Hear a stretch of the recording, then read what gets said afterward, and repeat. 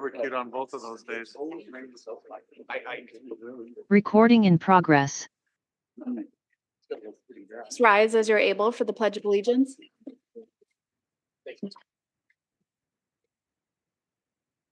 I pledge allegiance to the United States of America and to the republic which stands one nation.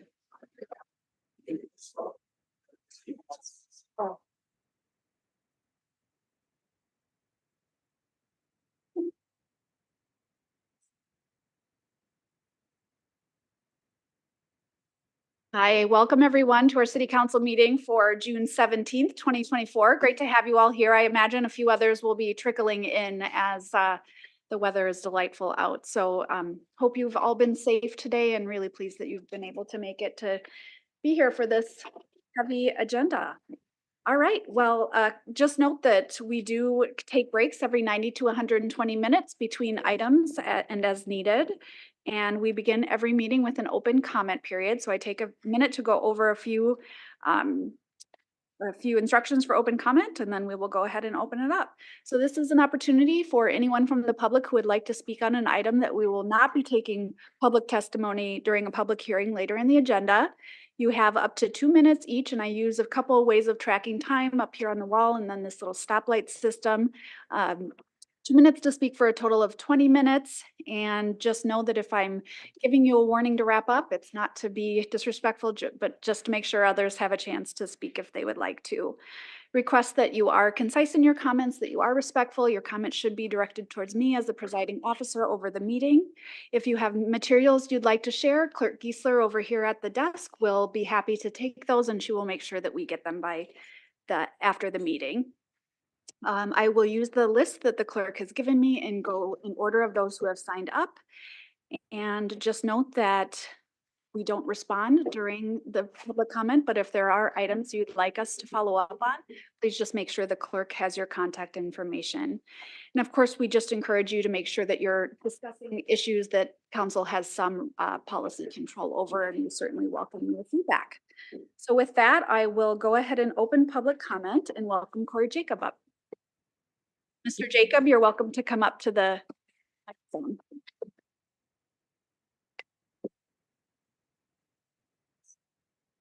Welcome.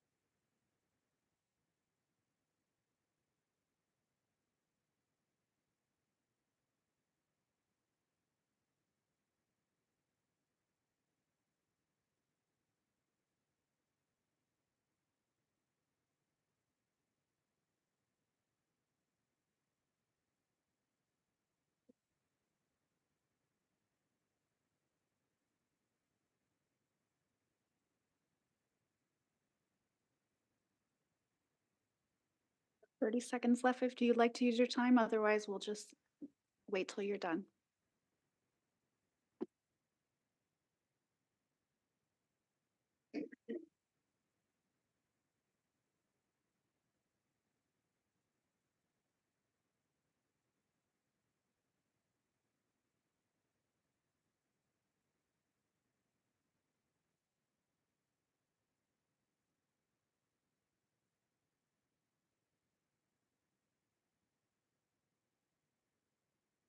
Thank you, Mr. Jacob. Joe Christensen.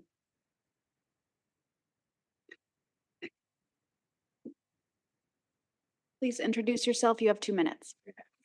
Good evening, Council President Carlson. I am Joe Christensen, and I attended the June 5th information system about the dam modification. I thought it was well done. It was polite, and I think that's probably one of the main reasons why they had that instead of having the one that the Friends of Silver Lake wanted to host. They wanted to control the narrative. They wanted to select the questions. There was about 60 questions asked, and they didn't get to all of them.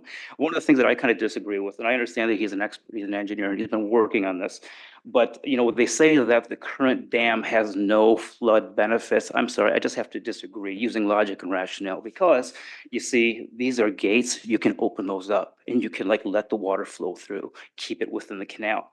But if they get rid of the current dam, and these are leafs, which I guess can be adjusted also, but if, which might be need to be done if the water is too saturated with the soil, right? That might be a situation where you want to do that. But here it's like there's no way to adjust it. So sometimes they drain the lake in order to find evidence that maybe a criminal threw a gun in there. They've done that in the past. You can't do that if they do this. So that's just an example of the current dam and what they want to modify it to. I think that one of the things that our officials do is they kind of convince us that cost or taxes and spending are not related to each other. So we see a lot of money being spent on things. So this plan, they want to spend $8 million more than if they're just to dredge it, which they haven't done in like 25 years. So it does need to be dredged. Army Corps of Engineers said it should have been done every 5 years. But this North Pedestrian Trail, I can understand why the neighbors don't want to lose their privacy. Completely understand that. I can understand this pedestrian bridge, why it's running parallel, why it runs parallel to the bridge, to me is redundant. Use the sidewalk. We've used it for years. It hasn't been an accident with a pedestrian or bicycle or something like that. But if We Bike, for example, wants to connect, you know, the lake trail to the other trail. Final thought, and Mr. Christensen. Time's up. Wow, that went fast. Thank you for sharing your comments. Brad Trahan.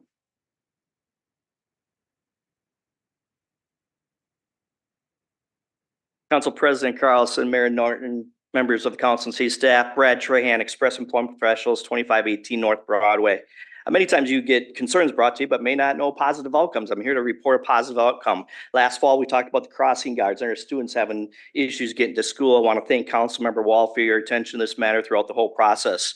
But Rochester Police Department did increase traffic patrol. It was greatly appreciated and needed. In March, we met with the Olmsted County Sheriff's Office, Rochester School District, and the Rochester Police Department through a grant with the Rochester Sheriff's Office. We used April as Distracted Driving Month. We looked at the 5 intersections where they're the most crucial. During that results, drivers were on good behavior when they noticed the police squads around, but they issued 123 hours were worked. Of that, there were 16 shifts. 11 citations that were issued in or around the school zone, specifically 9 for cell phone use, 1 for speed, and 1 for seatbelt violations. In September, if there's money left over from this grant, again, in collaboration with the Olmsted County Sheriff's Office and the Rochester Police Department, we'll use those funds in September when the school year kicks off again. What was really neat about this whole process was the collaboration. Everyone came together and it's made a difference. So I want to thank the city for the support, and specifically the Rochester Police Department. While perfection may be unattainable with our drivers, please know that tremendous progress is being made, and we're going to continue to do everything we can to make sure that our crossing guards of over 40 intersections and 60 of our employees and students get to school and go home safely each and every day. Thank you for your time and attention to this matter. Thank you, Mr. Trahan. Casey McGregor, come on up.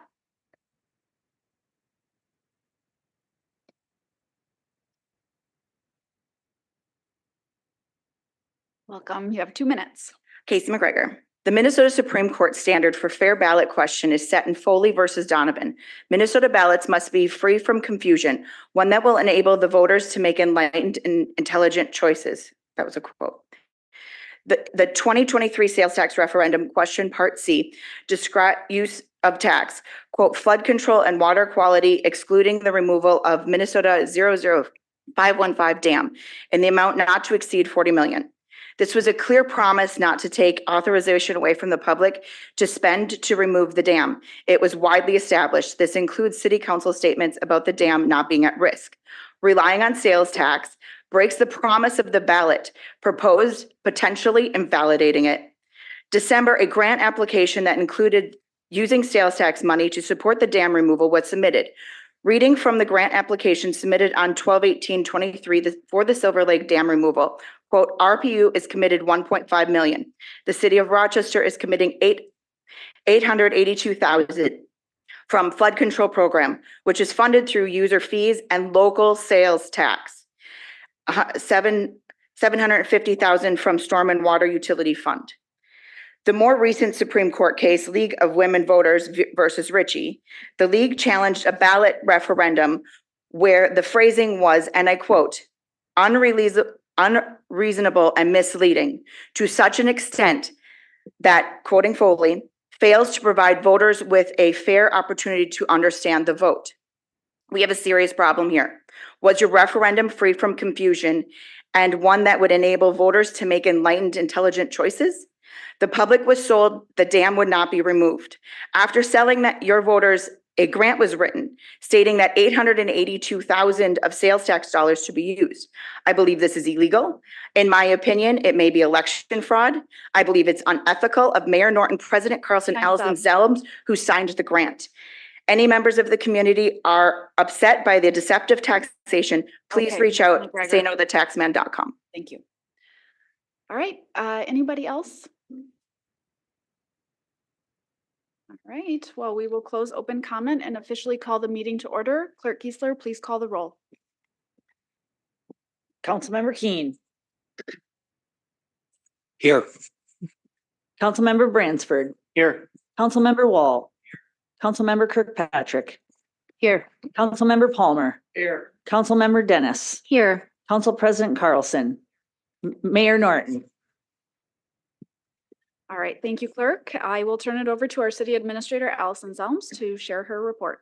Thank you, Council President, Council members, Mayor Norton, members of the public. We always start this report by acknowledging our teammates who act with respect, integrity, safety, and excellence in all they do, whether that's out today in the rain and handling some unexpected, or I guess we maybe can be expecting a few more of these storm damage and things of that nature, or folks that are working in this building and others across the city. Really appreciate all of the teamwork that our employees provide and the support for the community. Also, did just want to highlight a couple of things for the community. We did just roll out Transit, which is a new application to help people understand more easily and accurately how their bus routes will work. So you can have that in the palm of your hand. You can head to rptride.com in order to find out how to download that application and use it from the App Store for whatever kind of device that you have. So hopefully that's helpful to people who utilize the transit network. We're in the summer. It's raining today, but we're in the summer. We had our first Thursdays downtown, and Thursdays downtown will be happening through August 15th, except for July 4th. We have another celebration on July 4th. So 11 a.m. to 8:30 p.m. on Peace Plaza, First Avenue Southwest and 3rd Street Southwest. Head down and check that out. It's a great opportunity to get downtown. Also, another opportunity on Saturdays downtown, 8:30 a.m. to 11:30 a.m. Family fun on Peace Plaza. So some different opportunities with yoga, other partner programming, music, games, art activities on Saturdays in the morning downtown, First Avenue Southwest and 1st Street Southwest, Saturdays through August 24th. The Friends are embarking on their Rochester Fest book sale. So that will be Friday, Saturday, and Sunday, June 21st, 22nd, and 23rd, 10 a.m. to 5:30 p.m. at the auditorium of the library. Great opportunity to get out, support the library, and also check some things out for folks that may be interested in the book sale. Just reminding folks that we have an upcoming community meeting on the 6th Street Bridge roadway safety and riverfront improvements. So the open house is on June 26th from 6:30 to 8 p.m. at Riverside Elementary. Just welcoming folks to learn more about the project and provide feedback and see the proposed road design. And then the celebration that will be on July 4th is 4th Fest. So that will be 6 p.m. to 11 p.m. at Soldiers Memorial Field. Looking forward to having that annual event there. We have a number of partners, especially Affinity Plus, Betty Productions, and of course our teammates at Rochester Public Music, as well as folks across the organization who will be out to be able to support that event. They are currently taking photos. They will have the virtual pet parade. Not all of our pets enjoy fireworks, so we are going to be recognizing them similarly to last year. So get those into Rochester Public Music. And that's all I have. Thank you, Ms. Zelms. Over to you, Mayor Norton. Thank you. I've got a few things this evening. One, I want to just give a shout out to RPU and Public Works who have been out there today working from very early morning until I think they're continuing through to handle the down trees and the power line issues and the whole thing. So they've been working very hard. I've received several calls of appreciation. I just want to share my thanks on behalf of the residents for all the work that's being done. A couple things quick. I just got back from the National League of Cities Board and Leadership Training. It was 2.5 days last week and excellent. We had a really wonderful presentation the final morning on homelessness. So I'll be sharing some of the information that I gathered from that. We're definitely moving in a direction that parallels some of the best practices that we're seeing out there, which was really good to see. And brought back some other ideas as well. So that was good. We also worked on I serve on the Human Development Committee, and we worked on our federal agenda and our resolutions for the upcoming convention. Although because it's NLC's 100th anniversary, and this is going to be a big shindig this year for their celebration, they may do actually a separate meeting to approve resolutions. So kind of stay tuned to see how they're able to get that done, because I know some of you are interested in the federal agenda and resolutions. Also would say our German delegation from Munster was in town last week. The feedback we have gotten from them has been glowing. They had a marvelous time. They learned so much about Rochester while they were here, learned about our geothermal energy in the city hall and the potential district and all that's going on. They really enjoyed the bike ride on Saturday.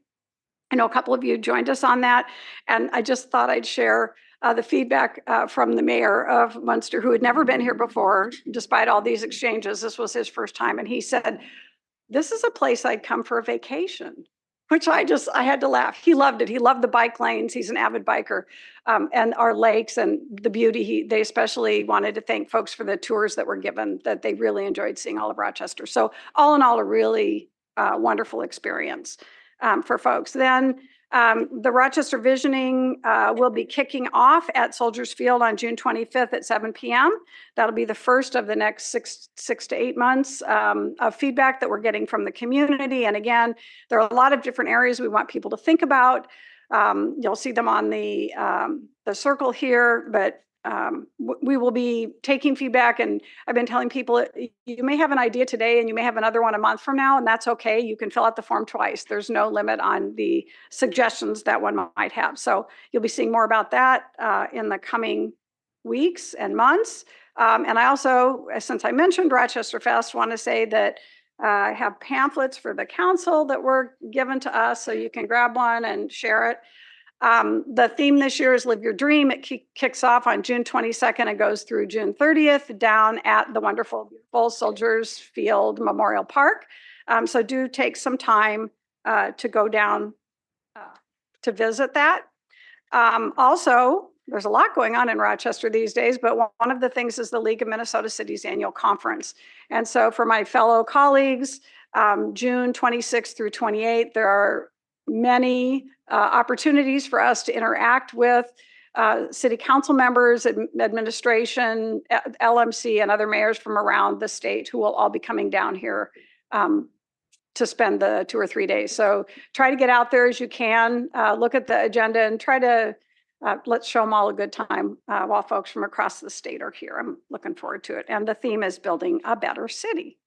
And then lastly, we have boards and commissions. I am starting to do interviews on that, but I thought I'd do one last time as a reminder for folks. We do have a number of boards and commission openings, as are shown on the screen: Library Board, Music Board, Park Board, Bike and Ped Advisory, Planning and Zoning, Police Oversight, and Sustainability and Resiliency. So those are the openings that we have. They all kind of came over the last about 3 or 4 weeks with moves, and our student, of course, graduated from from high school. And one of the downsides of having youth is that they graduate and they move on to college. It's a good thing, but it means we have another opening on our Sustainability and Resiliency Committee. So if you have constituents, city council members that might be interested in any of these areas, please, let them know. So that's what I have. All right, thank you, Mayor. Just writing myself a note to remember to reach out to somebody about one. All right. We will move on to approving the order of the agenda. I don't believe there have been any changes, so I invite a motion to approve. Motion to approve. Second. Member Palmer, you have the floor. All right, any discussion? All in favor, say aye. Aye. All opposed, say nay. Motion carries. All right, moving on to the consent agenda. We have one item pulled by 3 council members, Kirkpatrick, Palmer, and Dennis. This will be discussed under reports and recommendations. It's F9. Is there anything else that I missed? All right, otherwise I'd invite a motion to approve in block items F1 through 8, F10 through 21. So moved. Member Keen, you have the floor. Nothing to add. Any other discussion? In favor, say aye. Aye. Aye. All opposed, say nay. Motion carries. All right, we will move on to our public hearings. Take a second to go through the process for our public hearings. We have the staff introduce the item before we invite the applicant or representative of the applicant to present for up to 10 minutes on their item. We then open the public hearing. Public have up to 5 minutes to speak if they are interested, and I do have a couple people signed up. Close the public hearing. The applicant has a chance to respond for up to 5 minutes before we invite council colleagues to ask any questions and of applicant and staff, and then do a motion, discussion, and vote. So with that, I will start with item G1, which is a major land subdivision number CD 2024-006 plat by Riverbend Development LLC to be known as Morris Landing Villas. And we have Elliot Mueller here to introduce the item. Go ahead, Mr. Mueller. Evening, Council President, Mayor, members of the council. Elliot Mueller, Rochester Community Development, and I'll be introducing the item tonight. CD 2024-006 plat to be known as Morris Landings Villas. And the applicant is Riverbend Development LLC. The property is located north of the terminus of 16th Avenue Northeast and west of Stonecrest Drive Northeast. And the request tonight is to plat 10 acres into 25 residential lots and 1 outlot. This subdivision is part of the larger Morris Hills GDP, which was approved this year. And the style of development is consistent with the zoning, the future land use map, and that general development plan. And then Planning Commission forwards a recommendation of approval with 6 conditions, and that was unanimous. Mr. Mueller, we'll get back to you with questions. I would invite the applicant to present. Please introduce yourself, and you have 10 minutes. President Carlson, members of the council, Mayor Norton, my name is Ryan Schoenfeller with WC Engineering. I'm here on behalf of the applicant here tonight. We're just following the approved GDP for this project. We're proposing 25 lots that Rochester desperately needs. Our client is agreeable to the 6 conditions on this. We request approval of it tonight. I'm available for any questions. All right, I'll get back to you. Thank you. I don't have anybody signed up, but I will open the public hearing. Would anyone like to speak on item G1? G1? All right, we'll close the public hearing. Are there any questions for staff or the applicant? I'll start out with staff. I noticed one of the conditions is Decorah Edge study, and I see it's came up in someone's input doing the reviews. What is the controls in place for that? When they do the study, does it mean you can't build a road across it, or does it mean you must work around it, or what are the controls so that we don't have trouble with something that has Decorah Edge? Thank you for the question, Councilmember Keen. Yeah, so the Decorah Edge study will be done and will have to be approved and completed by the LGU, or they'll have to review it. And so it's really to just make sure, are those soils indeed Decorah Edge soils? And if they are, then yeah, development would be hindered by that. But if not, then they can move forward with submitting the final plat. So I'm sort of questioning you on the ordering here, that we're doing the major land subdivision and then doing the study. Is that how we've always done it? Is there a reason doing it this way? Yeah, that's more or less the way we've done it in the past. And then this way, they won't be able to submit to us their final plat, and they won't be able to record that final plat and bring it to council until the study is approved. Thank you. And does the petitioner have any comments on the Decorah Edge? Again, Ryan Schoenfeller, WC. The decor edge study is in process. If it stopped raining, we could do some more field work, but it is in process right now. Do you expect any impacts that you'll have to change this? Not at this time, no. Okay, thank you. Thanks. Okay, other questions?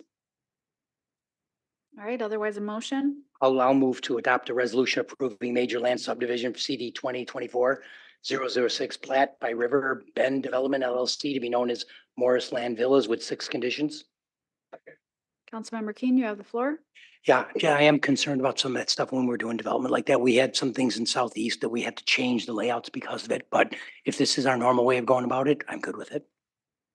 Other discussion? All in favor, say aye. Aye. Opposed, say nay. Okay. Motion carries with Councilmember Kirkpatrick voting nay. All right, we'll move on to item G2, and this is the major land subdivision number CD 2024-005 plat by Norse Companies to be known as Norsk. And I will turn it over to Desmond McGee to introduce the item. Go ahead, Mr. McGee. Thank you, President Carlson, council members, Mayor Norton, good evening. This is an application for a major land subdivision. The subject site is 18.5 acres. It's located at the northeast corner of 41st Street and Arboretum Drive Northwest. The applicant's proposing a major land subdivision consisting of just 2 parcels and dedication for Arboretum Drive Northwest. The site was part of the Arboretum Development Special District Overlay and General Development Plan approved in 1991. The site currently consists of 5 parcels. This plat will bring them all under just 2 blocks or 2 parcels. The applicant currently has a site development plan in process for a 187 unit townhouse project. Traffic report has been accepted by the city's Public Works Department, which includes the extension of Arboretum Drive. The Planning Commission did unanimously recommend approval of the request 5-0. This plat will return to the City Council as a final plat application in the months to come. That concludes my intro. I'd be happy to answer any questions the council has. Thank you. We'll get back to you, Mr. McGee. So I will open the public hearing and invite Virginia Shapiro up. Please introduce yourself and you have 5 minutes. Hi, so I'm Virginia Shapiro and my property is at the northern edge of the proposed development. So the proposal presented to the neighborhood and submitted to the city includes the planting of trees and shrubs along the northern property border for privacy. The RPU water review attached to today's agenda noted in their review that there was a substantial number of these that were planned to be planted that are within the 10-foot water sewer easement and would have to be removed in the final planning.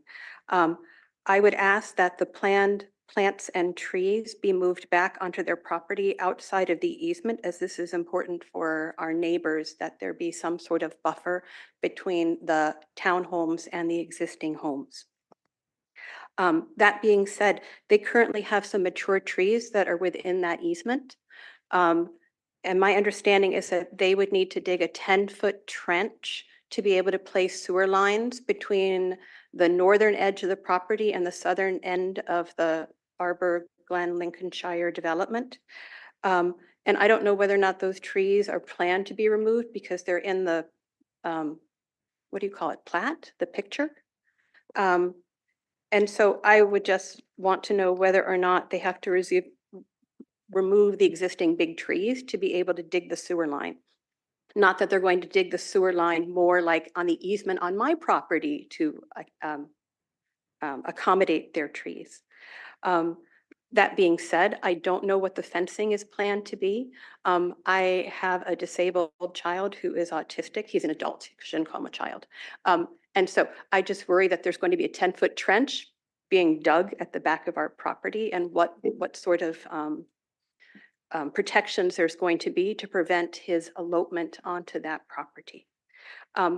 That property also is a fairly large slope that heads north and puts water onto my property with either when the snow melts or with a very large rain. And with the amount of ground that is going to be covered by concrete for these buildings, I don't know what sort of water adjustment is going to be planned to help move the water away so it doesn't pool on my property. And that's all I have to say. And thank you very much for your attention. Yeah, thank you, Ms. Shapiro. And again, I've been doing this for 3.5 years and I still forgot to invite the applicant up to speak before opening the public hearing. So my sincere apologies. Would the applicant like to speak? And nobody called me on it, so I'm so sorry about that. So you No have up to worries. 10 minutes and then we'll get back to the. Perfect. Thank you, Council President and Mayor and Council staff. My name is Jeff Cook. I am the applicant. I am the owner of Norse Companies. This will be my second development within the city of Rochester. I was previously an owner at Roars Companies for 10 years. We developed the Red 44 apartments next to the Apache Mall. So excited to be here again with you guys and bring this proposal in front of you to bring some badly needed housing in the city of Rochester. Norse Companies is a company based out of the Twin Cities. It's primarily kind of founded on the Scandinavian principles. It's kind of owes homage to a lot of the Swedes, Norwegians that are based in Minnesota, and also we like to influence our design with the Scandinavian architecture. So we're excited to bring that different look and feel to the city of Rochester. Specifically to Ms. Shapiro's question in terms of buffering, I do have my consultants here with me. If we want to talk a little bit more about how we can buffer, we do plan to continue to have the buffers and coordinate with RPU on that 10-foot easement. And we do have a stormwater plan that, fully adheres to city expectations in terms of naturally that site kind of goes from north to south in terms of the grading. And so the water would want to flow south and not flow north. So, but we have been in coordination with the city staff in terms of they have reviewed stormwater plans and it does is consistent with their expectations. So, All right, so, open for any other questions. okay, so we have another person who would like to speak. Sure. And then we'll invite you back up if there are additional questions. Great, Thank you. thank you. Thanks for the flexibility. All right, Richard Jones.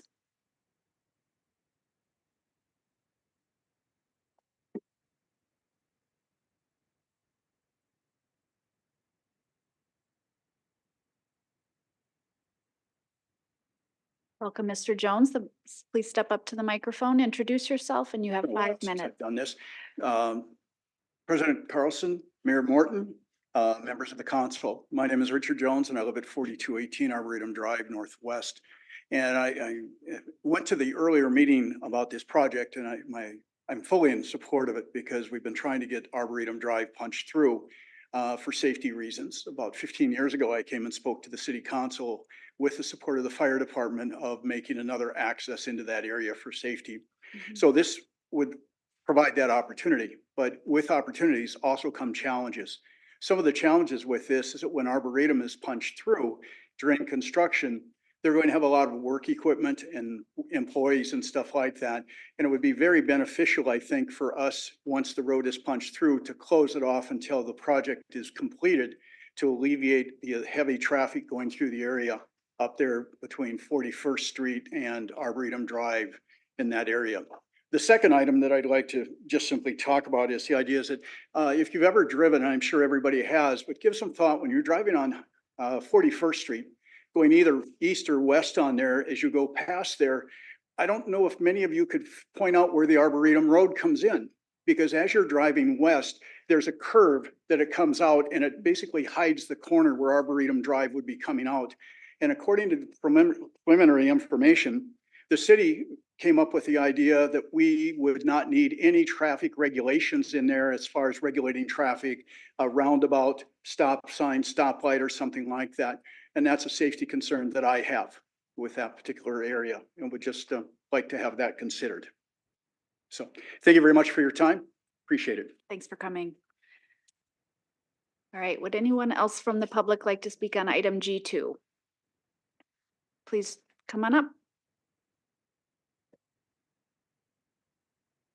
Welcome. Please introduce yourself and you have 5 minutes. My name is Ed Young, Mayor Norton, President.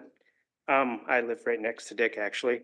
So I have the same concern that I'm concerned that Arboretum is going to turn into another 48th Street. where there's just a ton of speeding there, and you've actually put in those plastic poles to try to slow down the traffic. And I don't think that that's a very, it doesn't seem to be working well. And I know that I've seen snowplows knock over those plastic cones or poles.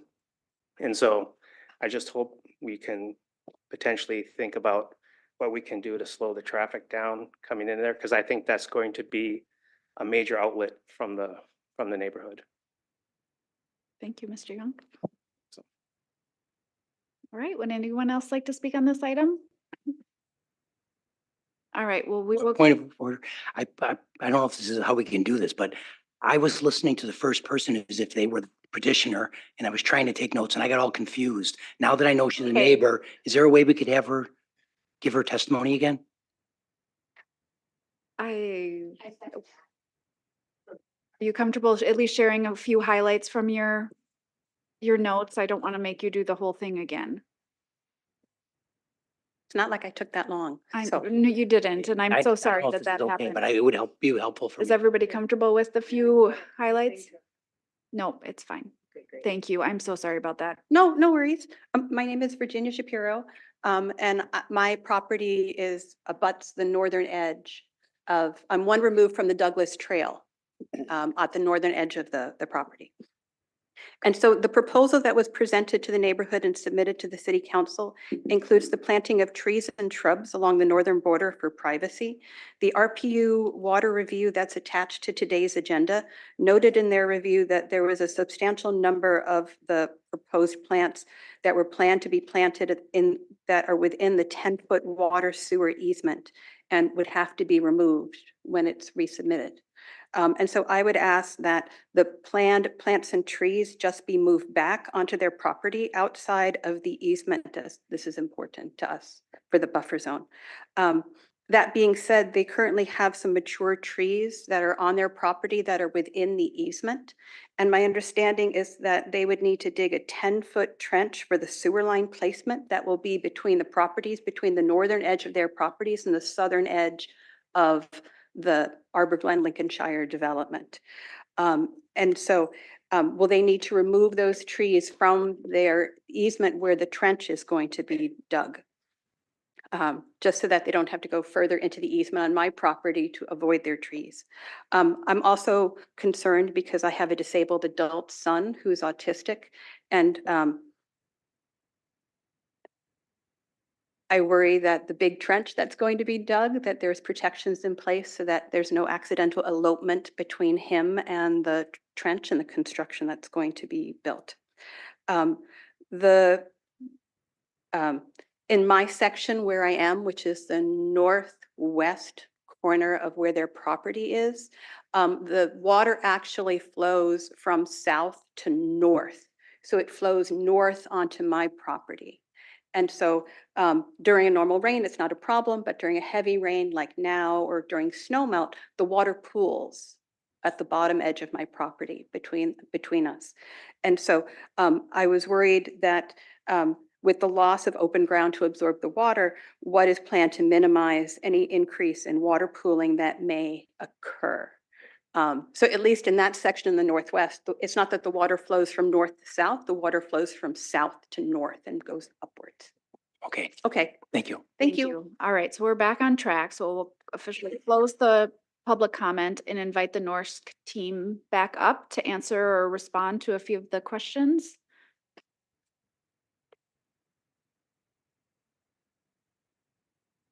Hello. Hi, my name is Josh McKinney with Measure Group. I'm a consultant for Norsk. And I just wanted to speak a little bit more on Ms. Shapiro's comments regarding her concern regarding landscape buffering and grading in particular.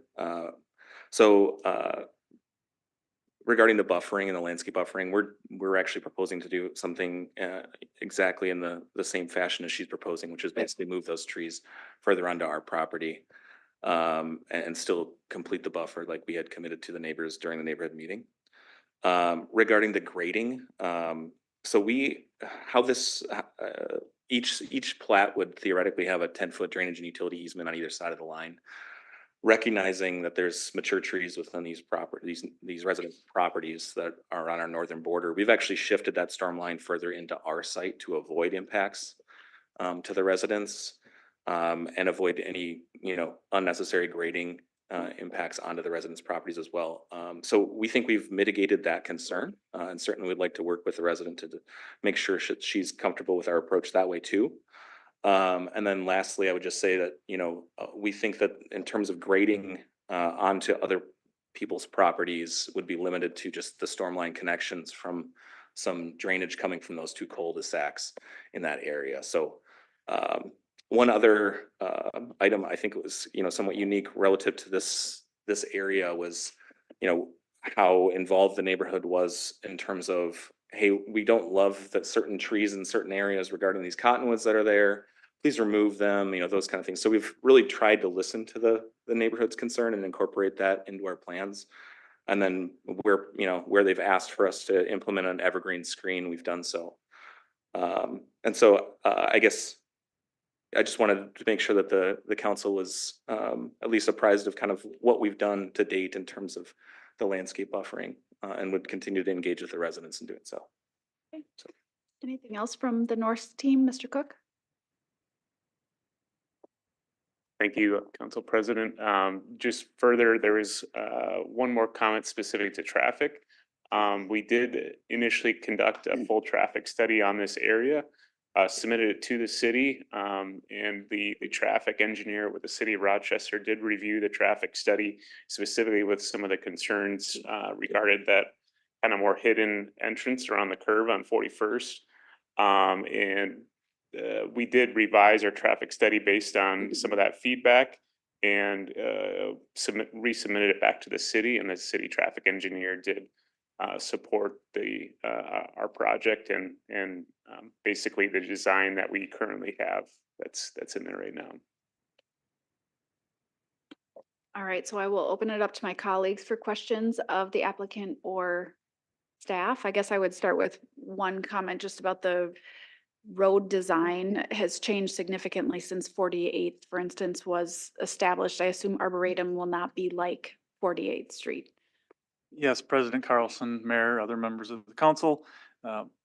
As we're looking at the proposed street design, we've learned a lot. As you know, one of the biggest complaints we get is speeding, and thus why we've ramped up our neighborhood traffic management program. So as we're working with consultants and looking at the designs, we're obviously not designing to the standards that were, used decades ago and have created these challenges. So we will work with them to ensure that it's the proper roadway design for this neighborhood. Thank you, Mr. Dombrowski. Other questions? Councilmember Keen? Yeah, I'm interested in why this is a subdivision into blocks versus platted properties. Councilmember Keen, I think it's just a matter of there are no individual blocks that are separated by Arboretum Lane or Arboretum Drive. So we have block 1 and block 2. If there were further subdivisions, of course, those would be lots. Okay, because these are being built as individually owned. Then the one block is an owned unit. Correct. Well, there's 2 blocks, one on each side of Arboretum. Okay, all right. I figured that's what it was, but I wasn't sure. Thank you. Any other questions? All right, otherwise a motion? I would move to adopt a resolution approving the major land subdivision CD 2024-005 plat by Norsk Companies to be known as Norsk with 7 conditions, subdivision of 18.5 acres into 2 blocks. Councilmember Keen, you have the floor. Yeah, again, I did listen to both the easement discussions, which again, those should be fairly clear that we might make arrangements here now, but those should be, 5 feet on either side of the different properties. Are those, and those easements, again, I hate to have these discussions like we're moving those based on trees or things, that I want to make sure they are platted correctly so that we're in the right spot when we're talking about this 10 years from now. Thank you, Mr. Keen. Councilmember Wall? Thank you. This is a good project that will meet another niche for housing in Rochester. Having attended the standing room only neighborhood information meeting, I can tell you that the neighbors are largely in favor of the project and they appreciate what the developer is doing in terms of building placement and for landscaping. The neighborhood does have significant questions, as you've heard, about traffic and whether or not the extension of Arboretum will cause any kind of hazard north and south, north into the existing neighborhood and south onto 41st. While it's a good project and one for which I will vote positively, I am less enthusiastic about the city's partnership with the developer. At the neighborhood information meeting, every snag in the project was attributed to the city. If the neighborhood didn't like the street layout, it's because the city demanded it. A neighbor complained that he was not notified of the meeting, and we were told that notification is the city's problem. While these might be true, a partner would have tried to explain the city's actions kindly. For instance, one can clearly see on the notification map that there are always defined cutoff points. One neighbor may be in the notification area while the next house isn't. I wish I had counted how many times the city was portrayed negatively, which unfortunately reinforces a stereotype about bureaucracy rather than a fine city staff that I think is doing all that they can in order to deliver the very best projects for our residents. So I'm asking for greater partnership in this case. Just a word to the developers. The city is not an antagonist, and anything that developers do to promote antagonism between the city and residents doesn't do anything for what we are trying to accomplish together. And so my plea is that we work together. Thank you for those thoughtful comments, Mr. Wall. Any other discussion? Councilmember Dennis? Yeah, okay, so thank you for that. We're in a housing crisis and we need to make sure we meet that need.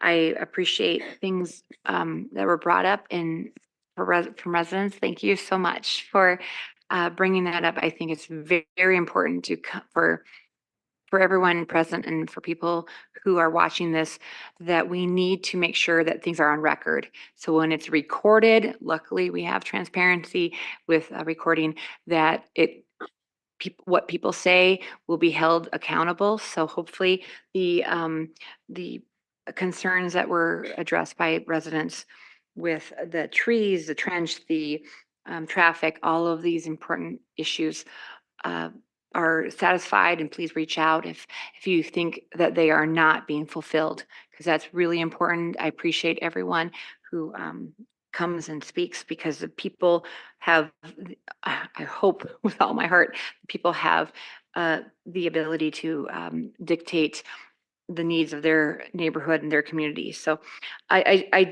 what I've heard and what I've heard from concerns, what I've heard from developer, I'm going to be in support of this project. I think it's important to always have increased housing stock and be able to meet the needs of this crisis that we're having with the shortage of homes in our community. So I wanted to say thank you for Councilmember Wall for his participation in his ward and making sure that people are heard.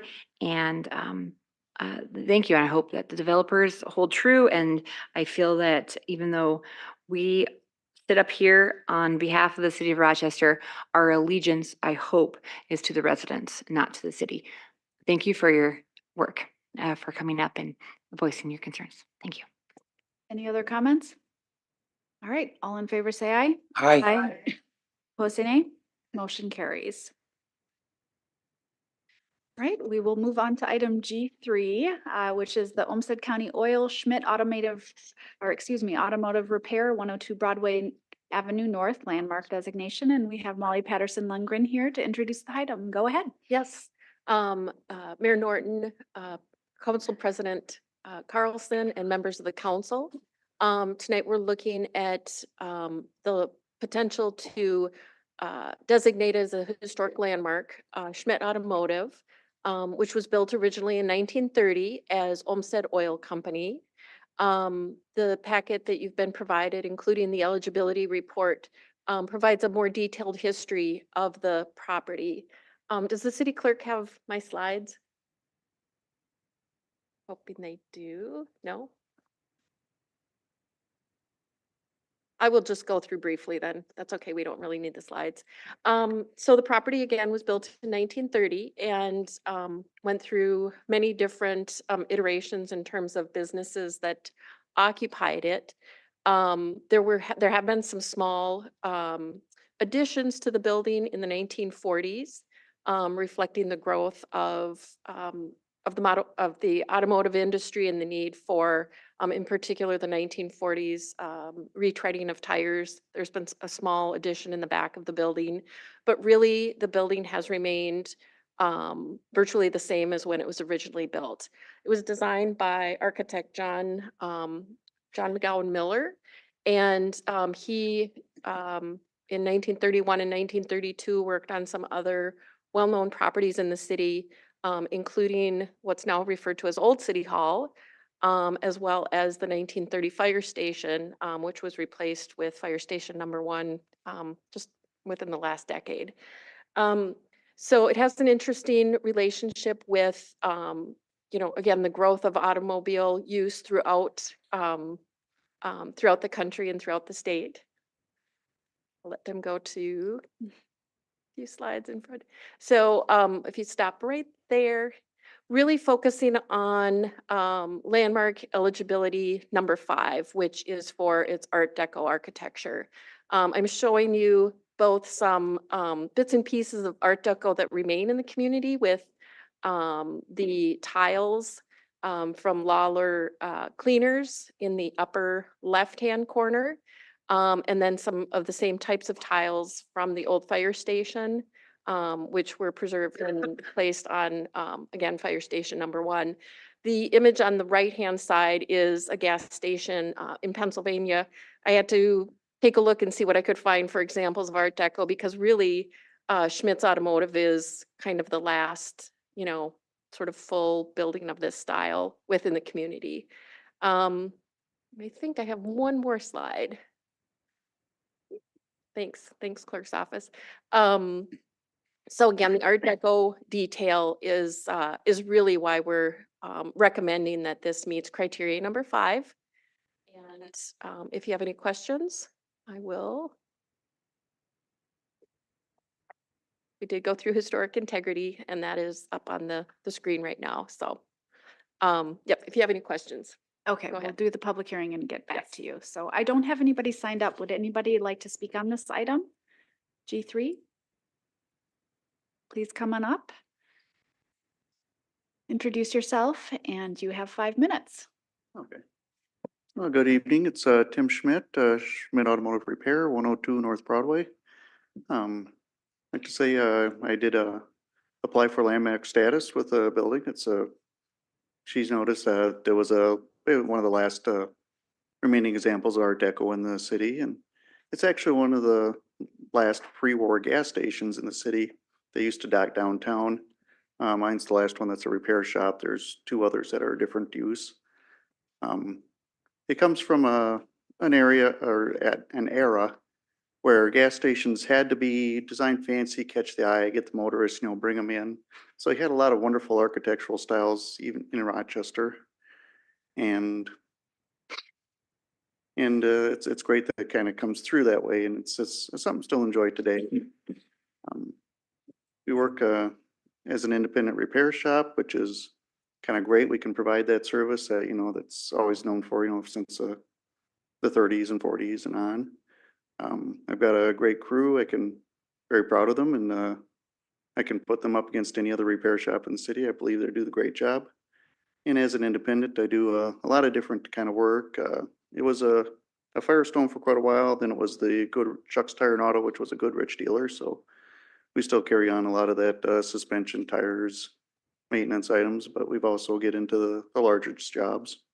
And we're also very close to the Mayo Clinic, so it's a great asset for the clinic employees who can skip the shuttle, come down, get the oil change, check out that little knock in the engine. So it's something I really hope that keeps as a repair shop going for years and years to come. Going to be 100 years in a few years, and I do plan on bringing it through. So if any questions for me as a owner of the property. We will get back to you if there are. Okay, alrighty, thanks. Yeah. Thank you. Would anyone else like to speak? right, we'll close the public hearing. That was a wonderful testimony. Thank you so much, Mr. Schmidt. All right, are there questions for staff? Or a motion? I'll second that. Okay, Councilmember Kirkpatrick, you have the floor. I just think this is really great. Mr. Schmidt, I believe, submitted the application for this many years ago. So it's nice that this is finally coming through. His dedication to preserving this location, I remember it in high school, 80 to 82. So I always love driving past it, walking past it, anchoring kind of that north side of downtown. So thank you, Mr. Schmidt, for submitting this application. And I am happy to give this a yes vote for that lovely, lovely old building. Any other discussion? Councilmember Palmer? Well, and I'll thank Mr. Schmidt too and his family for keeping this building as the way that it is. And it's one of those things as you drive up Broadway that you see it and it reminds you of old Rochester. And it's not easy for people to do, but we appreciate that Schmidts have done that. So thank you. Discussion? Just really wonderful to hear you talking about your staff with such pride too. That was really wonderful. Okay. All in favor, say aye. Aye. Aye. Opposed, say nay. Motion carries. Thank you so much. All right, well, we will move on to reports and recommendations. Start with item H1, and I know we're gonna see Mr. Svenby a lot tonight. So for this one, it's the Community Development Block Grant 2025 to 2029 Consolidated Plan Priority Needs. When you are. Good evening, Council President Carlson, members of council, Mayor Norton, Brent Svenby, Community Development Department. This evening, I'm here to talk to you guys about or requesting approval of the priorities that will be found in the 2025 through 2029 Consolidated Plan for the Community Development Block Grant Program. So just some quick background on the Block Grant Program itself.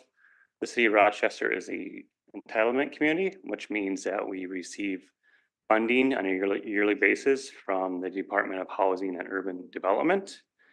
And we can use these funds for a wide range of community development projects. But the goals of the program are to provide decent, safe, and sanitary housing, provide suitable living environment, and to expand economic opportunities in the community. Again, block grant dollars are to be used primarily to benefit low and moderate income individuals. There is a list of activities, eligible activities that the government allows these fundings to be used for. So any request that we get, we have to make sure that meets the eligibility requirement and also must meet one of the 3 national objectives of the program. So every 5 years, the city must prepare a consolidated plan that guides the uses of the block grant dollars, and the plan must consist of a description of the lead agency, which is the City of Rochester. Also must include a housing and homeless needs assessment, a housing market analysis, a strategic plan, and an annual action plan. Basically, the annual action plan is the action plan of how those dollars will be spent for the year.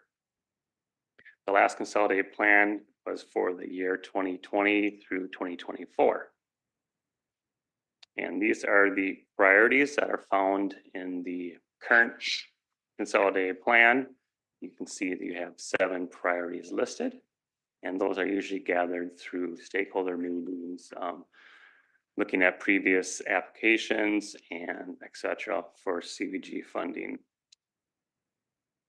So this year, or I should say last fall, the council graciously allocated some money of our admin dollars to allow us to hire a consultant to help us prepare and write the 2025 through 2029 consolidated plan. So based on the engagement stuff that our consultants have done over the last couple of months, these are the priorities that they are recommending for the 2025 through 2029 consolidated plan. Actually, there's 4 main areas: increased access to affordable housing, non-housing community development activities, increased access to public services. So these first 3 are kind of similar to the current priorities that we find in our current 5-year plan. And then one priority that came out of their engagement would be affirmatively further fair housing choice. And how do they come up with these priorities? Well, again, I mentioned that we did hire a consultant back in November. I think when we brought the service agreement to the council for approval and execution. And they arrived at these priorities through a public survey, both through SurveyMonkey and Focal.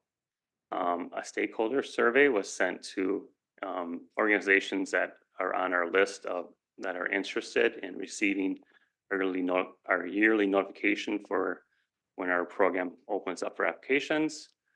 We did host two community open houses. I will say we're a little disappointed in our community open houses as we only had 3 individuals attend our 2 open houses that we did hold. They reviewed past applications, and then we also did a co-design process where we had 5 individuals that were selected to be on the co-design, and they went out and they talked to their communities and they brought back feedback based on what they were hearing from their individuals. I will say we did have 1 high school student on the co-design process, so it was very interesting to get their perspective on how CBG dollars should be spent in the community.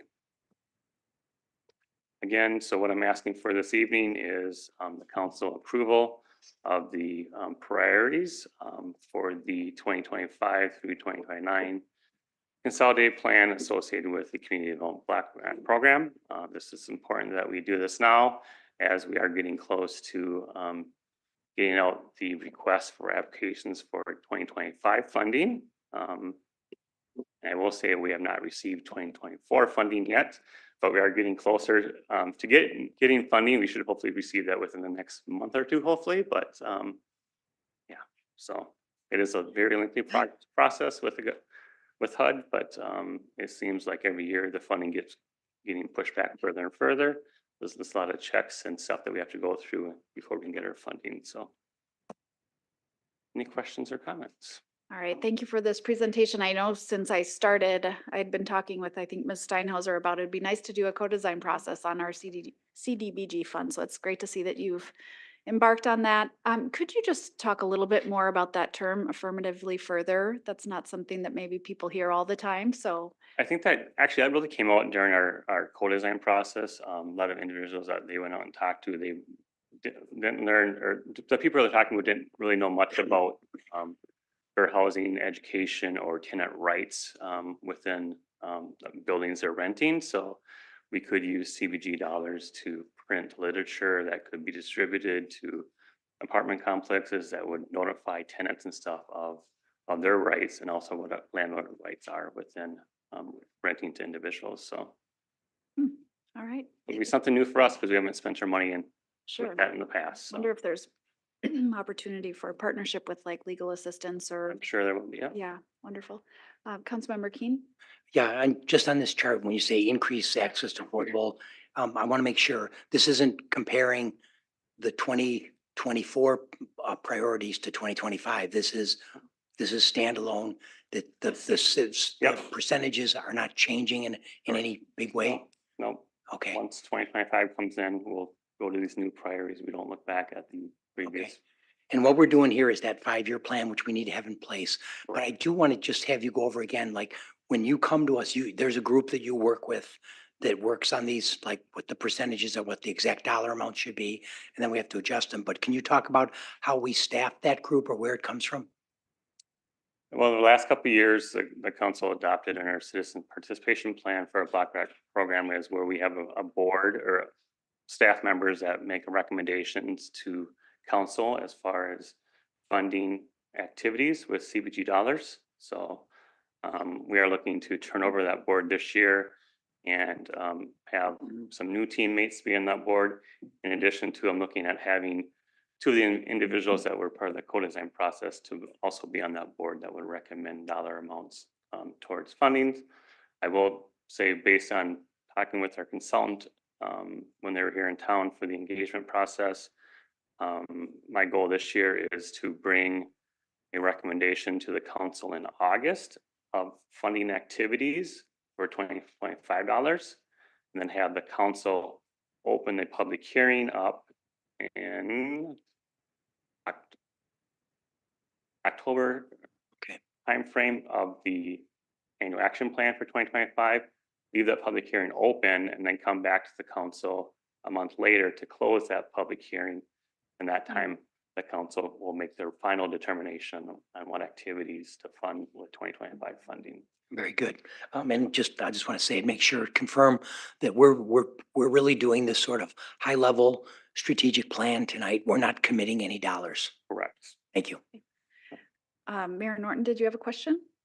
Just wanted clarity on one thing, and just to say, I really think this affirmatively further fair housing choice is important. My office gets many calls throughout the year from people who are concerned about what's happening in their housing units. They don't understand the rules or who to call. The mayor can't really control, some of that, but it would be really helpful for them to have something really hands-on saying, who do they contact? Because they simply do not know. And it's also helpful to provide landlord rights and responsibilities as well.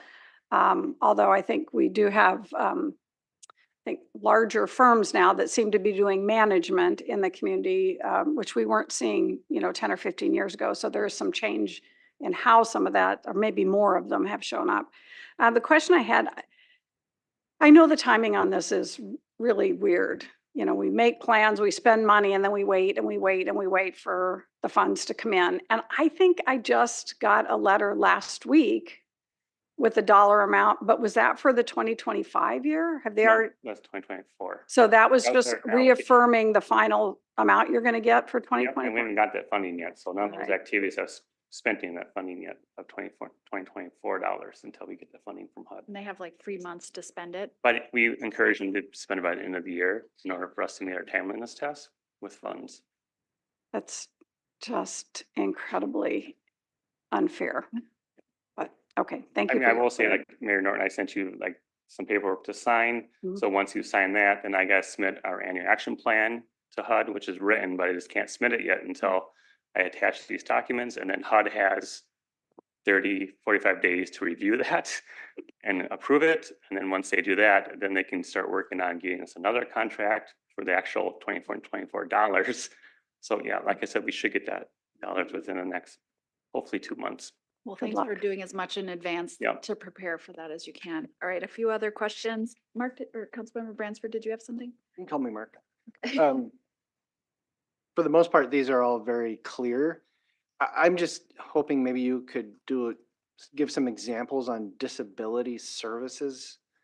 Can you give like a couple specific examples? Well, I think like ABC would fall under here. I mean, they could request funding for transportation like they have in the past, or Hiawatha Homes. We gave them funding in 2023 to put lift systems into homes. So that's what disability services would Okay. fall under. I thought so, but I just wanted to hear it. All right, Councilmember Palmer. Thank you. Couple questions. One of them is on the committee. I'm assuming that you have a wide range of people from different departments, Correct. and they're all Rochester residents. They work for the city of Rochester. I'm not sure if they all live in Rochester. Well, But- they should live in Rochester. Okay. I mean, it's our dollars, it's our Yeah, community. But yeah, it's, It's great that they come and live somewhere else, but I think on that committee. And so the other question I have is workforce development. Why would we do workforce development? that's more, because it is an eligible category, so for CBG funding, so we could do like training programs for low and moderate income individuals to help train them to find jobs. We could give dollars to programs like that, so. Well, I mean, that's what the state with deed does. And so I like not to repeat what other people are doing, because housing and homeless services and housing rehabilitation is, I mean, we have a limited amount of money. Yep. And so if the state's doing something, I really don't want to redo what the state's doing. So, Yep, I mean, I will say these are our priorities, doesn't mean we're gonna fund every single category up here, but it's our priorities that we use to evaluate applications that come in to request CBG funding. They have to meet one of the priorities listed in the 5-year plan. and so if I fall in one of these categories, I'm just going to kind of repeat what I heard. If I fall into one of these categories, I can apply. Yep. And then your committee will look at it and they'll Yep. say, geez, we don't have any funds for this, or this is a great program. And ultimately, the council is the one that makes a determination of who gets funding with the CBG funding. Okay. Then the last one is the fair housing choice, and I'm a little confused. Doesn't the county do that now? They might do some of it, but our consultant said that's pretty common practice of other communities that use some of their CBG funding to help further this in their community, because it's not typically not enough funding to go around to make sure you get the word out there of these fair housing choice. Well, but again, go back to Minnesota, we have what the state does, we have what the county does, we have what the city does.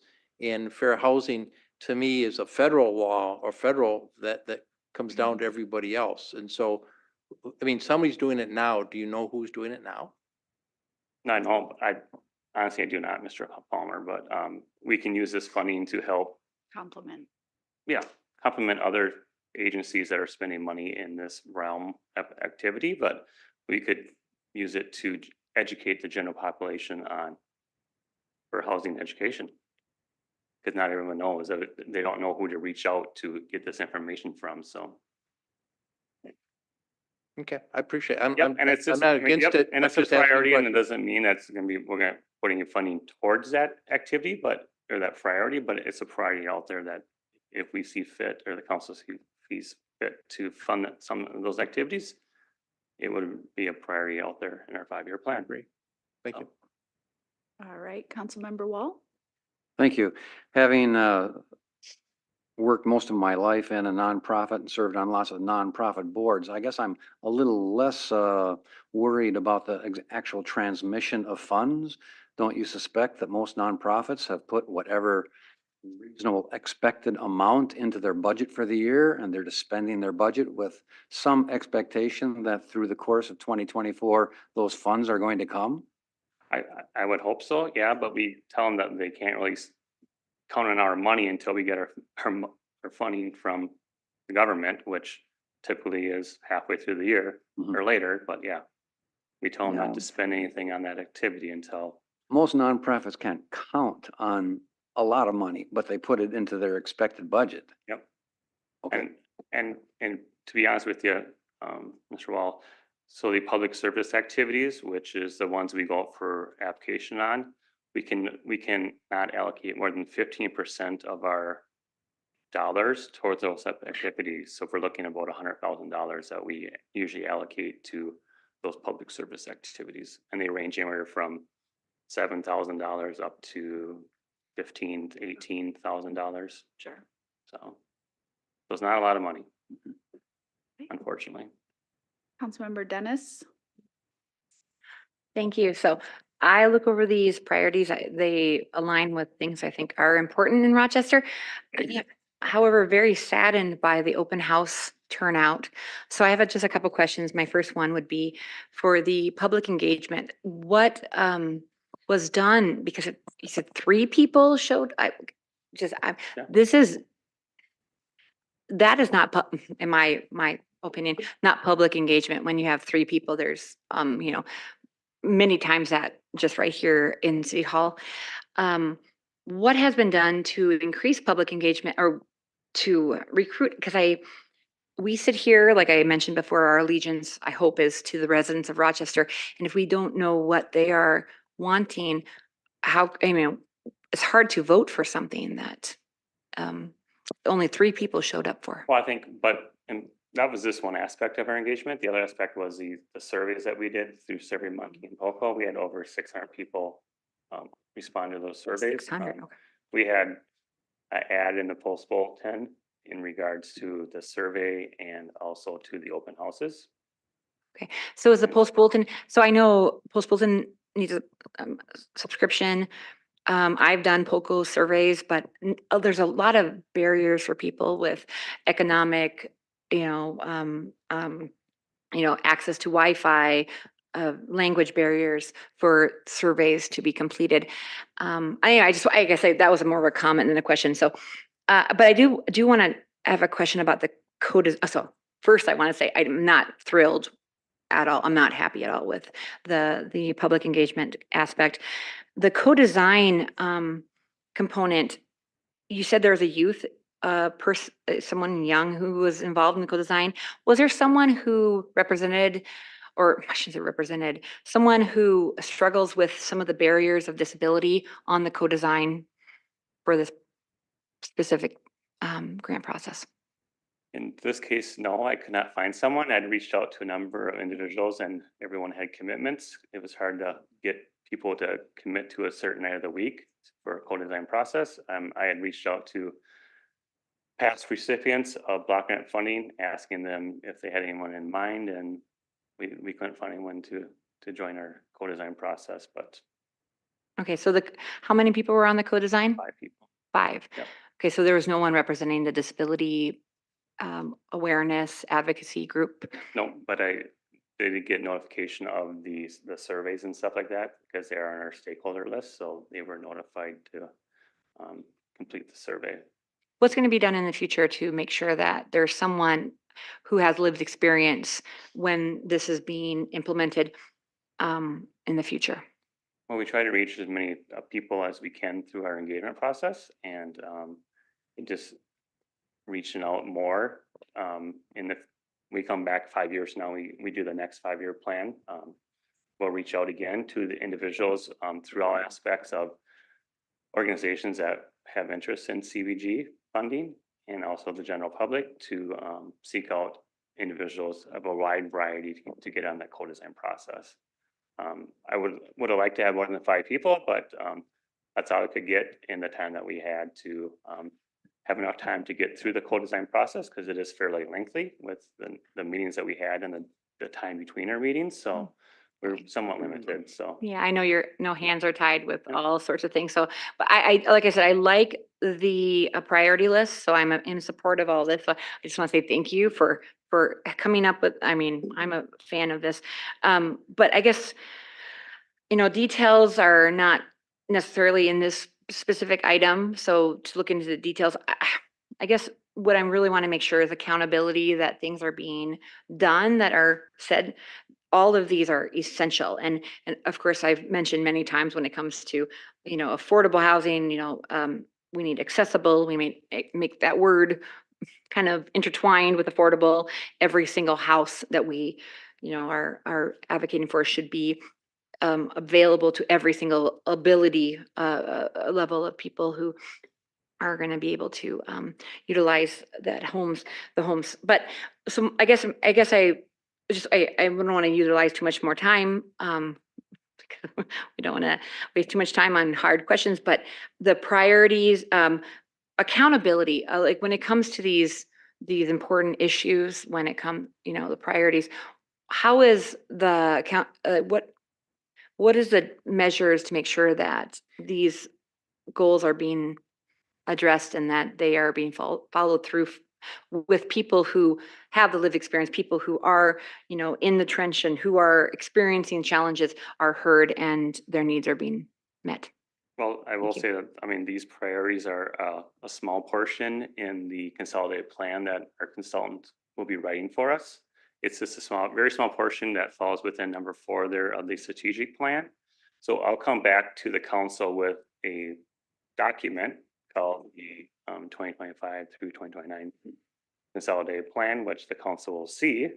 That'll give you an opportunity to read the plan at that time, which also include the 2025 allocations within this document.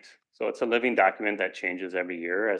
The priorities not change, but every year we do a new annual action plan of how we're going to spend our money for that year of CBG dollars. Oh, so it's going to come back to council for, okay. Yeah, you'll see it when I come back with open the public hearing on public comment Oh, on good. the consolidated plan. Thank you so much. Appreciate it. This is just approving the priority needs. This is just approving the priorities, which is a very small part of the consolidated plan, but does guide us of how dollars should be spent of CBG dollars. Okay, we have Councilmember Keenan, the mayor, with a couple more questions or a motion. Okay, Mayor Norton, a question? I'd like to make a comment based on, Can we have a motion first? fine. Well, I'll move to approve the Community Development Block Grant 2025 to 2029 Consolidated Plan for priority needs for the upcoming applications of CDB funding. Okay, second that. Okay, Councilmember Keen, you have the floor. Yeah, again, I think these are the guiding documents we use. There are things that'll come before us. And my comment would be that I was back in 2019 and 2020 doing this before we had this plan in place. And we had much more of a freewheeling spreadsheets on who should get what money and how we voted. And this is a much more objective and structured program. And I appreciate that. Thanks, Councilmember Keen. Mayor Norton.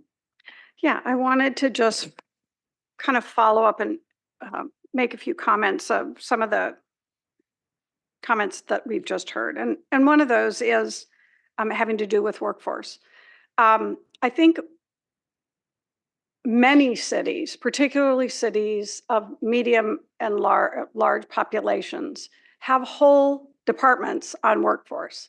And I just want to caution us in that just because we haven't done something in the past when we were a smaller town, we are now growing. We have many needs, including workforce needs, including childcare needs, including economic development is vital. We have a large major employer, and we've talked for years about, supporting that large employer, but also looking at diversification and looking at economic development more broadly.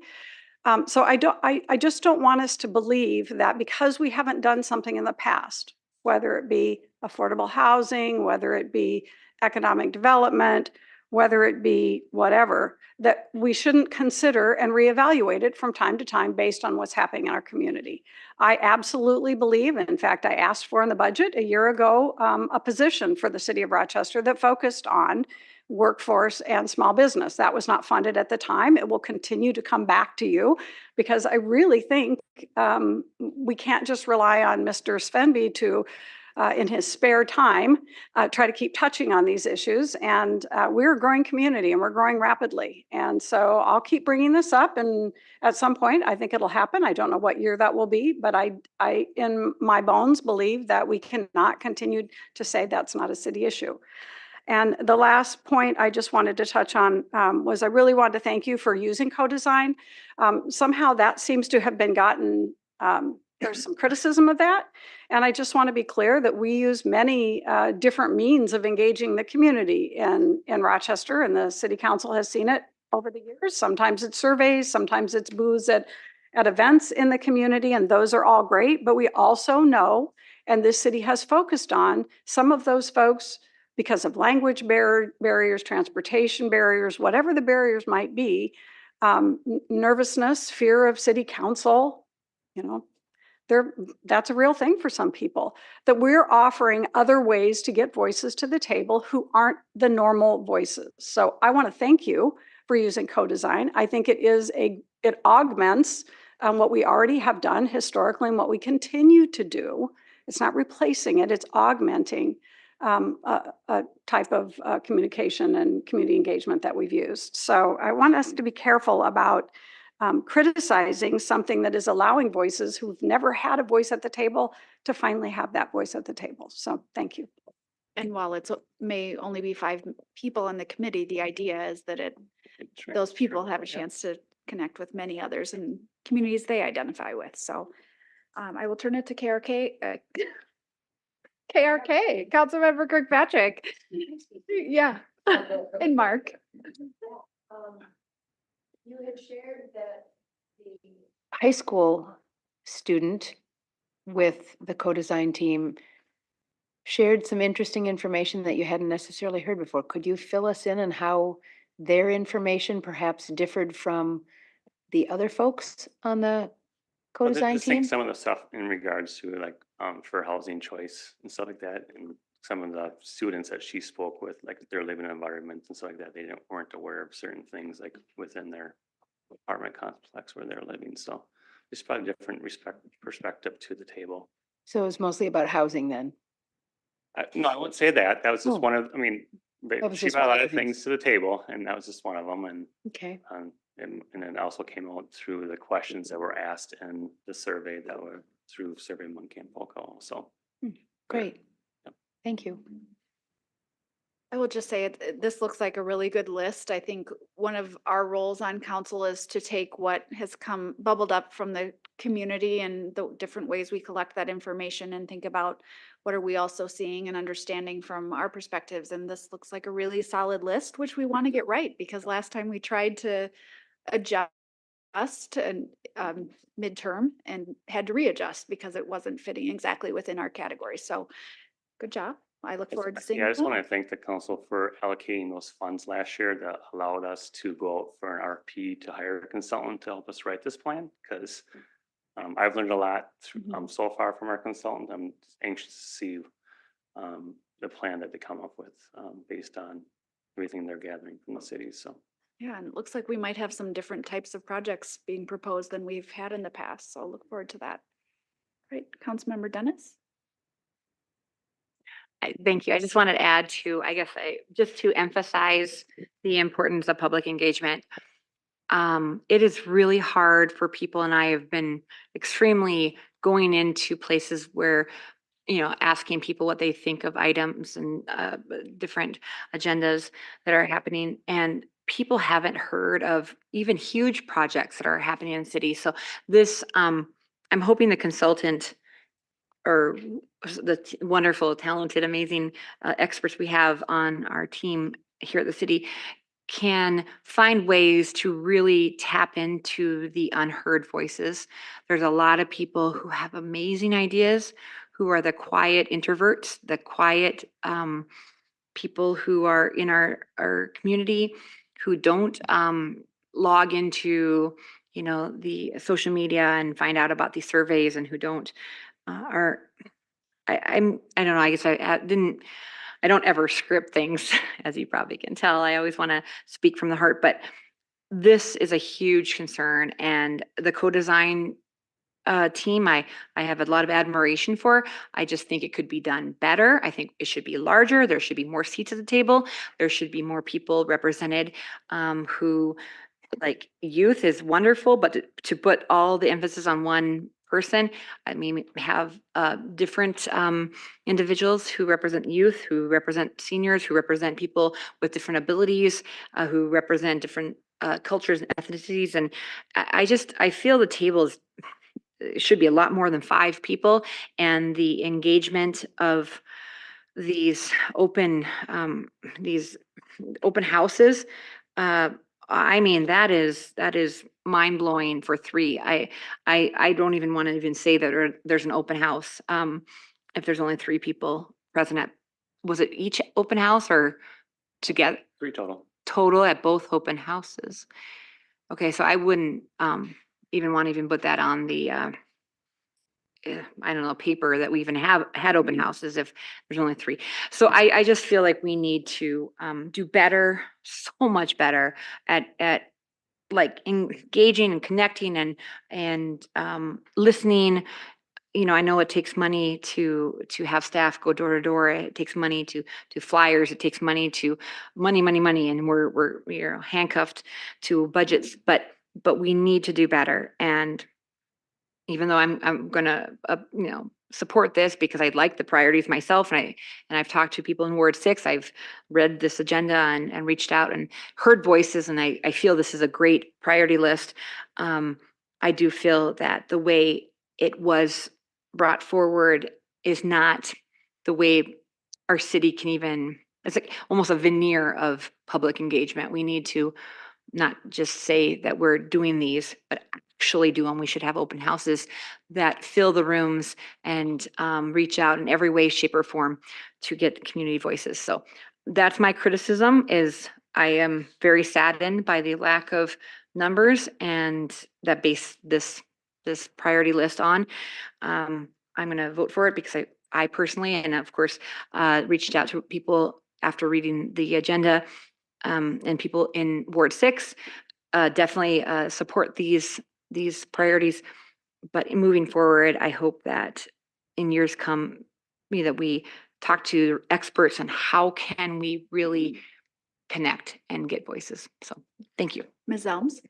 Yeah, I just want to echo something that Mayor Norton said and just build on it a little bit, just for those who are listening, is that the co-design process actually does involve many more people. There is a sprint component to the co-design, and so the 5 people who participated go out on sprints to the communities that they know to engage with many more community members in their own settings, and then bring that back through to the process, and then that helps inform it. So just want to point out that while there are 5 people on the actual co-design team, there are many more people's voices that are represented from those communities. And so appreciate the work that you did on that, Brent, in being able to have that robust public engagement. Clarification, how many voices are represented? It depends on how many people they reach out There's no to. data for that? Okay, just want to make that on record. Thank you. All right, we'll go ahead and vote. Thank you so much. All in favor, say aye. Aye. All opposed, say nay. Motion carries. We'll see you in a few minutes. Why don't we take a 10-minute break and then we will have Mr. Anderson lead us through the abatement bond discussion.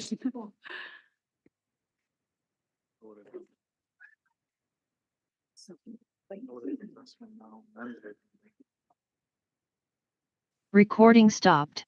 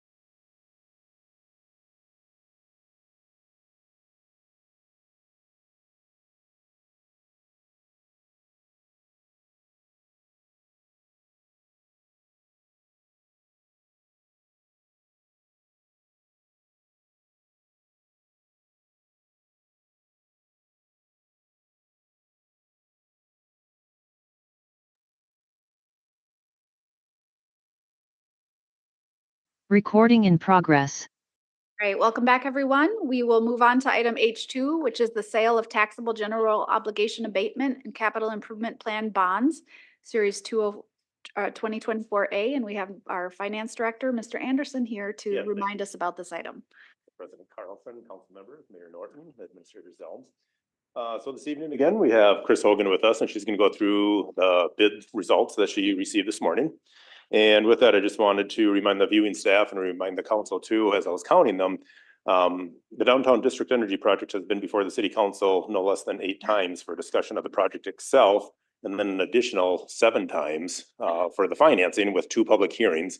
And just to remind the council too, there was nobody that stood up at the public hearings. I have received no phone calls or anything regarding this project too. And it was a project that we had to do, obviously, because our steam source was going away from the county. So that's how we got here today. But with that, I'd like to have Chris come back up here. She's going to run through a quick presentation for you, and we'll go from there. Thank you. All right, welcome, Ms. Hogan. Thank you, Mayor, Council President, and members of council. Do I need to press anything for it to come up? There we go. Okay. Yeah, good evening. I'm Chris Hogan here from Baker Tilly today, serving as the city's financial advisor. I'm here to present the results of the city's sale that happened earlier today for their $11,400,000 taxable general obligation abatement and capital improvement plan series 2024A.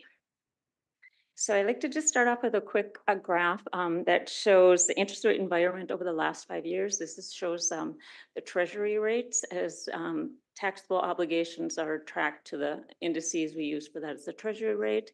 And then just a couple things to note. You can see the rates, how low they were in 2020 through 22, and they've been climbing since then, as most people are aware of. And the difference between a 20 and a 30 or 10-year and a 30-year is relatively small. So that's a unique aspect. So again, the $11,400,000 taxable general obligation abatement and capital improvement plan bond series 2024 proceeds will be used to finance phase 1 of the city's district energy improvements related to their city hall, the city library, and the Mayo Civic Center. The repayment term for the bonds is 20 years. As of May 8th, of this year, we were looking at a market showing a true interest cost on the bonds of a true interest cost of 5.530. Based on the interest rate environment last week, we are projecting an estimate of 5.309. And the actual results of the winning bid today was 4.969. The city received 6 bids. The low bid was from BOK Financial Securities. Actual results, like I said, the low bid was 4.969. The bids ranged from 4.969 to 5.234. I always like to talk a little bit about the rating process because it's really a relevant part of a bond issue and how it prices. So, why do you get a rating? What does a bond rating mean? It's a measure of the city's financial strength and ability to pay their debt, serves as an independent third-party assessment, supplements investors' due diligence. A rating will impact the bids and the pricing. With the stronger the rating, the lower the rating, the lower the interest cost. This is just a quick table showing you the 3 primary rating agencies, Moody's, S&P, and Fitch, all the way from the highest rating of AAA. These are investment grade down to the BBB. The rating process includes discussions with Moody's, S&P, City, and Baker Tilly got together and had rating calls. They provide a list of topics, questions in advance so we can prepare for that. We got the Moody's assigned a rating of AAA to the city to this issue and affirmed the outstanding AAA on the city's existing general obligation debt. Likewise, S&P assigned a AAA to this issue and affirmed the outstanding AAA of the city's existing general obligation debt. Just to get an idea of what a differential between a AAA, just 1 notch lower, on this particular pricing, it would cost about $140,000 more to have 1 notch lower. So Moody's comments, I like to always, it's really, especially for the city of Rochester, that I like to highlight some of the comments of the rating or in the rating reports. Moody's noted the strengths of the city as the healthy regional economic center anchored by Mayo Clinic, the robust financial position of the city with modest total leverage and fixed cost. The one challenge that they indicated was that residential income ratio lagged the median for similarly rated credits, so AAA rated credits. ESG is fairly new scoring. It's for environment, social, and governance. And it's just, they gave it a rating of 2, which is neutral. S&P, some of the highlights they commented in their report was the fast-growing economic base benefiting from the mayor's presence and ongoing investment from the city's destination medical centers, long-term economic development plan. Exceptional, and they use that word, which is pretty exceptional, operating record as reflected in the general fund surpluses every year since 2008, strong financial policies and practices, the city's low direct debt and limited exposure to pension and other post-employment benefit liabilities. And again, I noted before that both rating agencies commented on the ESG score of being neutral. So, one comment I remembered from last year that someone asked me how many AAA cities there were.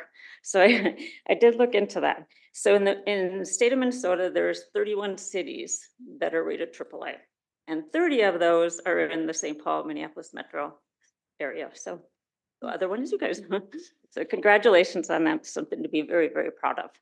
So I recommend approving the resolution awarding $11,400,000 taxable general obligation abatement and capital improvement plan bonds series 2024A to BOK Financial Securities based on their low bid at 4.969. Thank you, Ms. Hogan. Are there questions? Member Wall? Thank you.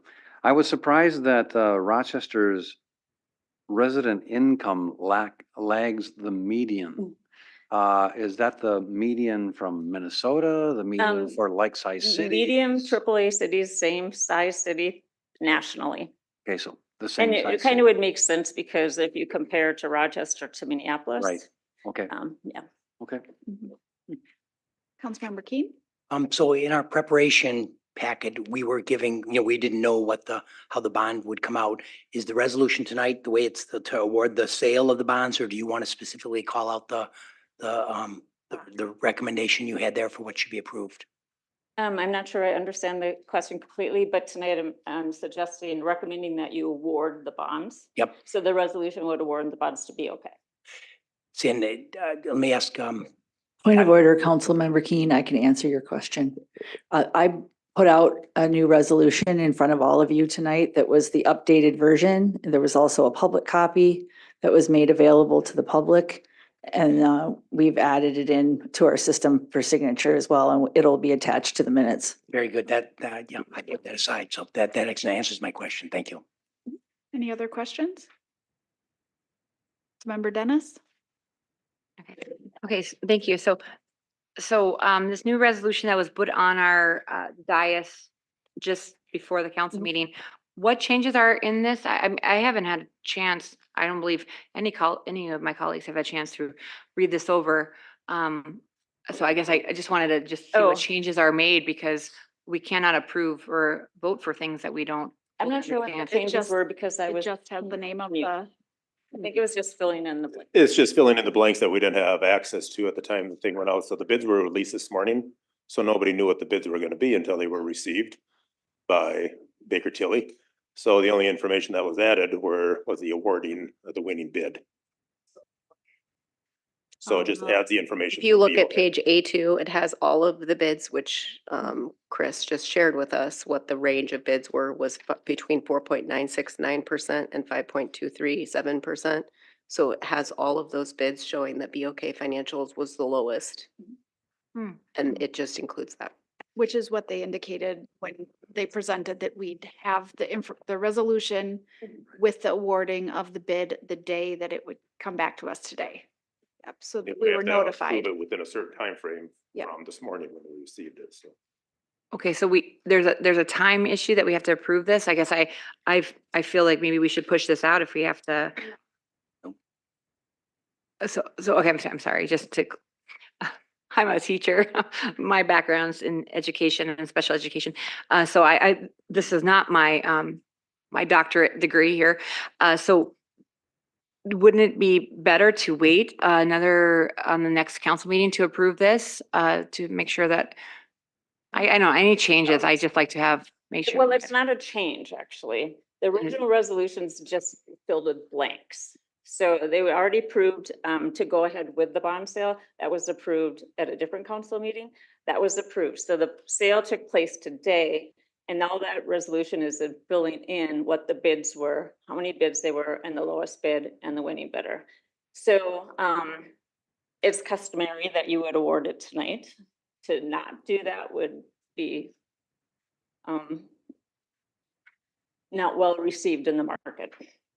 Oh, good. And it was just that it's the lowest interest rate that is what you selected. Right, and it Right. says that, that's how we take bids, and that's the terms that are put out there in the market, saying that we will award based on the lowest true interest cost, which is what we did. Or what we're proposing.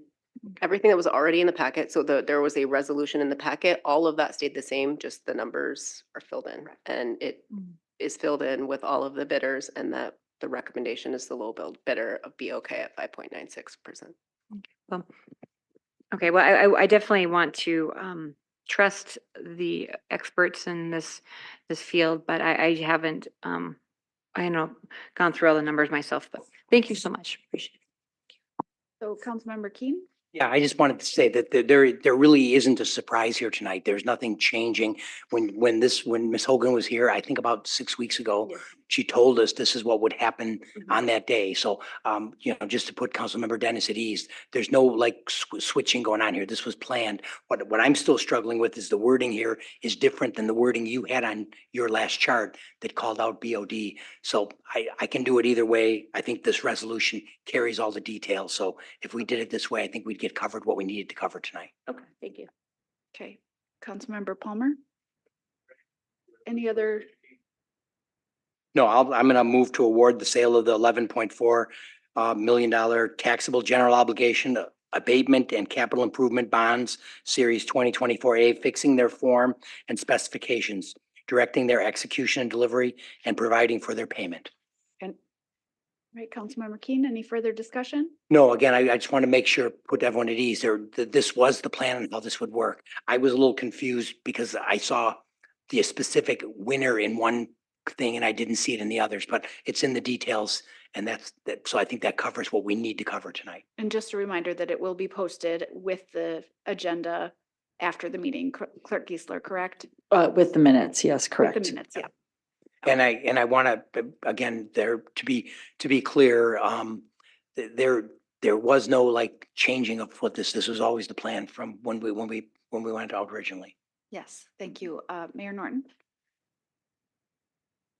Thank you. As I understand it, there's a timeliness component to this as well, which is why we go out for bids in the morning and come here in the evening. And so to that end, I would like to offer permission to put my signature on the document electronically so that we can meet the timeliness standard for this. And so I'd ask should this pass in the next few moments, that the chief clerk be given authority to put my electronic signature on the document immediately.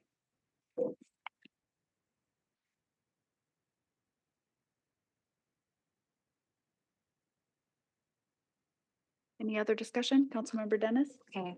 All right, thank you. So I think people in our wards and residents hire us to make difficult decisions. And I think we should always vote when we are called to do so.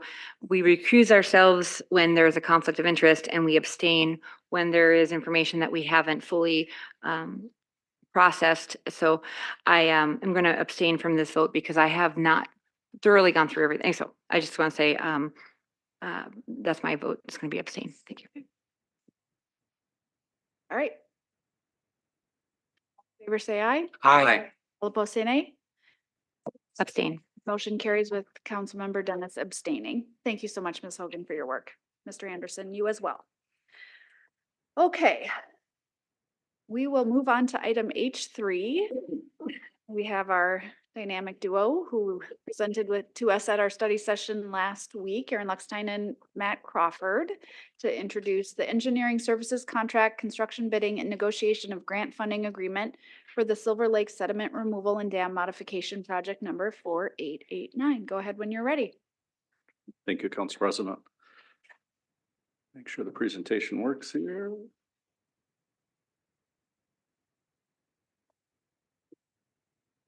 While you're getting set up, just a note for my colleagues that this is a three-part request and authorization. And listed in the agenda that it would be a contract with WHKS for $793,385 from June 19th, 2024 to December 31st, 2025. An advertisement for construction bids and scheduling a bid opening once the design is completed, and then negotiation of a grant agreement with Minnesota DNR for the Lessard Dam. Go ahead. All right, thank you. Good evening, Council President Carlson, Mayor Norton, members of the council. Thank you for having us tonight. My name is Aaron Luckstein, Deputy Public Works Director for Environmental Services. With me tonight is Matt Crawford. He's the project manager and the engineer assigned to the city's flood control network. You already talked through the council requested action in front of us tonight, so I won't cover that.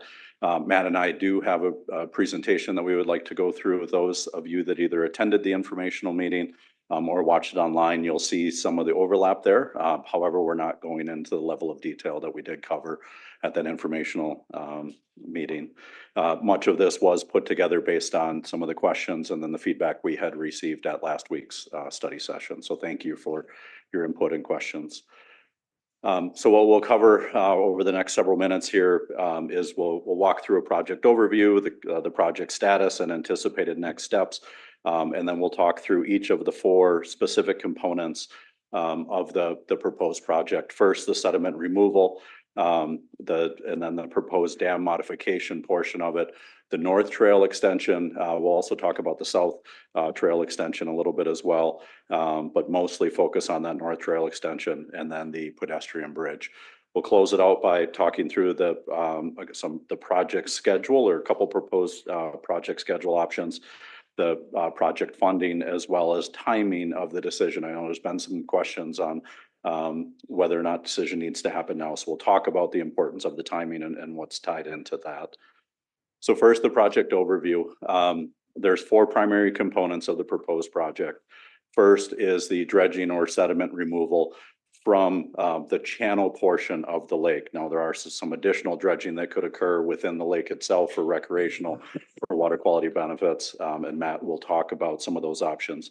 The second is the proposed dam modification from going from the existing dam into a cut wall, 700-foot type dam with a cut wall followed by rock arch rapids and wave pools component.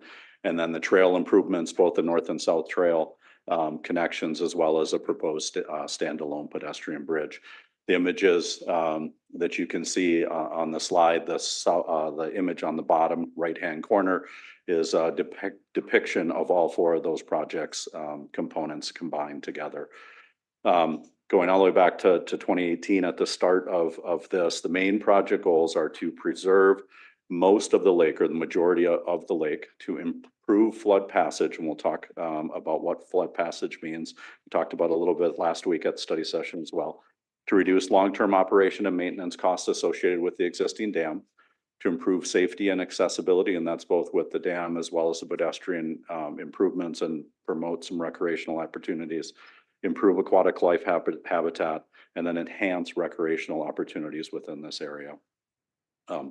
Project actually started in 2017 when there was a sediment action level reached, and we were looking at dredging both the channel portion of Silver Lake as well as behind us here in the stretch behind the government center. At the time, some pedestrian concerns were brought forth regarding the Broadway Avenue Bridge and pedestrian safety access across from that. There was also some information from Rochester Public Utilities just on long-term operation and maintenance associated with the existing dam. And so a feasibility was authorized by council where they looked at options associated with being able to achieve those objectives that we talked about, whether or not engineering would work out. And there was an engineering study completed as well, and then general financial costs associated with that. There was public open houses and then a final design concept completed in 2019 and 2020. Final design concept was approved by council in 2020 and authorized moving forward to the environmental assessment worksheet process, in which council did approve a negative declaration there, meaning any environmental impacts could be managed within the project. And so an environmental impact statement, which is a further study, was not needed. Then between 2020 and 2022, it was a legislative bonding priority for the full projects, all four of those components. Those funding efforts were not successful. So in 2023, we pivoted, looking at the priority components of the project, and pursued funding based on the dam modification portion first. And again, depending on what happens with the dam, that influences what the trail connections and a potential bridge could look like. So we focused on that portion. Our consulting engineer also continued with 30% engineering design, and those are now complete. In May of 2024, then the Lessard Sam Outdoor Heritage Council appropriation was authorized by the state legislature for $2.36 million. And then in June 5th and June 10th, we hosted informational meetings, one in person at the Heinz Center. The other was virtual via Microsoft Teams. And then, of course, last week's study session. You'll notice in your council packet that there was two options essentially presented. Staff recommendation is to go with the second option, but wanted to first talk through the alternative option. So one is to maintain the existing dam. Rochester Public Utility is required or needs to complete an overhaul of the existing leaf gates. That's part of the operation and maintenance plan associated with that dam when it was initially modified in approximately 1991. That project is estimated to be $1.24 million. So if council, that is one option, is to modify that existing structure and invest the capital into that. If that moves forward, RPU would proceed with engineering designs in 2024, with then tentative construction in 2025, of course, pending permitting and the approvals needed for that. Public Works would then coordinate the sediment removal within Silver Lake, or the channel within Silver Lake, so that both of those projects could be completed when the lake is lowered. RPU does need to lower the lake in order to complete the overhaul of those leaf gates. As part of that, the pedestrian improvements are unlikely until the Broadway Bridge is reconstructed. I say unlikely, that was based on the preliminary engineering evaluations that were conducted in 2019. I'm not going to say never, but it makes it much more challenging, as well as potentially more expensive for those options. The other is, and what we'll focus on tonight, is the alternative, and that is to modify the existing dam, again, using that cut wall design with the rock arch rapids that I discussed in wave pools. That's an estimated $5.5 million project. We would proceed with engineering in 24 and 25, with then construction tentatively slated for late 2025 into 2026. Again, pending permitting approvals along the way.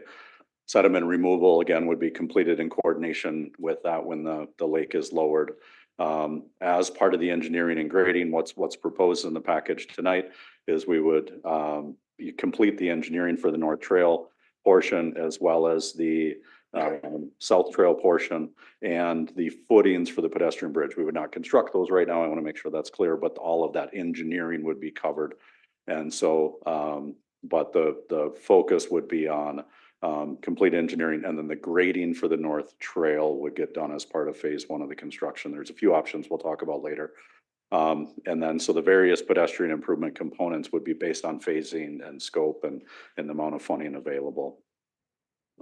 So this is just a visual depiction of basically the previous couple slides that I just covered, outlining where we're at in the timeline of the project. Starting really, we started this one in 2018 with the feasibility study, because that set forth the four components of this project.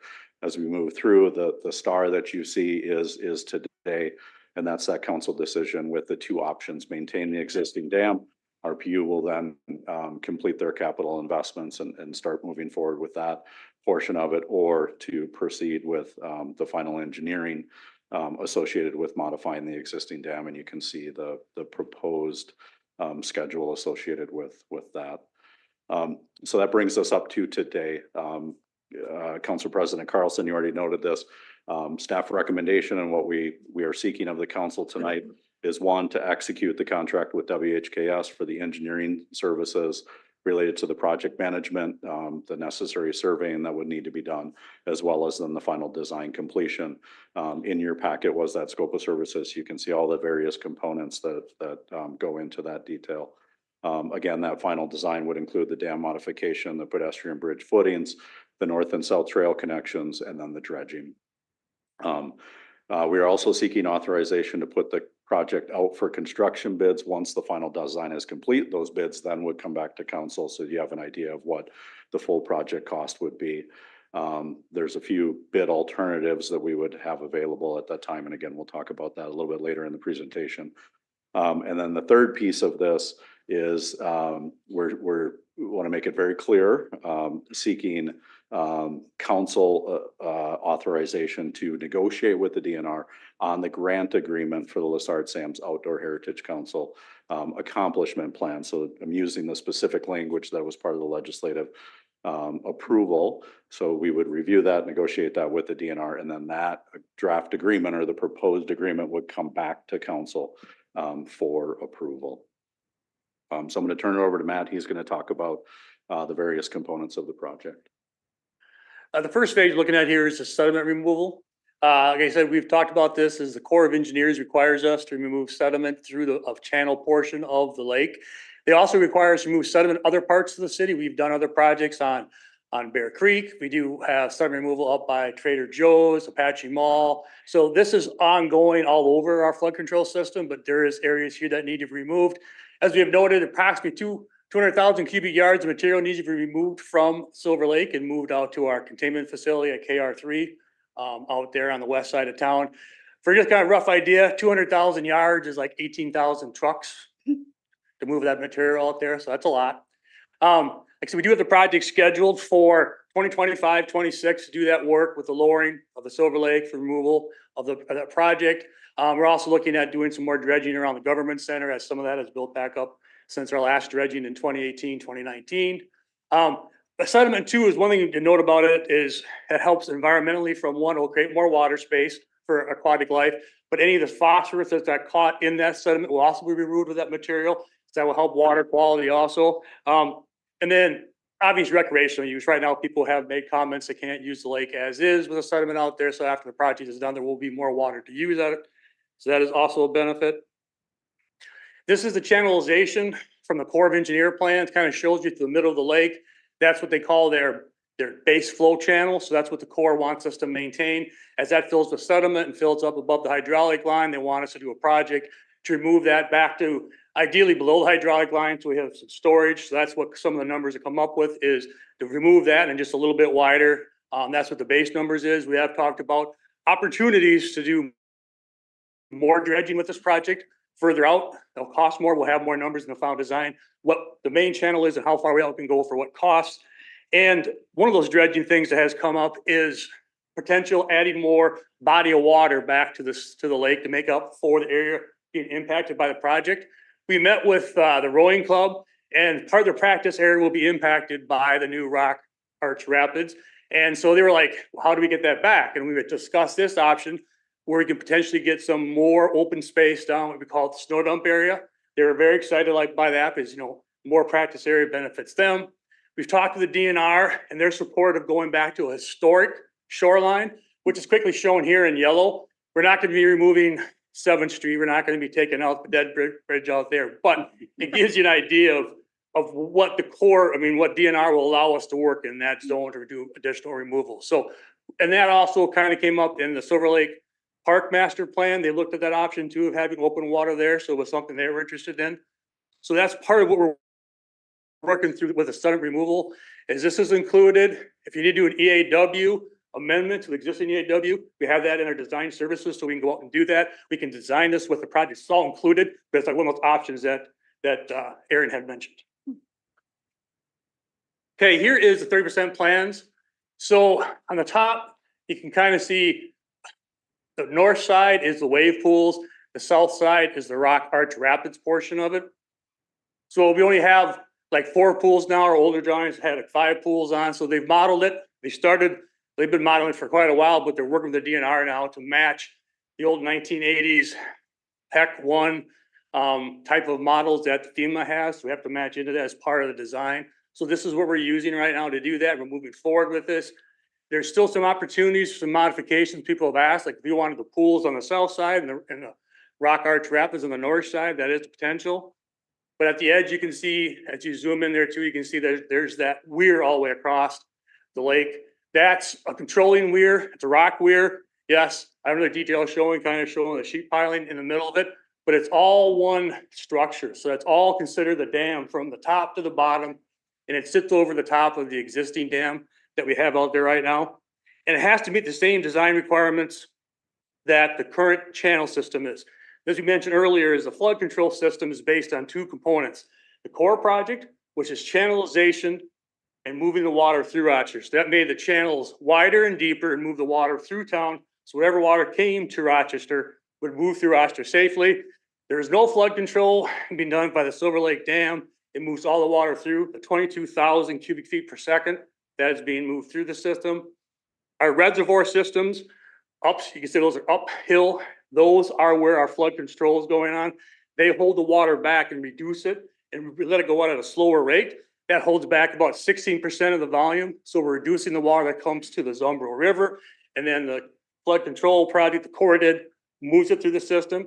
This project has to do the exact same thing. It has to move the water through, and it can't raise flood elevations. And that's what the modeling has already shown it can do.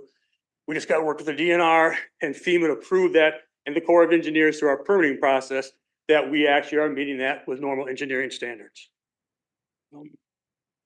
Here again, showing the graphic that shows before and after, you could say, and how we can put all the components we want, the trails, the bridge, the rock arch rapids, the pools, into a small area that meets all these requirements. And part of that too, the dam modification came through is there were other items people wanted from our previous meetings we had, open houses. They really wanted safer pedestrian traffic that wasn't on Broadway. And they wanted, safer trails under the bridges. And so we included those. These were an opportunity for us to put all those components together and benefit many different groups of people in Rochester with one significant project. Here again, it's showing it looking down at the small area that we're impacting. The lake is staying in place. The areas in front of all the park bodies are still there, still going to be a lake, still be used by residents. Here's I'm talking about cross section where we have the old existing dam. Like I said, the dam gets fully inundated. When the flood event comes through, it opens completely up. That's all the water through. It doesn't slow anything down.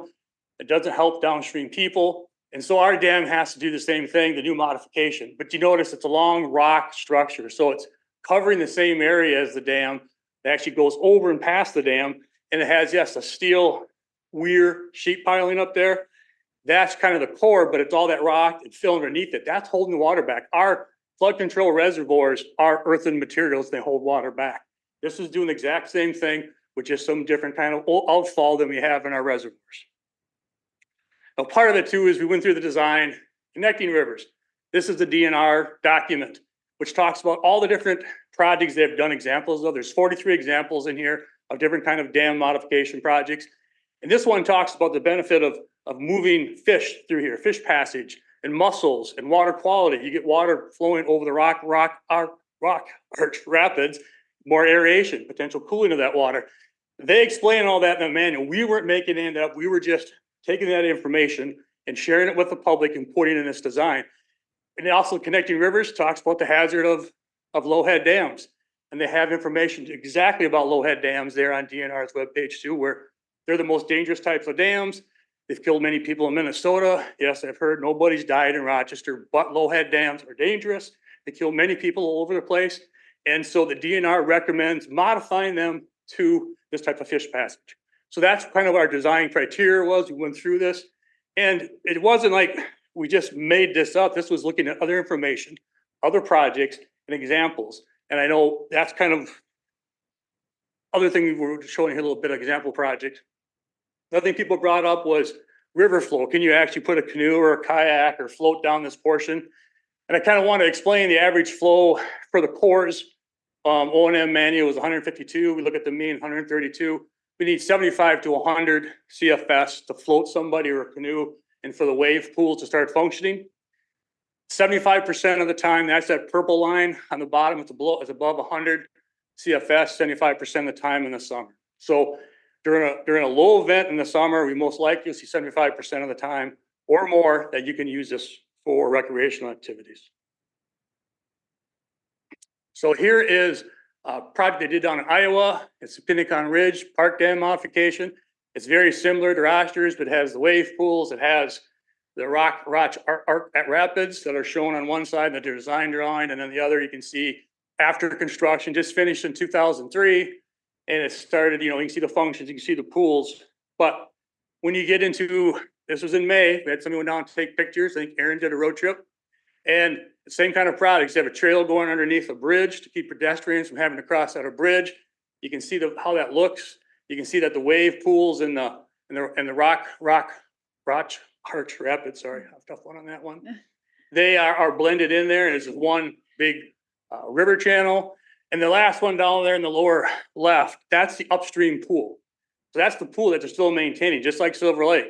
They still have it. The function of this is exactly what we want to do in town. It'll function fine. They've done this other places. Some people are concerned it's going to be a lake shady. It's going to fail. These hold back water just fine. They're designed following normal DNR and core standards. So we have no fear that this is going to drain dry or it's going to turn into a lake shady. It will not be that. Now getting to some of the other components. Like I said, the bike master plan and the park plan, they've wanted a trail on the north side for years, way before we started looking at this sediment removal and other parts of this project. So they were looking at originally trying to do something that would have to be more kind of a boardwalk section, a more expensive trail to try to make it work with the dam in place. And that's part of the reason we started talking about other options. If the dam was modified, we could have more land space and more ability to do a better trail at save the city some money too at the same time and get underneath the bridge. All the other trails built with a flood control system, they all go underneath the bridges because at grade crossings are more dangerous than crossing underneath and not at traffic. So the Corps knew this. We like to do this opportunity here instead of putting it at grade, you put it under the bridge there. It's a safer. People requested that. Like I said, we had open house meetings on this. We've talked to residents, got a lot of comments and emails. People want to not have to cross Broadway to get across to. They want to go underneath it to stay on the trail system and keep moving.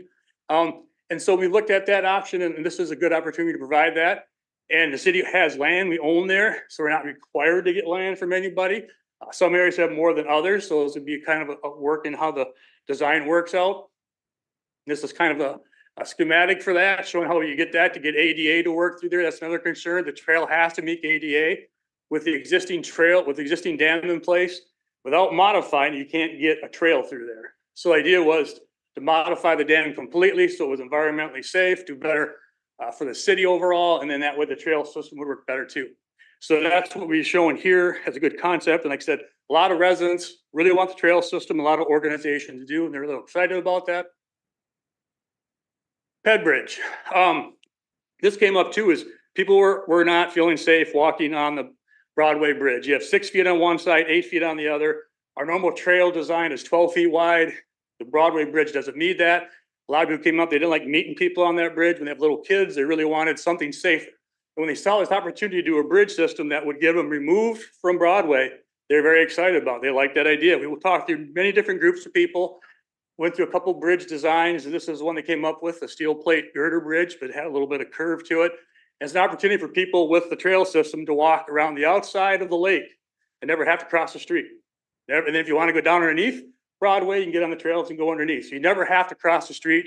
Your kids don't have to be on traffic, and you get to see the lake the whole time. So, I mean, we looked at this as being a really good opportunity because we can't do nothing to the existing bridge until it's fully replaced, which I think Aaron had mentioned is 20 years out before we can do that. So to get use of the lake now and have people that what they want now, this is a good opportunity to move forward with that. Once the dam modification is done, we'll be able to get this bridge ready. And we're looking for funding for addition of these projects. So we can keep these on the fast track. So it's not a long wait. Went through everything in a hurry. Good job. So we'll talk through the project financials. So Again, the dam modification as well as the North Trail grading is estimated right now at $5.5 million. So the Lessard Sam Outdoor Heritage Grant funding, should council approve that grant agreement, is for $2,368,000. RPU has told us they would put forth $2 million for that. 1.24 million has already been approved by the RPU board. There's also been discussions that they would be willing to put another $760,000 towards that. Note that that still is pending RPU board approval, excuse me. City of Rochester, the remainder of that then would need to be covered by the City of Rochester at approximately $1.132 million. And we can talk a little bit about some funding options associated with that. The dredging portion of the project, right now, just if we just did the channel, the core component of the conveyance, that would be estimated at $4 million. If we want to expand out and do additional dredging, whether it's the modification that Matt had talked about is expanding the size of the lake, or doing additional dredging within the lake area for recreational opportunities, estimated to go up to 5.2 million. And of course, could go larger depending on how much dredging the council would desire there. The additional phases, these were from the 2022 estimates that we had used as part of the legislative priority funding. The pedestrian bridge at just under $2.2 million. The remainder of the North Trail, so this wouldn't include the grading portion, so this would be the amenities as well as the construction of it. The paving would be $500,000, and then the South Trail would be $1 million. Again, those are from 2022. Recognizing based on some of the input that the pedestrian improvement components seem to be very important for council, and wanting to move those forward as much as possible. In the early phases of this project, we did look into possible funding sources for whether it's a standalone pedestrian bridge or the North or South Trail. And so you can see here several grants that we had identified and the matching components of that with. I did talk with the Parks Department about availability of park funds that could go towards those projects, as well as the question to come up is whether or not the 1989 flood control funds could be used for trails. And so yes, it can be, based on the authorization as part of that 1989 and consistent projects that have been completed over the years. So the 7th Street pedestrian bridge was constructed using those flood control funds, as well as the extension of the trail in the Cascade, along Cascade Creek and the Cascade Lakes area. And so essentially the criteria is if it's within the flood control system corridor and either has a benefit for flood control or the part of the pedestrian improvements, trail connections piece of it, that is the funding eligibility. So project phasing. So again, currently staff's recommendation is to complete the dam modification, dredging, and the North Trail connection grading at one time. Pursue funding in the meantime for the pedestrian. We do feel that based on that $500,000 cost for the North Trail and some of these grant opportunities, that there's a higher likelihood that we could get that funding by the time we would go out for construction. So that would be a bid alternative if we're successful in obtaining those funds prior to construction. Phases, it could just be a phase 2 or phase 2, 3, 4, depending on how you want to set this up. Is then again, if the North Trail connection isn't, the actual construction of that isn't completed, you could do that.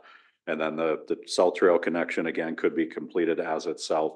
Pedestrian bridge can be completed as itself, or they could all be packaged together as one project. So again, those are just some options in the future as part of a phase 2 that council could consider moving forward. But right now, funding is just for that phase 1, which is why we set phase 1 up that way, is based on funding availability. So I'm sorry, what about the extension of the lake to previous boundaries by the snow dump? So that's included in the engineering scope of services to be able to evaluate that, update the environmental assessment worksheet as needed, and to obtain the cost associated with that. So that would be, yes, as part of dredging. That would be at least included in the plan, and council could consider if they wanted to do that. Does that make sense? So again, here's the timeline of where we're at today, starting on the left, all the various steps, and then what the future would look like with a key decision point for tonight's council meeting. So just to reiterate, council requested action are the three components in your project. I won't go through them in great detail again, but it's to execute the contract with WHKS for the engineering preparation for the final design, authorization to go out for bids and schedule that bid opening once the design is complete, and then proceed with communicating with the DNR on that Lessard Sam's Outdoor Heritage Council funding agreement and bringing that back for council approval. We've talked with the DNR grants coordinator, anticipating that we should see that grant agreement in mid-July, with then bringing it back to council either mid to late August or early September. So with that, are there any questions? All right, well, it's been a long road to get to this day, so thank you for all you've done and for the presentation in additional detail tonight. Are there questions to start us off? Councilmember Bransford?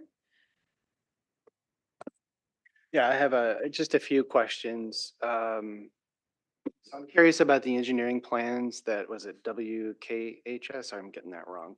WHKS, I wrote that down wrong, sorry. Will those engineering plans include modifications to the, and so this is a point of confusion for me, so I'm gonna ask a question that may just be stupid, I don't know, but are those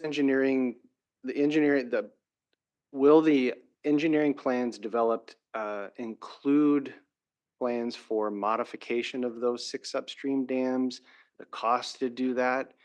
And how does that affect the grant if we choose not to do that? Yep. Great question. So one, no, it does. The only thing that this contract looks at is the modification to the Silver Lake Dam. None of the other levees or Grade control structures. Grade control structures upstream. The grant application and what was awarded, again, is specifically for this project. There's nothing associated with those upstream, no requirements associated with modifying any of those upstream grade control structures. Okay, maybe a general question. Why is that sort of a hot button top? I'm a little confused as to why some people think that is tied to the grant and why other folks are saying it's not. Can you help me understand that a little better? Yep. The reason is that was mentioned within the grant application that went to the Lessard Sam's Outdoor Heritage Council. So one of the things that we identified, as part of the environmental assessment worksheet and communicating with the DNR, they had mentioned those upstream impediments for fish migration, and that concerns that if we only did this one, that it would have, that it still doesn't address those upstream ones. In discussions with the DNR, we said, this is the largest impediment for fish and migration. Again, there's several other project components that we're looking at to address as part of this project. So we said, we would like to start here. If this isn't successful, then it's not worth evaluating those other control structures. And so we did mention that this is the first step as part of a larger approach to looking at, fish migration within the stretch of the river. Okay, two more questions. Can you remind, so when I heard it and it kind of went by quickly, can you remind me why we can use stormwater management funding for this project? Just help me understand that a little better. Yep. So 2 different things. One, and again, I would say, so council has final authorization of expenditure of the funds. So we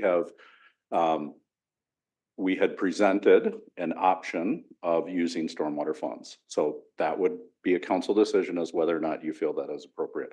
Now, part of the reason from a staff perspective that we can use stormwater associated with this is there are stormwater benefits in terms of the conveyance of stormwater through the system. And it aligns with some of the goals that the stormwater program has set, which is protection of our receiving water bodies. So there's environmental benefits associated with doing this project.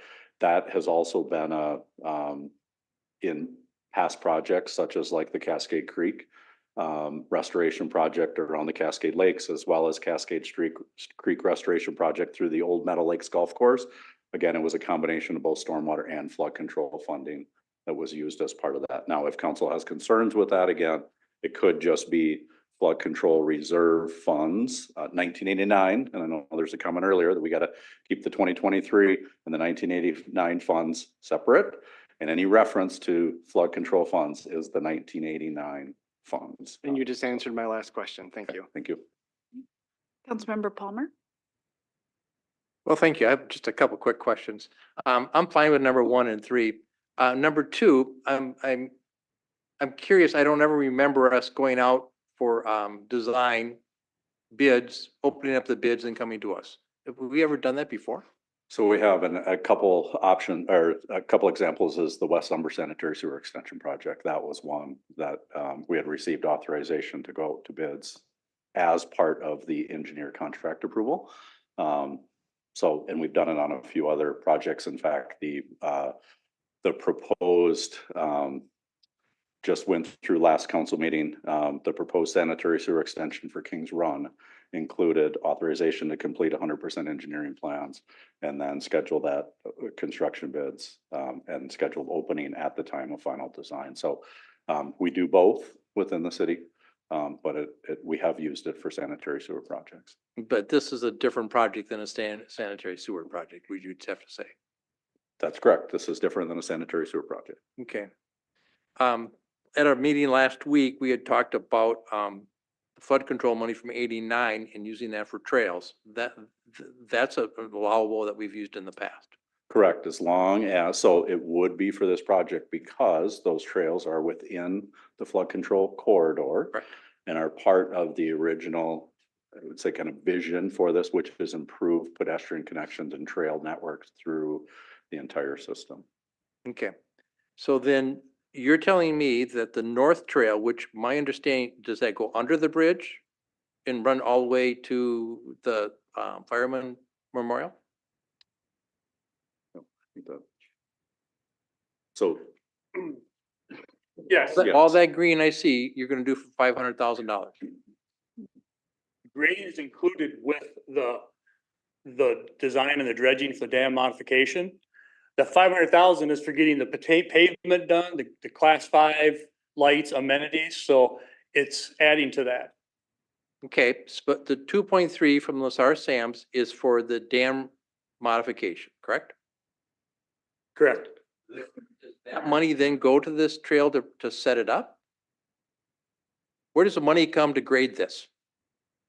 So that would be part of the 1.13 that would be part of the city funding as the package, I guess, component of it. Okay, I'm trying to get the financial figures here. So the 1.3 package, does that come from? Do you have anything else to add on that? Well, I mean, the grading for the dam modification goes all the way to the shoreline. So you already got rock there. You're talking about now the difference going up to make an actual trail surface. That's what you're asking about. So moving the rock and creating a space that trail can be put on, that's all part of the dam modification project. Now, if we don't have to put a trail there or not, but now that it's there, you can use additional funds to finish that trail. That's what we're explaining. So there's two different components. Well, and did you say the dredging Well, no, material as well? well, the dredging material, I mean, we're using the material that's out there to help build the rock our rapids, and that also builds a shoreline on both sides that then the trail can also be built on. And that's a different source of money for the dredging. Yes. Yeah. The dredging money we have from flood control, that's legitimate. But the 1.3 is where is this coming from?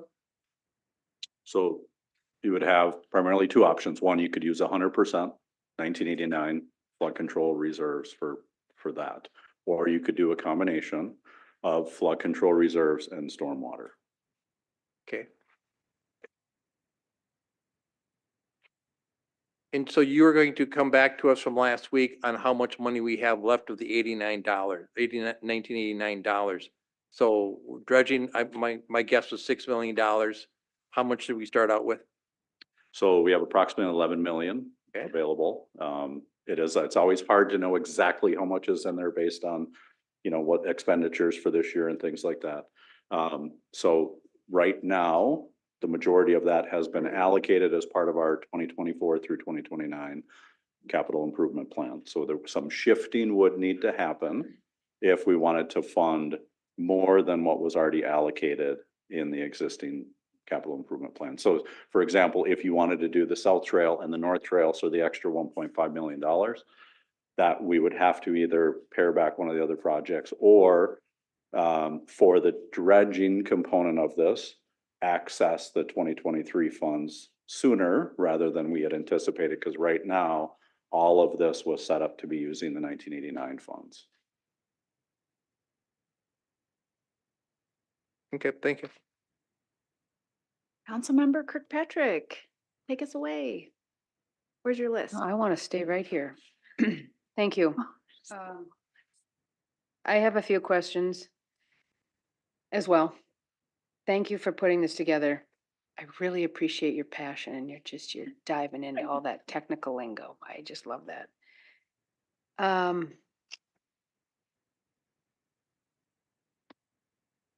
We got kind of a rainy week. Let's say it continues an inch, an hour for the next 48 hours. That Silver Lake Dam isn't responsible for flood control, so you're going to leave it exactly as it is, or what are you going to do with that dam to allow greater water flow? That dam has to be leaf gates fully lowered and the container gates fully open by the time you get to 11,000 CFS, half of the 200-year storm. So it'll be wide open well before we get to the 200-year design storm, because it has to act as if it's not there. So how is a riffle dam going to mimic the ability to open and close leaf gates? It's not going to need to, because the top of the weir will handle all the same amount of flow as if having to lower the gates. It's going to replace the mechanical system with a passive system that can pass the same amount of water, because it's a much wider area that can pass same amount of water with less depth than it can at the dam. The dam is a narrow spot, so it has to pass it deeper. So we're spreading the water out, not having to have any controls or any manual parts to it. Thank you. Next question is, why are the leaf gate,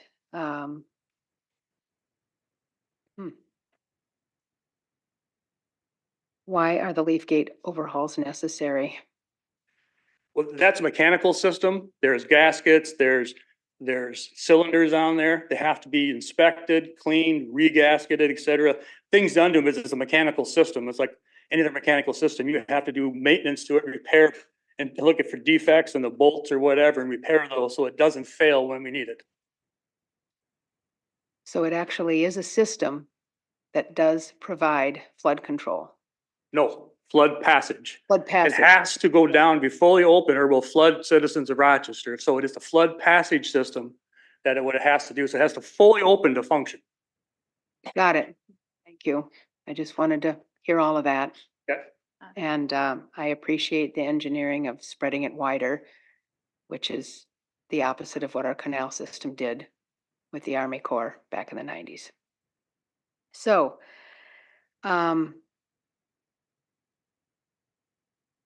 you received feedback from the rowing club. I've had 2 kids, did a couple of years with the rowing club.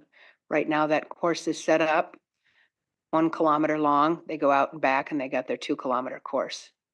How are you going to mimic that with the changes? Those quads and those doubles, can't remember the exact terminology, they're not really meant to navigate curves. What is their feedback on that? How are they going to be able to use this? And what I'm including here is taking it back to that old shoreline, that yellow line. I don't know what slide number it was, but. Yeah, so this project will shorten their run. Mhm. It will definitely impact them, and that is their concern. And they would prefer to keep the full run based on the conversations we've had with them. Now, they've also said if this project were to move forward, they would plan to continue to use this area for rowing. However, expanding the lake would be helpful, which, as Matt had talked about, is an option to be able to alter where the current snow dump is. If I pull up that picture again, that we can make the lake bigger. It won't go all the way back to the full 1 kilometer, Mhm. that you had said, but it will provide additional opportunities right here. The other one. This one right here. So I don't know if you can, I don't think you can see my cursor. But so as Matt said, you know, we have talked with the DNR, we would need approval from them. But they have generally supported the idea of expanding the lake back to the original locations of that. Obviously, we're not going to remove the pedestrian bridge or the bridge, so you'd have to, you know, so don't follow specifically that yellow line. That was just to indicate the 1940. But you could carve that out. We could work with them as part of the final grading associated with that. Obviously, talking with the Parks Department as well to make sure that that fits with the Parks Master Plan for reactivating that, whatever land is preserved there, but making that portion of the lake a little bit larger. Anything you want to add to that, Matt? I mean, in our communication with them and discussion, they did say, yes, their sprint area would be shortened, but they'd still use it. They can still go around the bend for their longer rows that they do. And they said this would be nice if we could carve that out. It would help preserve a longer sprint than they would have if we didn't do it. Okay, that I can see as the sprint would be increased, but I don't see it necessarily changing the length of their entire course for what they do with that over that kilometer. So I appreciate that explanation. Thank you. I also appreciate you saying that there could be additional funds available that we could go out for to seek to perhaps do some of these other things in addition. I am absolutely all for this project, but I can't stand the way it's designed right now. Having grown up on a cabin on the main channel of the Mississippi, watching riprap getting eaten away by the main channel, watching weeds and trees grow up through riprap, I don't know why anybody would want to look at that much riprap all the time. And in your graph, if you could go through to the other screen, I think it was the other way, please, Aaron. Keep going. It was the line, the triple line, I think it was blue, purple, and red, where Matt, you were just, the flow, yes, the flow. And what I recall seeing is maximum flow ends in about July. So while our water, yeah, there it is. So while our water is coldest and our temperatures are lower, that is when we're going to have the ability for recreation on the river/lake. Whereas beginning in July, it drops significantly. We gotta remember, looking at that purple line is a 75% exceeding. So I mean, 75% it's that or higher. So the blue line in the middle is your mean flow. So in July and August, it's still above 100 on average flow. So it's people were pointing out, how often can you do it? So 75% of the time on average. You can do it probably more on normal years or above flow years. And if you have drought years, yes, it might be something a little bit less, but that's what that graph represents. Okay, all right, great. So like I said, I am all for this project, and I'm waiting for every dam to come down. It'll be a great day when the Hoover Dam comes down. I can't stress how great this project will be to increase just about everything. However, rushing this through a project as significant as this for value to the public. We have had this lake my whole lifetime, many other people's lifetimes. And I know a lot of people are afraid of this failing, of it not going through. And I want to acknowledge that. They're afraid. There's folks that didn't necessarily understand that this easement on their property would be taken away for a public amenity. If we can slow this down at all after approving the funding and really, really push more community engagement on the design, acknowledging the data, acknowledging the permitting that's necessary, acknowledging best management practices. Riprap is not one, living cover next to an edge is. I think that would be a lot better than the design that we have right now. No one would like any of the suggestions I have because it it takes the dam even further back to preserve the more round area of the lake and then narrows everything down through.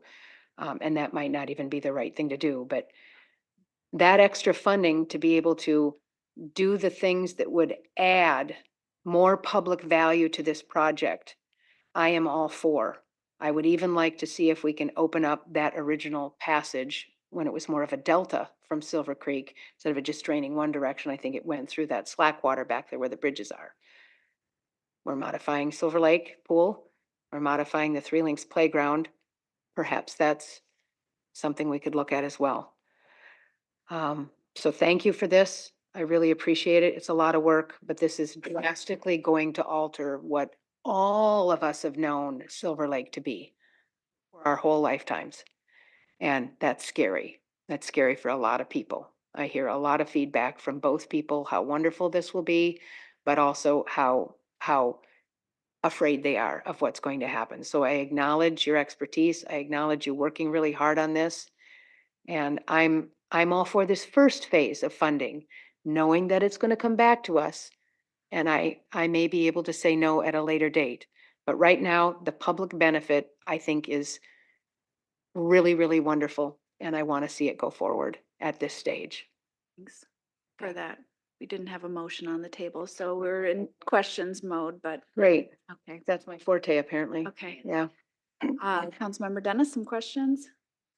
Yes, thank you. So, yeah, I definitely know that this time is for questions, and to leave comment is very constricted in time in the next session. So I just do thank you for the time and energy you put into this. I've, of course, have been to the public engagements back in 2022, this, the in-person and the virtual. I've been to all of the public engagements, so many notes. I have pages of notes, and so to limit it to a few questions here for this, one of the things I emailed earlier was there was presented to the city, and Mr. Luckstein, you mentioned that there was 2 alternative proposals brought to the city that could, and I don't want to know exactly what the proposals were, but the people in Ward 6, residents in Ward 6, are very concerned about the pedestrian bridge and the fish passage, which someone told me just today, actually, that there was concrete proposals brought that could still keep the dam, but also allow the fish, maybe fish ladders, fish passage, allow the proposals for the pedestrian walkways and trails to go through without demolishing the bridge. I mean, the dam. And can you just present a little bit of, those are feasible? Oh, okay, thank you. Printed the 2 proposals. Sorry, who are these proposals from? I'm not sure exactly which residents. I just heard that there was proposals brought forward. Residents, they're not from design firms? No, it's from an engineer that lives on the lake. Oh. His outside concept sketches, no design was provided, just general sketches. The first one, if you're looking at the one that shows the dam with a long wall down the middle of it and a fish passage on the one side. That's that one there. Look at that one first. That was just there. Yep, that one. Yep. They were asking to put a new dam down the middle of the lake to maintain lake in front of the properties that are looking at the lake on their side, and allow fish passage to go on the other side. That would require a whole new dam to be built 750 feet from the existing dam, and use the existing dam. It would include additional mechanical controls. It would include additional permitting and review by many agencies, and the DNR is not for adding new dams anywhere, so that would not get approved. It's a very low likely 0% chance of being approved. They talk about using the Tainer gates as fish passage. You have to remove the Tainer gates, and that kind of impacts how that structural dam would work with this water being half a dam attached to it. It's a 1937 dam. It's not designed structurally to have other components added to it. It doesn't work that way. So when they provided information, we discussed with them originally that I understand what they're trying to do is preserve what they would like to see in their backyard, but it's not a structurally option that would work. Nobody was approving that. That would not function. So we talked to them about that. And we did many different options looking at the dam modification, what works best. And we found the DNR and Corps' suggestions, their design. This is not something that the DNR and Corps support. So that's why we kind of ruled out that option. Okay, no, I know, this is the first I've seen this. I'm not an engineer by trade, so but I did want to note that there were proposals brought that the council was not aware of. The second one you got there, I'll just explain that too. That's a trail proposal where they want to cut 2 feet down on the north side of the dam to get the trail to get underneath, meet ADA and get underneath the existing dam with a 10-foot clearance. Again, no design calcs provided for that. You're going to be creating a new channel on that side, which it was not designed to have flow of water going through there. So you need a core. It impacts the RPU's access to the control room for the leaf gate. They need to approve it. You need the DNR to look at the analysis, how the flow would work. So there's so many parts to that have to be approved. It's very unlikely, again, we'd ever get approved. So that option is not a feasible one. It doesn't help with the overall pedestrian needs people wanted. And so we discussed these options, but it's not feasible for the long term. Okay, what the city wants. So these two options might not be ideal. I understand. I guess maybe what I'm getting at is, has there really been serious look at other options? The city has an amazing staff of talented experts and there's experts around the country that have really incredible good ideas on how to fulfill some of these real requested, needs or wants of residents with the safety of the trails and the fish. So I just wanted to, I guess we can go in more in depth, but I just wanted to just note that there has been, as we just got proposals, and that have not been brought to council yet. And so we're looking at just the one that's been brought by the city. I think it's important to point out what was said by the team. They are proposals that do not have any engineering viability to be able to be built, approved by the Corps of Engineers and the DNR, as well as other components, and be engineered in a way that is viable for it to work as a flood passage system. So they are concepts on paper, but they're not engineerable concepts. Oh, well, okay. No, I guess like I said, I have not spent time. I've spent a lot of time researching all To these. reiterate that's what Matt and Aaron are saying. All right, thank you. So just want to also, the photo that you, and there's several photos of the before and after. I see the after photo here in the questions. There was a slide earlier on that had the bridge. If you could perhaps bring up the slide. Thank you. Okay, so it looks like that Broadway bridge in this slide is a little bit more redone than the one in the existing. So we're looking 20 years into the future with the proposed, is that right? Or, because It's the same bridge, it's just the coloration they use to try to bring it up to match the colors. Different pictures they use to put it in there from aerial photography. Okay, it's the same bridge. Yes. Okay, so I guess another concern was brought to my attention, and I agree, is the use of language. It's not really modifying. If you look at this picture, it's destroying the bridge. I mean, the dam. The dam is completely gone. So the word modification, which is used in all of our language here, is not an accurate term. Is that correct? I would disagree with that. So as part of this project, a dam will remain. And as Matt talked about, it will just be a much larger dam that is longer and transitions all the way from the cut wall, which is the dam holding water back, all the way down through the Rock Arch Rapids, and would end approximately at, basically the tail would end where the existing dam is today.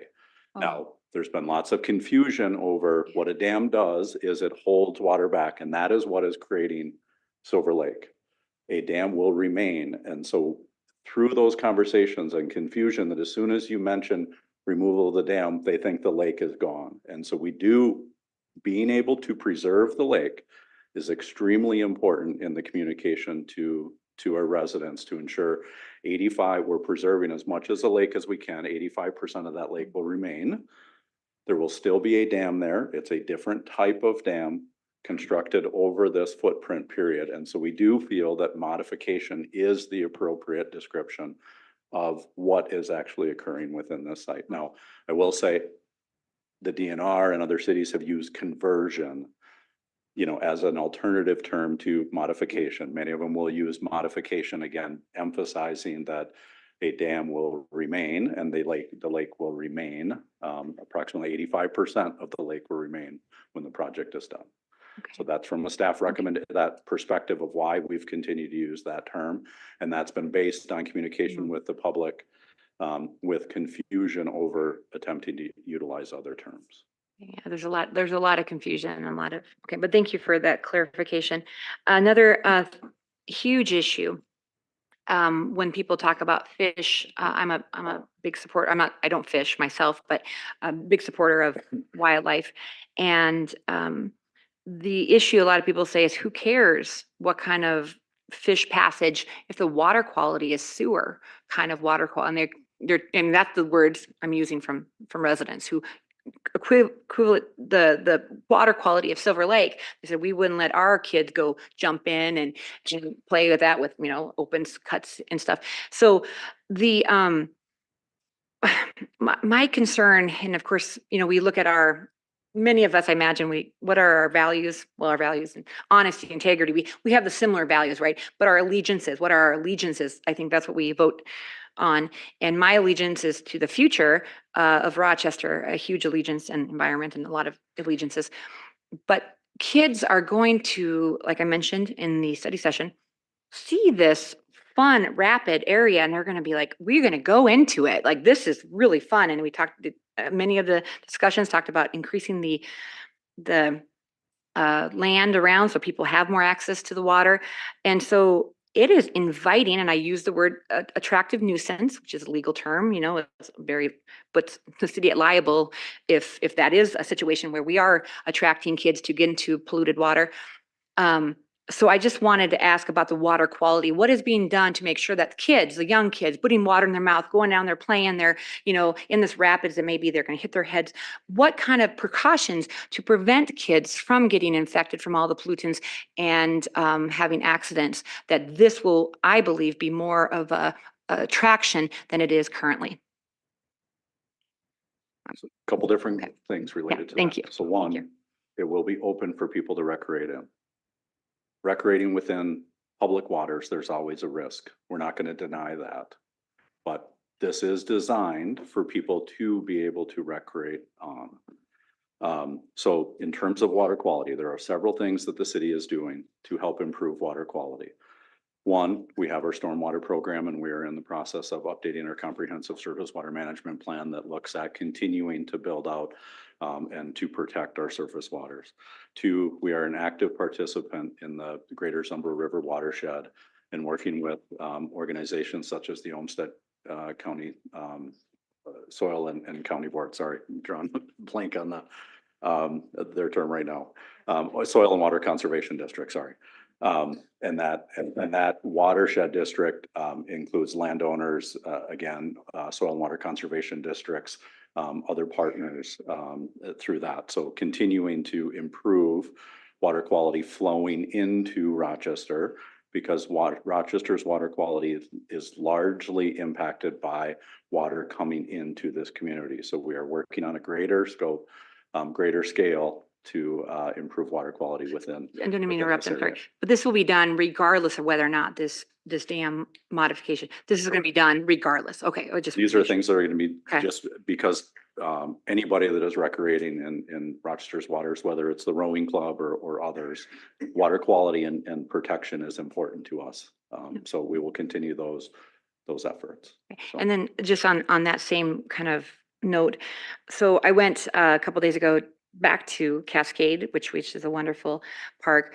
And there's this little pond there that I went there. People were mentioning about it says, there's signs that says chemically treated. If you're familiar with a little pond, chemically treated, do not get into this little pond, okay? And when I walked there was kids literally playing in the blue water that's chemically treated. And I was like, oh my goodness. And so I talked to the parents, and they did, and they were like, oh, it's okay, whatever, it's safe. The city wouldn't allow this. It looks like it's a play area, right? It has this fountain so it's in English, so people only who speak English can read the warning sign. And there were tiny little children. The parents are like, we trust the city. They wouldn't put this play area pond, whatever. And I said, well, there's a warning sign. And I took some pictures. I asked permission, took some pictures of their kids playing, and did give my 2 cents about that. That is literally labeled as chemical treated pond, do not play in. And there was kids playing in it. And my heart was like, oh, just the one time I went to literally look at that pond. And so I just foresee there is going to be kids. And I've, I have kids, and I have kids with special needs, and I have, I know a lot about, as a teacher, as kids. I just see there, is there going to be signs put up? I mean, my question, like there's rapids, there's fast moving, you get little kids, be attracted to that. Parents, are busy, their situations happen, you have a kid in there. Is this going to be really a safer alternative if you foresee that the kids are going to go in there? They're going to put their, kids, they're going to play in that. They're going to be barefoot, fall, slip on the rocks. Is this going to be safer than the, I'm actually asking questions. I'm sorry, President Carlson, I'm just elaborating. Is this going to be safer with all of that?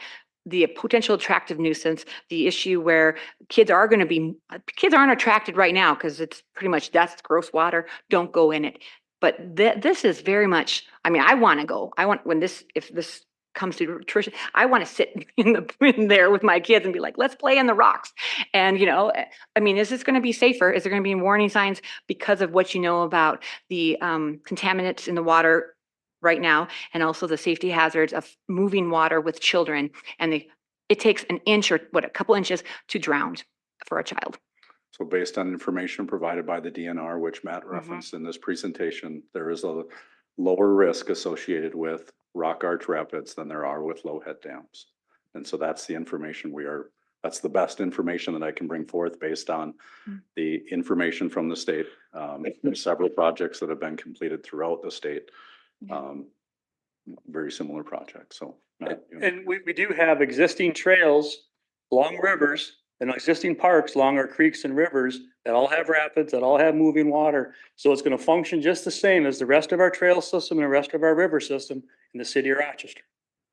Why? We'll say as part of moving forward towards final design, we can look at signage, appropriate signage. We can work with, Parks Department, other stakeholders to look at what would be appropriate signage in this area. I don't have any that come to mind, but that's something we could look into as part of the project. In multiple languages. My last question, I have a lot of other questions, but I know that I've been asking a few. My last question is, I've had a lot of people that, I don't want to use the word NIMBY, I guess, but I don't know, people who have, people who don't want in their property. I do listen, but I don't put a lot of emphasis on people's, like, no one wants stuff in their backyard, right? So we have to, affordable housing, whatever, we have to make real things done. But I'm listening to people who are from, Ward 6, for definitely sure, they hired me to be the representative. But also, just in general, I went around and I actively did engagement, asking people, brought around those little flyers and said, what do you think? And the amount of people who had no idea that this was happening was staggering. They're like, well, we don't read the Post Bulletin. We didn't, people, honestly, a huge, 122, 124, whatever census we want to look at. People don't know about this project. I mean, from my experience, asking people, going this weekend, talking to immense amount of dozens and dozens of people, they're like, well, if it's not broken, why are we fixing it? I don't know why we're fixing it. I haven't heard of this. Why? And so my question about public engagement is, yes, you've had these open houses. People are in tuned, right? Their property's in jeopardy. The people are going and putting their 2 cents in. And of course, some of them think it's a done deal, even though it was said that there's no funding guaranteed for the pedestrian bridge. So people are saying, well, it's a pedestrian bridge. And I'm like, well, that's not really part of what we're looking at right today. What kind of what kind of public engagement really, I mean, to reach people, because people know Silver Lake as a icon, I don't know what the word is, but a symbol of, you know, Rochester. And I've had several people who just To ask recently. the question. Yeah, well, well, thank you. I appreciate you bringing that to my other colleagues' attention who did not have questions. But this is a question, unlike others.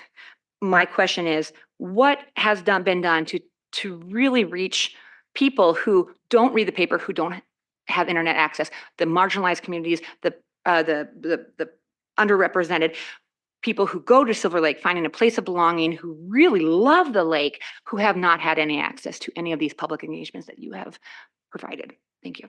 Is your question? What other, Previous yes, public engagement or looking forward? besides, let's not talk about anything on the web, okay? We're not talking about any web thing because there's access to technology.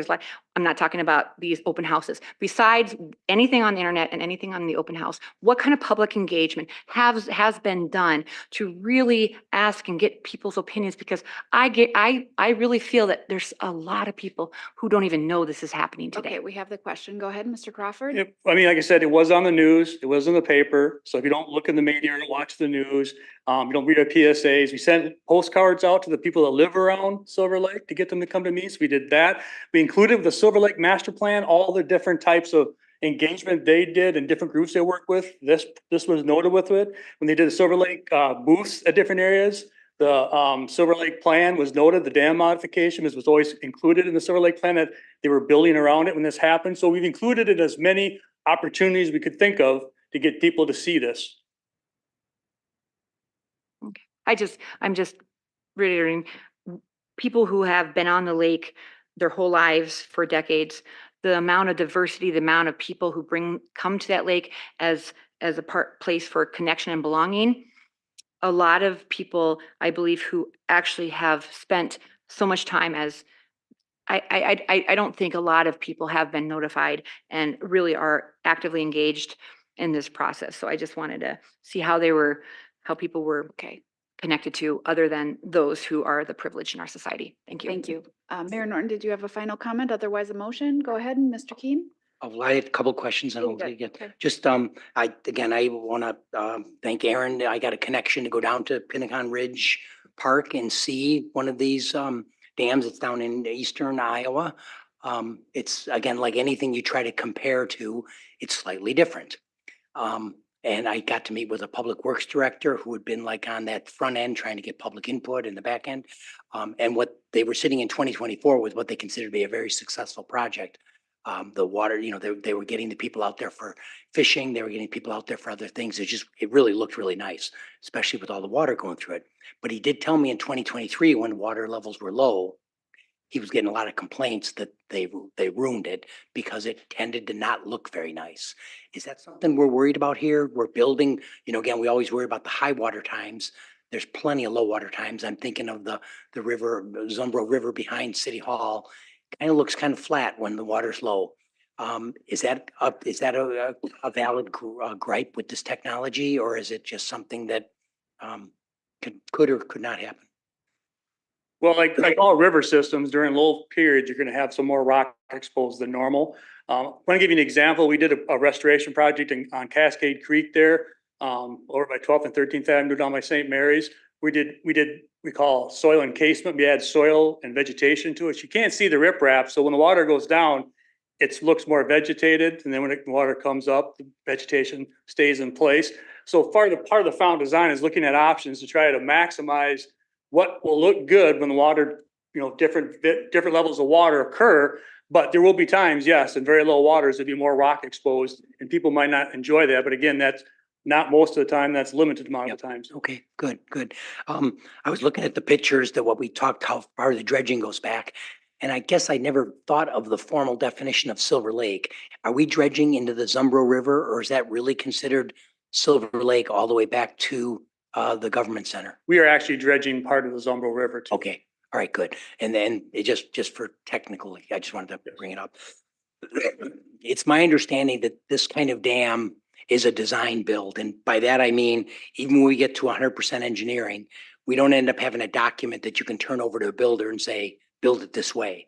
It's built like real time with people looking at how the water's coming and working. The engineers are part of just like moving things back or moving things forward or making them deeper real time. Yeah, you had the general plan, but rocks come different sizes and you have to lock them in. So there's a little bit of a system of locking those in, how you do that and making them work out. So there, it is a little bit, they call it an art, but it's still engineering design is solid. It brings you the basic components. And sometimes, yes, the final put together is based on the engineering and the design or the design team and slash the contractor working together to get the best possible outcome. Back around 5 weeks ago or so, there was a thing in our Rochester paper, sort of a counterpoint, talking about the value of the new, the Rock Arch Dam versus the value of keeping it the way it is or what was happening. And I've come to believe from that reading that a Rock Arch Dam is sort of the compromise between the people who, those of us who want to keep the lake, that want to stay it, have built this park around it and want it to stay the same. And it's the compromise with the environmentalists that know the damage a dam, the old technology dams can bring to the waterway, to our ecology, to our watershed quality. Is that an accurate depiction of what we're doing here? So I would word it different in that one of the priorities that council set is to preserve the lake. So more than, I think you had mentioned environmentalist, I would say Silver Lake is a central point within Rochester. People care about it. People have used it. There's a connection to it. And so preserving that lake as much as possible was one of the goals that was set forth at the start of this project. And so looking at a design that achieved that while also, you know, again, the minimizing the long-term operation and maintenance of the existing dam, improving fish passage, improving flood passage, you know, through a non-mechanical system to be able to move water through. So looking at those goals, preserving the lake in the largest extent possible was one of those goals. So Good. Good, thank you. So with those responses, I do want to make a motion, three-part motion here. Part one is to authorize the contract with WHKS for $793,385 from June 19th, 2024 to December 31st, 2025 for project management, topography survey, final design, and the proposed dam modification, sediment removal, pedestrian bridge footings, and trail connections, project number J 4889. Part two, authorize the advertisement for construction bids and scheduling of bid opening once the design is completed. And part three, authorize negotiation of a grant agreement with the Minnesota DNR for the legislative approved Lessard Sam's Outdoor Heritage Council Accomplishment Plan, Chapter 106, Article 1, Section 2, Subsection 5X, Silver Lake Dam Fish Passage Modification funding, which will return to council for final approval. Second. Councilmember Keen, you have the floor. Yeah, I guess I did want to make that point that I do consider what we're doing here isn't like saying like, we're going to go with this, the environmentalists, we're going to go this way. I think what we've come to is more of a compromise. We look at what happened in Orinoco, and I think people did see that that was the dam was, there was no modification, there was no nothing. The dam was removed and the expected outcome was the lake went away. That's not what we're doing here. It's more that compromise. We're getting the value to the ecology and to the fish passage, to the idea of the environment, making it a healthier riverway, but still maintaining and keeping the lake. The other thing that, again, I'll mention this, that the dam I visited, the project I visited was built by WHKS. And they talk about the expertise they have with doing this kind of work. Now, I'm glad to see us working with someone who's done these projects before. And I think it gives me more confidence that we'll end up with a good build. Thank you. Thank you, Councilmember Keen. Councilmember Wall? Thank you. This is an item of high public interest. And the council engagement with this project in 2024 was non-existent until the grant proposal was already before Lessard Sam's. It's my opinion that a city administrator and a council should never be taken by surprise on important matters. So I don't think the process has served us well and puts us at a disadvantage in dealing with public opinion. So the process, in my opinion, hasn't served us well. The larger question is whether or not the project serves the citizens of Rochester well. And there are 5 separate issues in my mind: financial, both short and long term, safety, recreational opportunities, flood control, and community support. The issue has taken a great deal of time on the part of staff, thank you, on the part of council and visiting with people, meetings that we've had, emails, conversations, without attempting to identify the factors in each of those 5. I believe the project is the right thing to do for the people of Rochester. I think it will better protect the finances of Rochester for coming generations without substantially changing the size of the lake or Silver Lake Park. In fact, the recreational areas currently are the recreational areas that we will have in the future. That the shoreline that's being taken away, currently there's no access to people to picnic or fish. It's either private shoreline or it's got the other vegetation on the other side. It will eliminate the potential for deaths at the dam, as 111 deaths have occurred at similar low-head dams in a 3-year period in America, as well as promoting better safety for bikers and walkers as the project evolves. While voting to support the project, I acknowledge the learned and passionate people on the other side of the issue, and I thank them for caring deeply and for unflagging advocacy. I do wish that we could get rid of dam modification. Even on slide 4 of your slide deck, it points to the dam and says existing dam removal.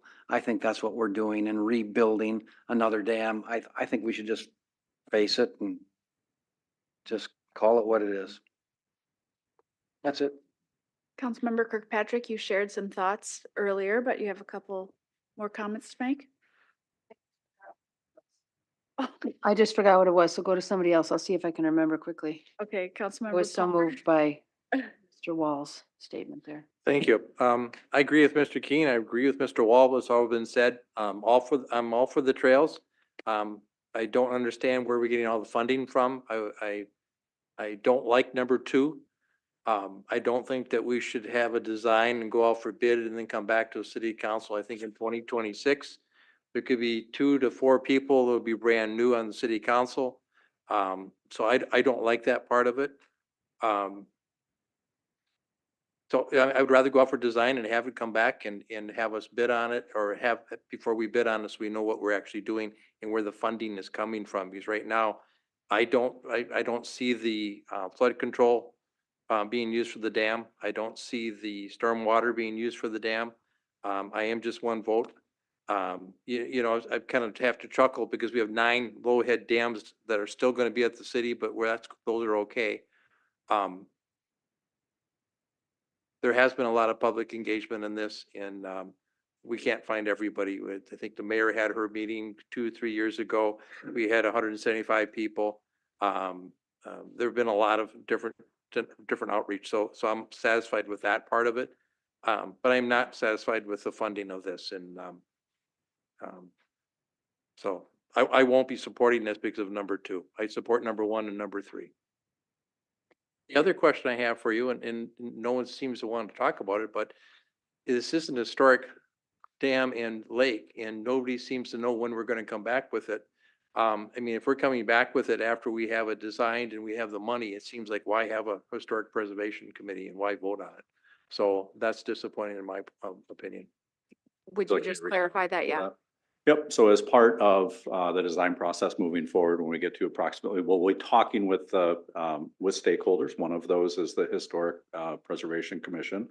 And once we get to the 60% design as part of, and also go through the section 408 requirements, that's at that point in time, we'll be submitting it to them for input, feedback, make those adjustments before then we go to the 90% design, and then you go from 90% design to 100%. So there's different phases that we need to go through. The 30% design just isn't far enough along in that process to, you know, to get there, but that'll happen at the 60% and 90% before we come back with 100%.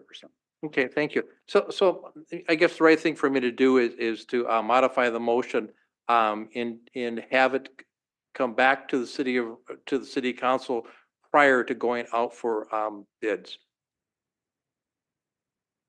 So the amendment would be to have number to Just split it time-wise, split it?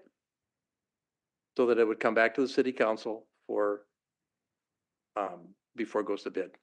After the design is done? Okay. Mhm. Is there a second? I have a question. No. Yep. I mean, yes, I honor your no. Okay. Yeah, sorry. I'll second for discussion. Right. You want to say anything more about that? Councilmember Palmer, you've sort of Well, described your I- concerns. I just think that it makes sense to come back after it's been designed, so everybody on the city council, because it's not gonna be the city council, and they can say, yes, we like this design, and these are how we're going to pay for them. And I think that that's an answer that the city council owes the taxpayer. It's not a delay. I don't believe that would delay it by more than 2 weeks. But I think that's the right thing to do. Other discussion on Councilmember Palmer's motion? I'd like to Councilmember get the Keen? staff to weigh in on the motion. I mean, there's a reason we included number 2 in the request. Can you speak to that? Yep, so that is once we have final design to be able to go forward to get those bids so that we can bring those bids back to council for, that would then include the full project, the actual construction cost associated with it, so the council would be able to make that decision at that time. So it's, the idea is to bring a complete package forward at the time. Thank you. So I think there is some time sensitive nature to this to align with dredging, to make sure we don't miss an RPU date. There's things like that that do make this time sensitive. Yeah, and that's a really good point, and thank you for bringing that up, because I forgot. The other key component of this is that I don't want to lose sight of again is Rochester Public Utilities need to overhaul the leaf gates. And so again, their kind of quote unquote drop dead date is 2025. So if this gets pushed into that, you know, they have a year of engineering, or approximately a year of engineering on top of theirs. So if we bring this forward, and then there is a delay, or at the time, I guess council doesn't move forward, then putting it out for bids, that puts RPU behind their schedule. And I don't know if Tim, anything else you I want to think comment on that? I Ms. forgot wanted to about weigh that. in as well, so.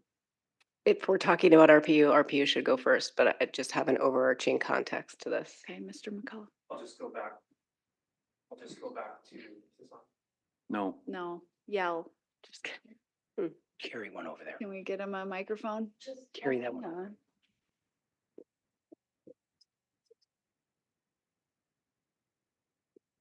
Sorry, I'm Tim McCullough, General Manager for RPU, Council President Carlson, Mayor, Council. Just like to add one comment to the RPU funds.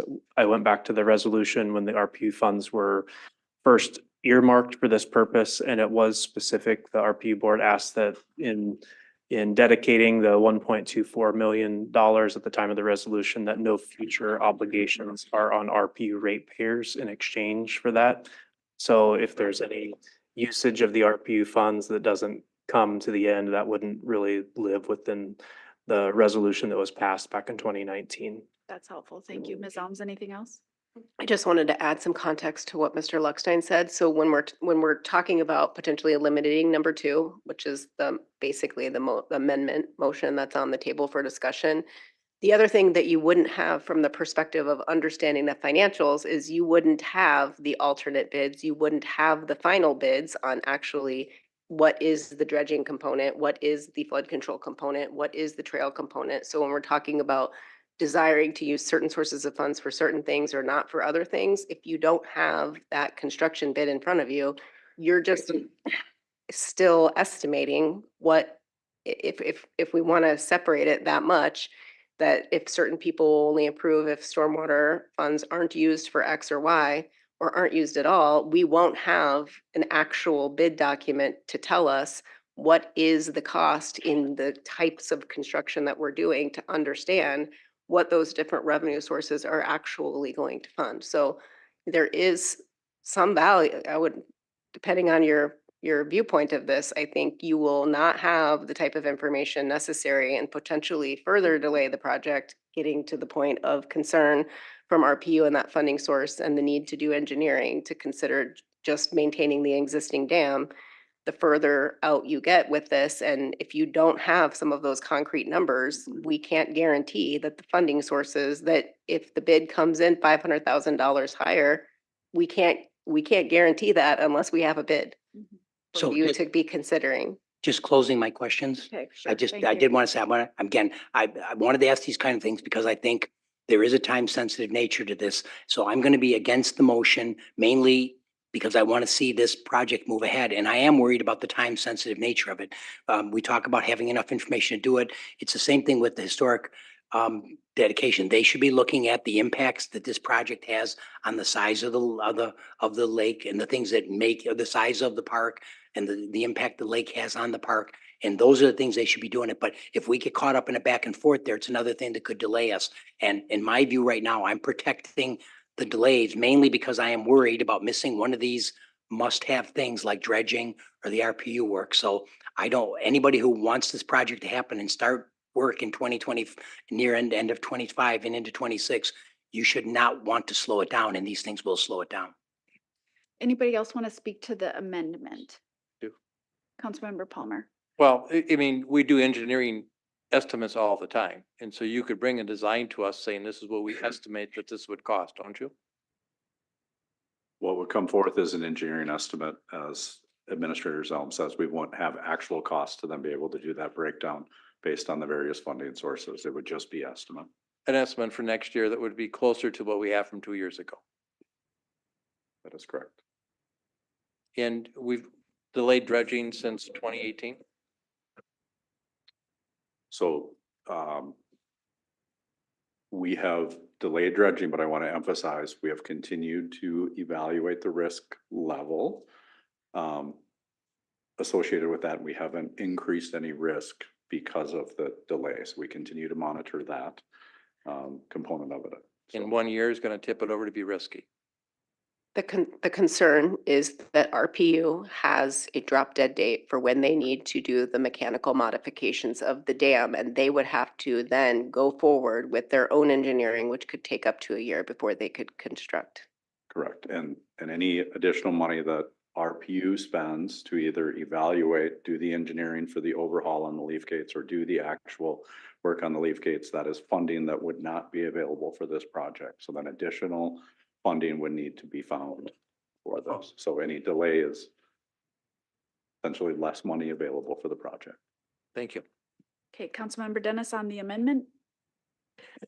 Yeah, I just feel like we have to do this right the first time, and delaying it so that we can make sure that we have the design. When we talk about on the fence, this is a very, very difficult vote, because there's so many, complexities to this issue with people's, wants and needs and so I think having more information, my perception is always better to have more details on what we're voting for exactly. We're funding, see if we can make funding for the pedestrian bridge is, this whole thing is marketed as if this is a done deal with the trail. I would like to see, if we can say, well, this is where we can find the funding for the trail. This is where we can find funding so that we can really be honest with people when saying when we vote for this, we're going to vote for the trail, because right now we're not voting. I mean, I think it's important to have more details and more information. So I would be in support of, having those bids come back. I'm having the design come back. Thank you.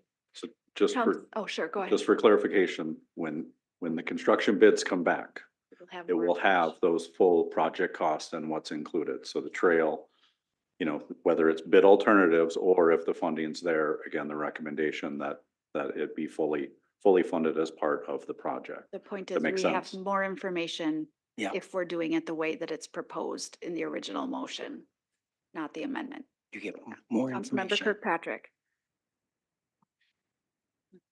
So the drop dead date isn't going to move. We can leave it out there while we continue to do what it is that we're doing to implement what we're talking about. So when Mr. Keene mentions more or less, we need to move on this, we don't want to delay because we have a drop dead date, which I acknowledge and appreciate, but I also acknowledge and appreciate what Mr. Palmer is saying in this is such an important project. We need to make sure we're crossing all the Ts and dotting the Is with the public, with the HPC, with the other factors, but we can't move past that drop dead date. Can that all fit together the way I just described it? According to the schedule that we have outlined, Okay. yes. So we can arrive at the drop dead date and RPU has to do something and we just go ahead and say, no, you don't, because we're doing this. I don't want to. Tim, do you have anything further, I guess, to add on that? There's any potential delays Mm-hmm. makes the likelihood less certain for RPU. And so it puts them in a situation where they either need to start that engineering and evaluation, which again is then spending money. Which And when they then spend money on precludes it, them from then there's less contributing money their coming bolus. for this project. Yeah. Tim, anything you want to further add? I'll just confirm that the project schedule as laid out by the team here does align with our needed maintenance schedules of relieving the obligations of that future maintenance. Any further delays to the project gets us into a space where we need to make a decision to do the maintenance on the leaf gates. They were installed in 1991.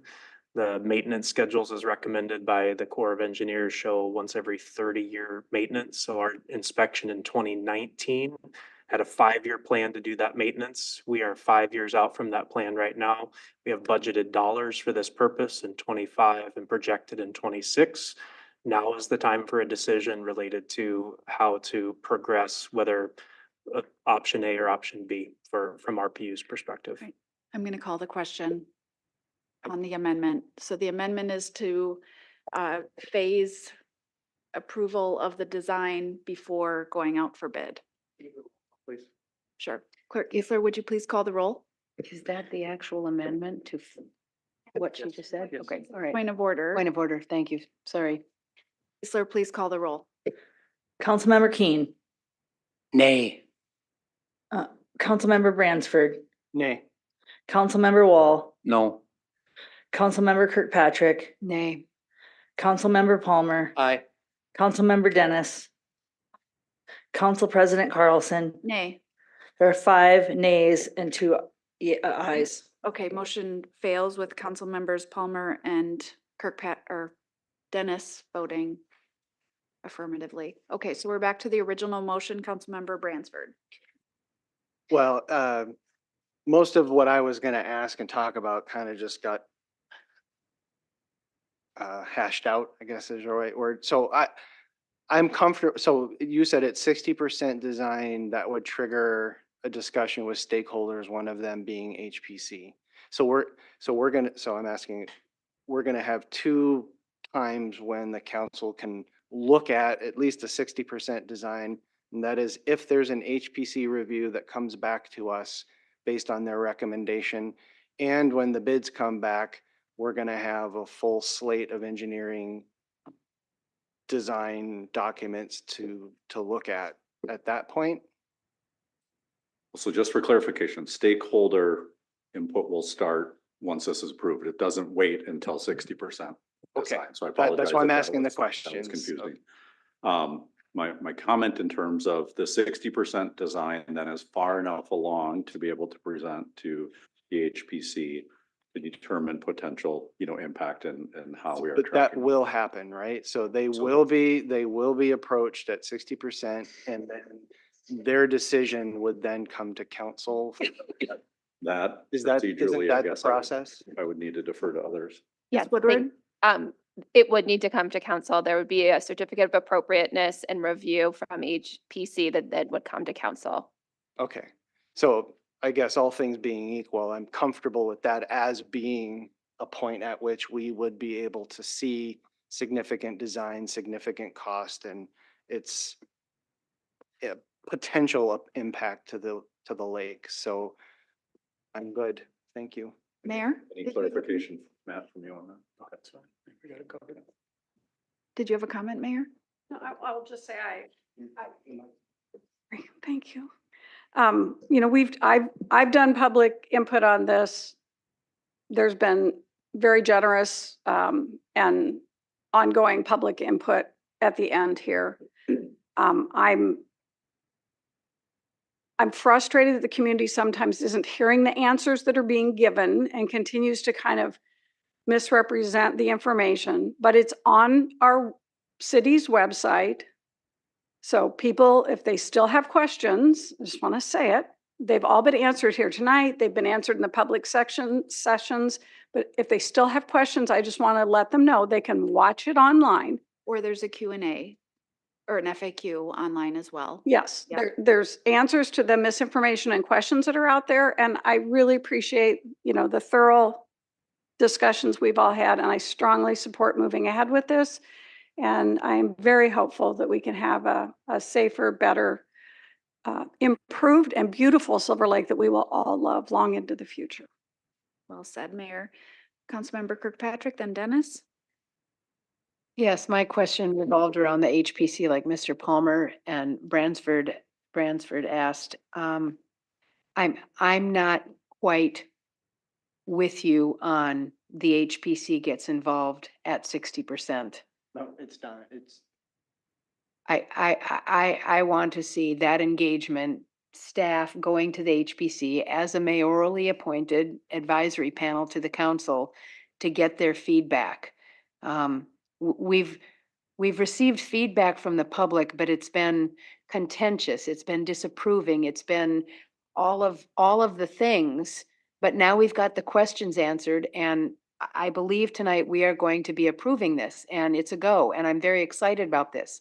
So now I want folks to be engaged in what might this look like? What's viable? What's not viable? We had a resident engineer produce a couple of drawings that aren't engineeringly viable. And I want to see that engagement happen. This is a big project. This is huge for our city. And I'd like to see a little bit more before the 60% rate. And I want staff to engage folks on that. And I don't know. Yeah. So I just think it's important to point out that on any project like this, Ms. Woodward and Ms. Patterson-Lundgren would be involved in working with Mr. Crawford, Mr. Luckstein, and the design team to understand throughout what the concerns are. But what a very specific point that was made by Mr. Luckstein is it's really important because the 60% design will have met some of the requirements of the Corps of Engineers. So if we have people looking at non-designed things, I would argue you're going to have a lot more confusion in the public where they think that it's viable and they're not realizing that it needs to meet the flood passage requirements.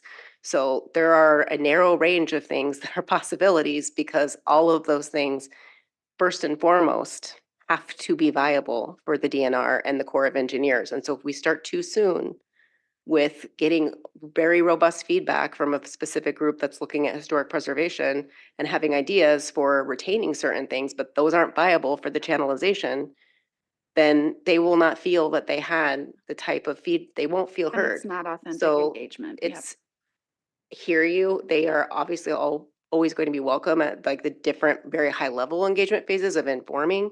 But if they go too soon, then it feels like, okay, but we had all of these ideas and now we're re-explaining the Corps of Engineer process, like channelization, how fast floodwaters move, what the CFR, I mean, we're using all kinds of technical terminology when people's focus on that is going to be like retaining the feel of the lake. So I do think that's a really important point that was made. And I think they're also still hearing that engagement is going to be a really important part of the contract with WICS.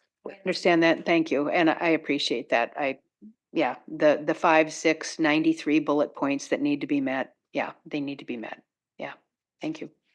Councilmember Dennis, you want to wrap us up before vote? Okay, well, I definitely don't want to wrap up if people have more questions after me, but I do need, I guess, just to wrap my head around this. And I know everyone processes a little bit different. So I just want to, what we're voting for right now is going to be the done deal. Like we are voting for the modification or voting to not do the word modification. I don't agree with, but the project. Or can, if we vote for this to go through, like just maybe walk me through it, or maybe other people have the same questions I do. So, well, I definitely want to understand this before I vote on it. if we vote for this project right now that we have in front of us, can we then at a later date say, we don't like that, the design, we don't want that design, we want to keep it as is? Or is this like we're going through it and then we just have to vote on a design? Like, do we have to vote on a bit?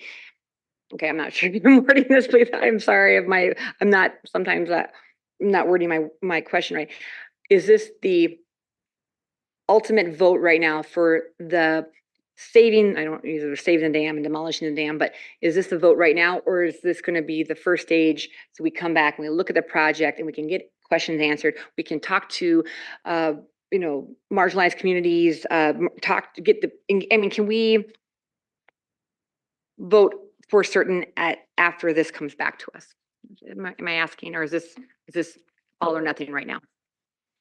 So what you're voting on tonight, the first item that is listed is approving the engineering scope of services contract with WHKS.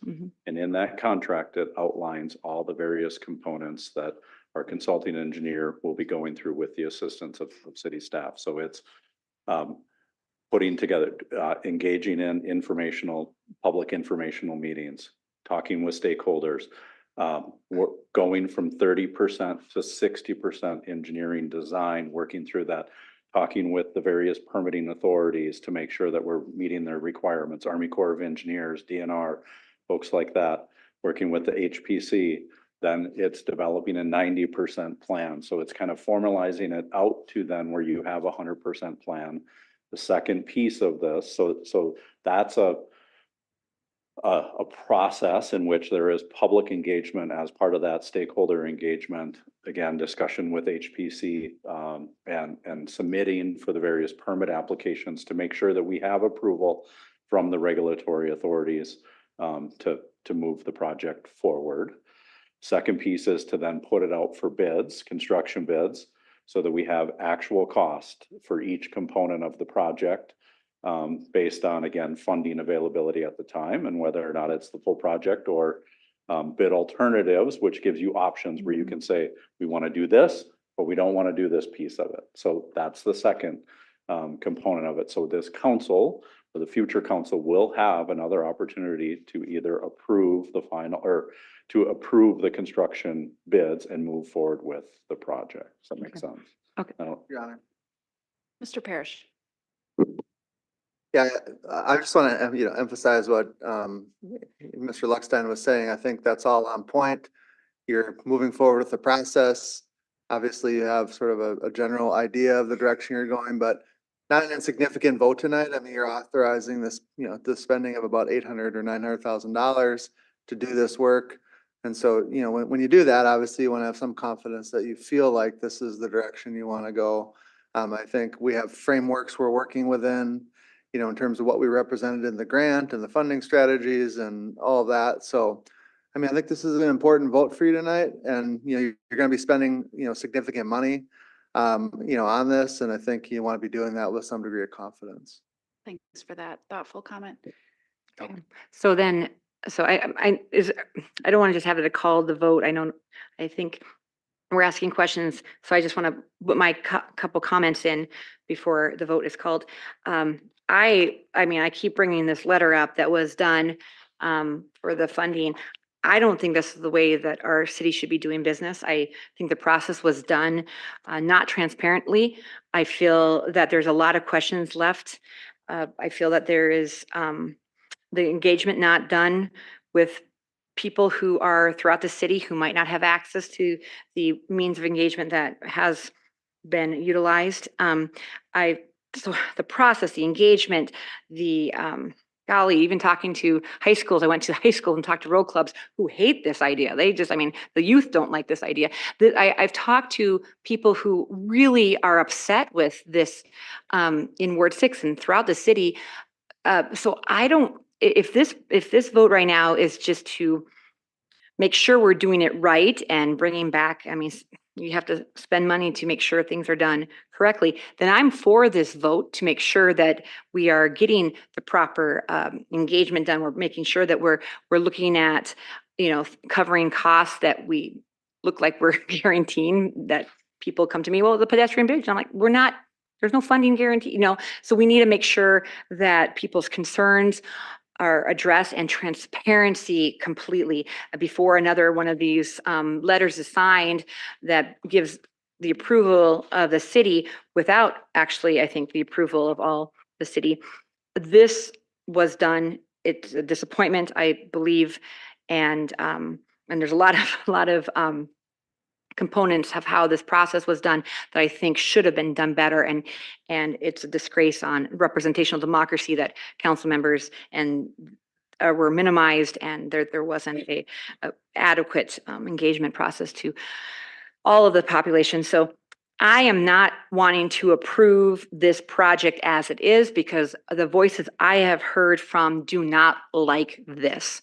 The vast majority of the people I've heard, but I also allegiances to the environment, allegiances to people who, with the pedestrian bridge, I do feel that something's needing to be done that is going to positively impact our future. So I would vote for this, knowing that in the future, whoever represents this council will be able to have the access to kill this project if they're the voices that they represent want it not to go through.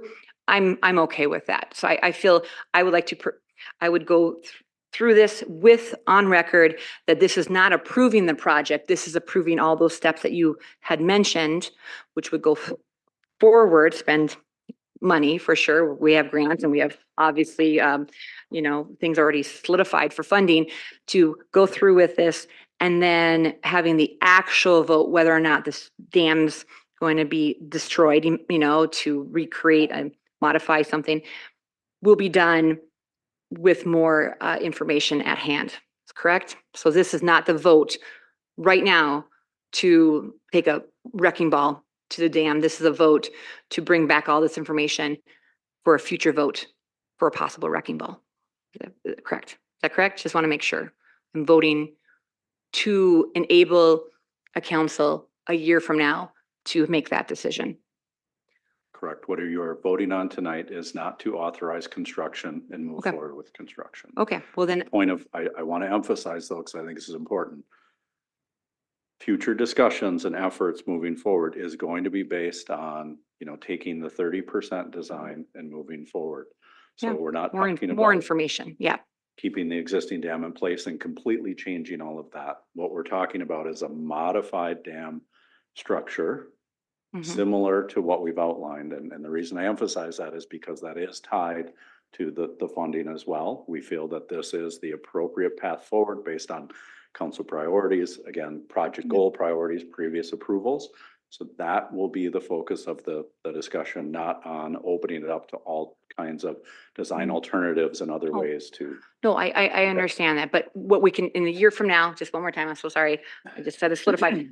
I know it's annoying. 9 minutes, so wrap it up. Yeah. I would like to have an informed vote rather than this pressure speech I think we're getting here. But so in a year from now, give or take, the people here on this dais could say, nope, just we want just to improve the existing dam. Too bad about all. They can do that. If you vote yes, yeah, the construction, the bids for construction with all of the dollar amounts and the alternatives will come back when it's ready. Yeah. Could be 6 months. Could be this council. Okay, well, council makeup. So that would be the point where folks could have agreed that they thought that was good to expend that money, but they are not still comfortable moving forward with construction. Yeah. We need to spend money to do it right. I mean, I'd be willing to say invest money to make sure we're doing it right than just scrapping the project or voting for something that we don't. Yeah. Okay. Thank you for the clarification. Thank you. Council President, I think we've all spoken. I call the question. All right. All in favor, say aye. Aye. All opposed, say nay. Nay. Motion carries 6-1 with Councilmember Palmer voting nay. We'll take a break and reconvene in 7 minutes. 9:55.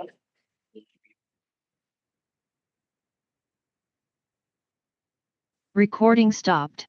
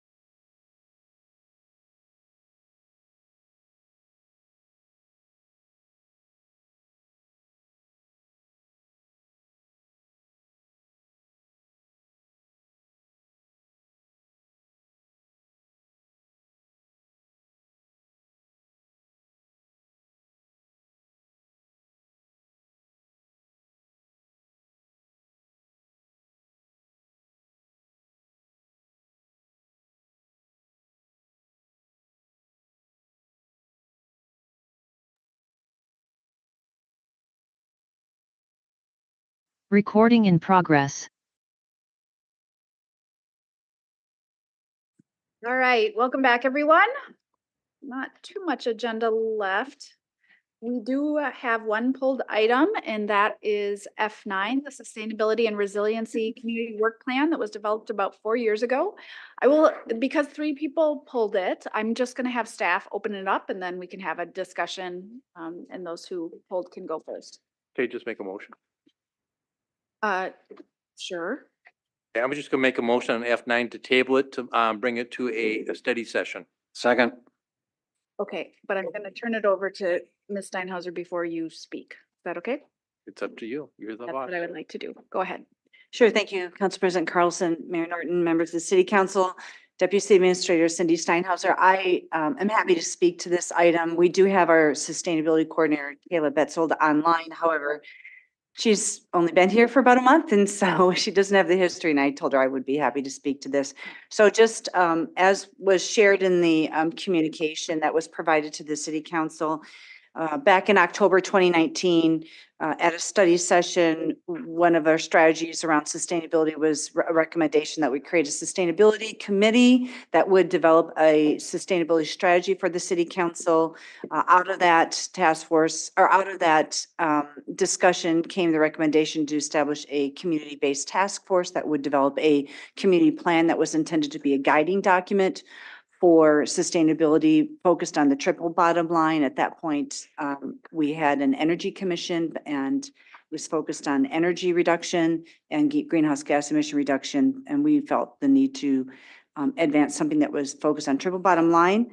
So in 2020, we worked with the mayor. We did a stakeholder mapping analysis to identify the stakeholder group so we get a good cross-representation of the community that would be represented on what became nearly a 40-member task force. Invitations were, letters of invitation were sent by the mayor to community members. And in the end, we arrived at a very diverse task force.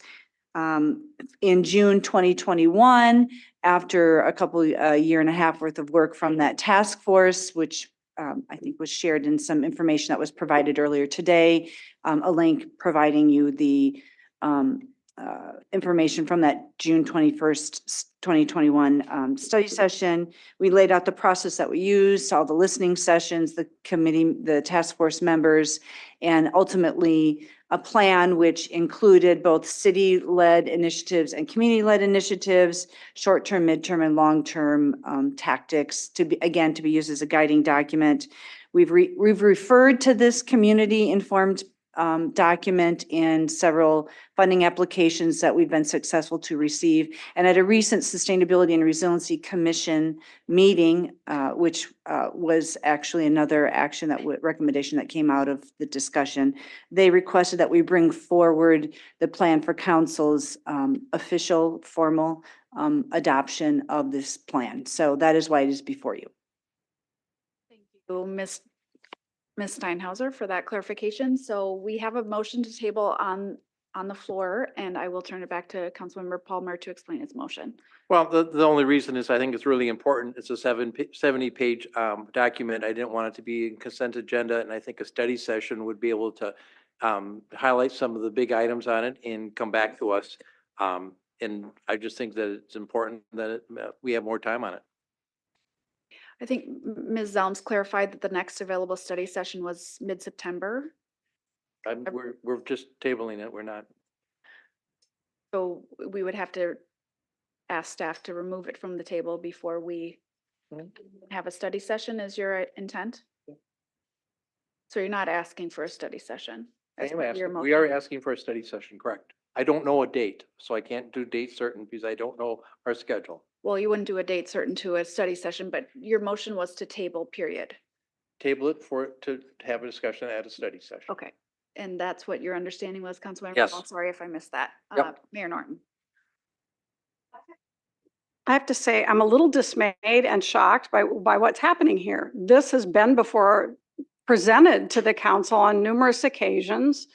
We have hired employees based on a work plan that this outlines.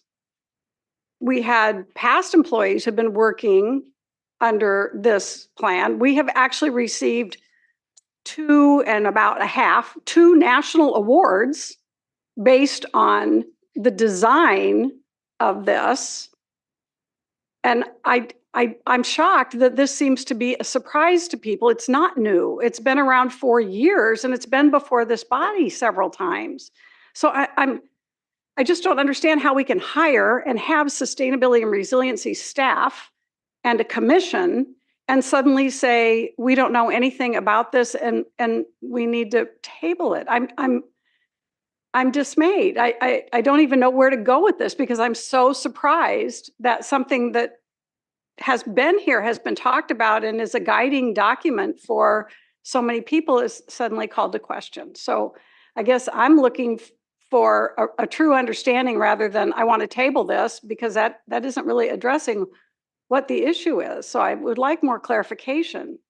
Well, I was part of, my name's in the document and before I started on council and as part of the committee that developed this plan, and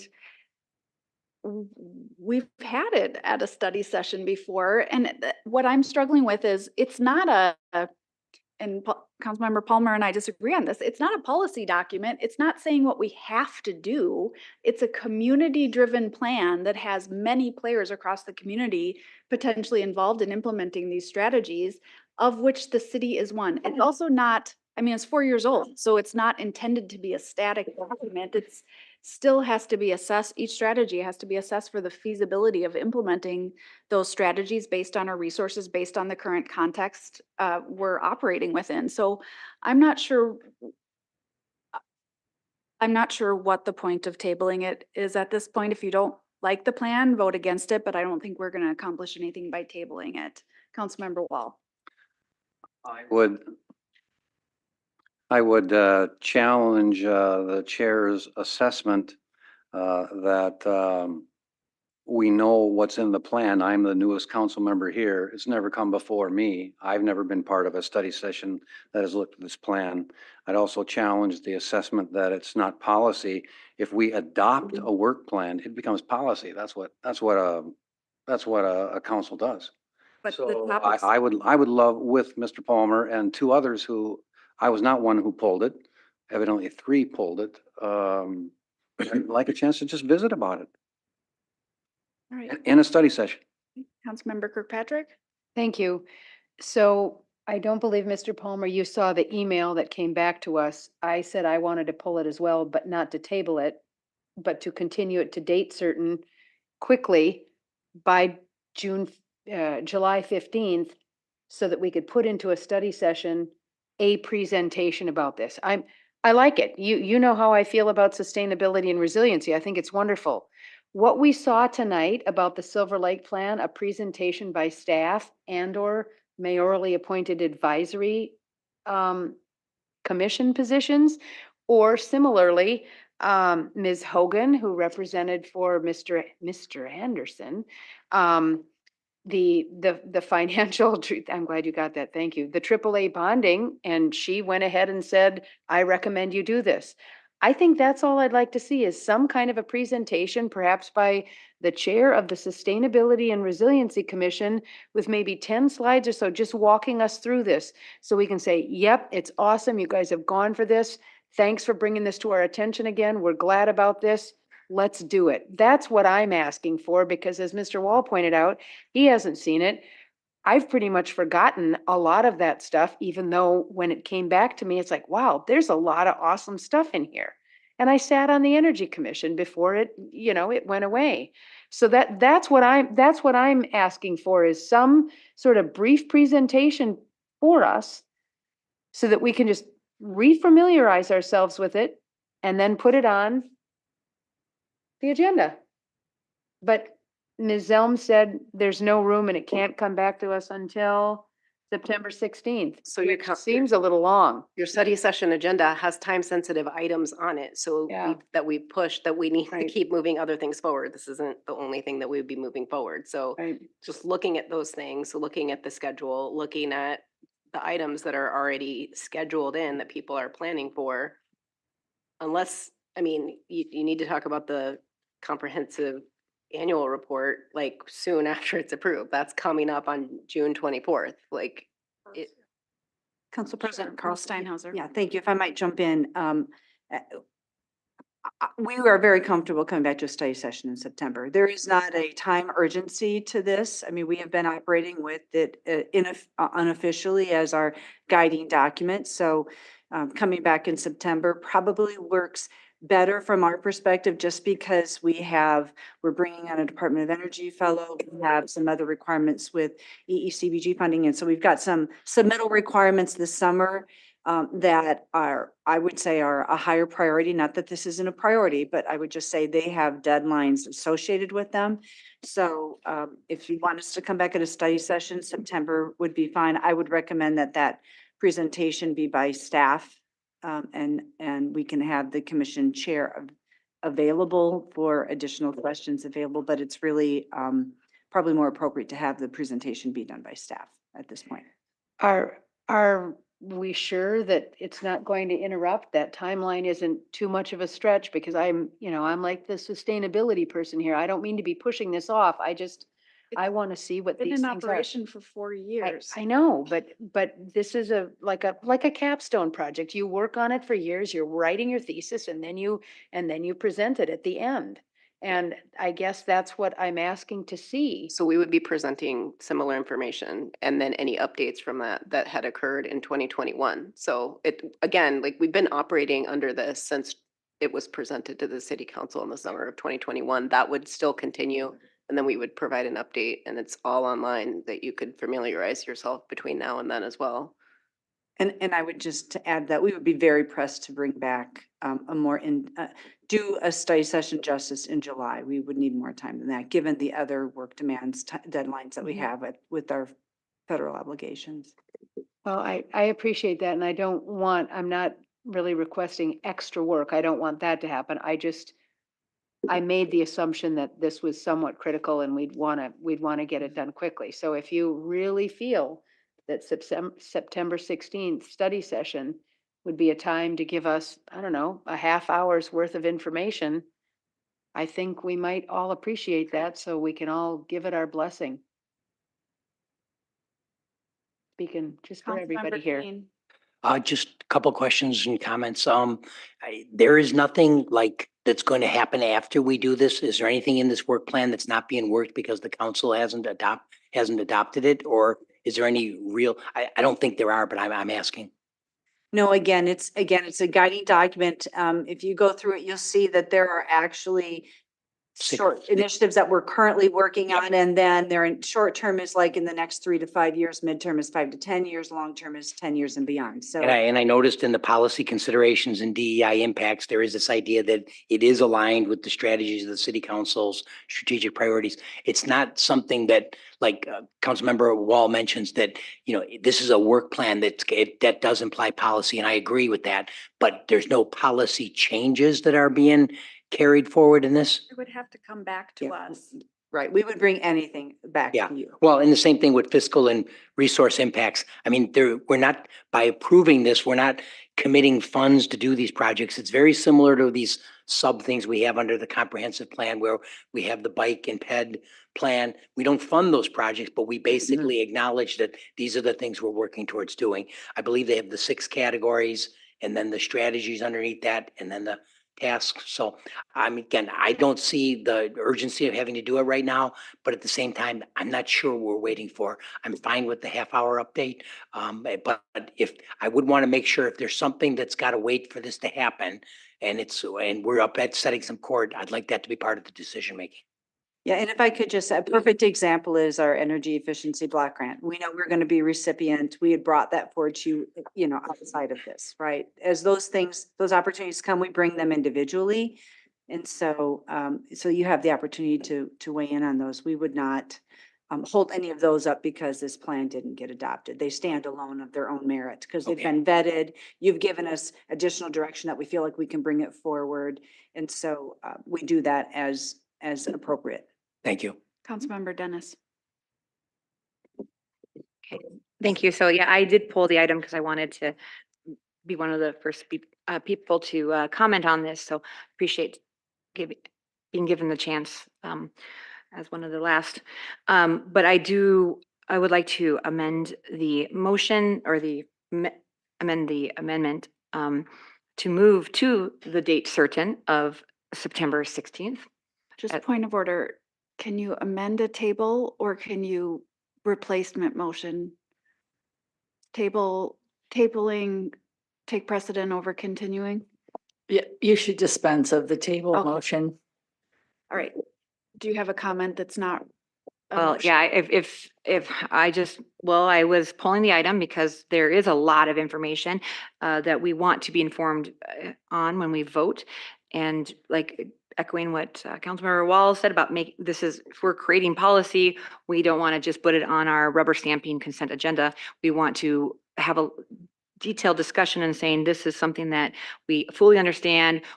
We understand the funding, the public engagement, everything about this huge policy before we solidify it into law. So I definitely think that postponing it to a date certain, if staff's okay with, the experts are okay with being September 16th, I say that's great. I see no really issue with everything. Everyone's kind of in agreement. We've been following this. It's okay to postpone it to the September. So I think we're just talking a lot about something that could just easily be voted on to turn into a study session. So I can't do anything with your motion, Councilmember Palmer, but if you want to dispense of that and just put it into date certain, I think that would be an easy vote. Thank you. So a table doesn't have a date certain, but he's requested a study session and Administrator Zelms has suggested that September 16th or so is the appropriate timeline for that. And- So And then I we think could that's- put it on after that to untable and vote in the future after Yeah. that, depending on how the study session went. Can we vote on the motion to table? Did you want to say anything else? I don't want to drag it out. You're welcome to comment. I guess in defense of the document, these are aspirational. I don't consider them particularly policy, although there's two things on there that I would ask about. Rochester's Energy Commission will determine percentage. That does kind of sound a little policy-ish. They don't exist anymore. I- so. Then they should be taken out. But I mean, these are, I am not going to get in the way of more discussion. If Ms. Steinhauser thinks that it's actually advantageous, that's great. That's fine. But just so we all understand, and I just stepping back and looking at this, these are aspirational goals, none of which I would disagree with at all. Right. Nor are they all the city's responsibility. So, but far be it from me to get in the way of the council discussing this. I don't think that's inappropriate. I just wanted to kind of get it on the record that these are aspirational goals, none of which I disagree with, but more discussion is fine. All right, all in favor of the motion to table, say aye. Opposed, say nay. Nay. Motion carries 5-2. Council members Kirkpatrick and Carlson voting nay. Okay, so we are done with our reports and recommendations, and we have a couple three first readings. So I will turn it over to Mr. Spindler-Craig to walk us through those. Thank you, Madam President. Council members, there are 3 first readings. Item J1, an ordinance amending sections 8-5-1 through 8-5-7 and 8-5-9 through 8-5-11 of Chapter 8-5 of Title 8 of the Rochester Code of Ordinances relating to tall grass and weeds. Item J2, an ordinance annexing to the city of Rochester approximately 9.5 acres of land located on the west side of East River Road, north of the 44th Street Northeast alignment. Item J3, an ordinance of the Rochester City Code approving the renaming of roadway sections of 2nd Avenue Southwest and 7th Street Southwest in proximity of Soldiers Field Veterans Memorial to the Wayne Stillman Parkway Southwest. Thank you, Mr. Spindler-Craig. We will move on to other business, and as part of other business tonight, I'd invite a motion to recess the council meeting for a meeting of the Rochester Economic Development Authority. Moved. All right. Second. Okay, thank you. All in favor say aye. Aye. All opposed say nay. All right, motion carries. So I will officially call to order the Rochester Economic Development Authority meeting for June 17th. We do have the minutes from our last meeting on the agenda. Is there a motion to approve the consent agenda? So moved. Second. All right, any discussion on the consent agenda? All in favor, say aye. Aye. Opposed, say nay. Motion carries. All right, I will invite Mr. Spenby up for items 5A and 5B, starting with the third amendment to the Development Assistance Agreement and the third amendment to the Declaration of Restrictive Covenants for Brook Apartments Rochester LLC. This evening, I'm here to ask. The microphone's off, Mr. Spenby. I can see the red. Sorry about that. Yeah. I'm here this evening to ask the EDA to adopt a resolution that authorizes a amendment to the Development Assistance Agreement and to the Declaration of Restricted Covenants to revise the affordability covenants related to the 80% units located within the brick apartments. I'm sure the council or the EDA is well aware of this project. It's a 180 unit apartment building that consists of 54 units that have rent restrictions and income restrictions at 50% AMI, 18 units at 60% AMI, and 108 units at 80% AMI. March of last year, the DMC Corporation and the EDA allowed for a flexibility period in regards to the 80% units, allowing them the flexibility to rent up to individuals with incomes up to 110% AMI, but the rent stayed at the 80% rent levels. The owner had some success during that time in helping them rent up the 80% units. He's had great success at the 50% and 60% units, but is struggling a little bit with those 80% units. So he did reach out to us and the DMC folks, and actually the DMC board at their last meeting approved the owner's request for a 1-year period to allow for the flexibility again on those 80% units with the option of 3 additional years. Contingent upon approval from our community development director, allowing those extensions on a yearly basis. Throughout the year, we will work with the owner, with him throughout the year to help him reach out to individuals at that 80% AMI level throughout the year to see how the leasing is going. But again, we are asking the EDA's approval to amend the agreement to allow for the flexibility on those 80% units for up to a year with possible 3-year extension, 1 year at a time. Thank you, Mr. Spenby. Are there questions or a motion? Or do you have a question, Councilmember? Oh, Not 8 minutes of, no. okay. Eligibility follows the census.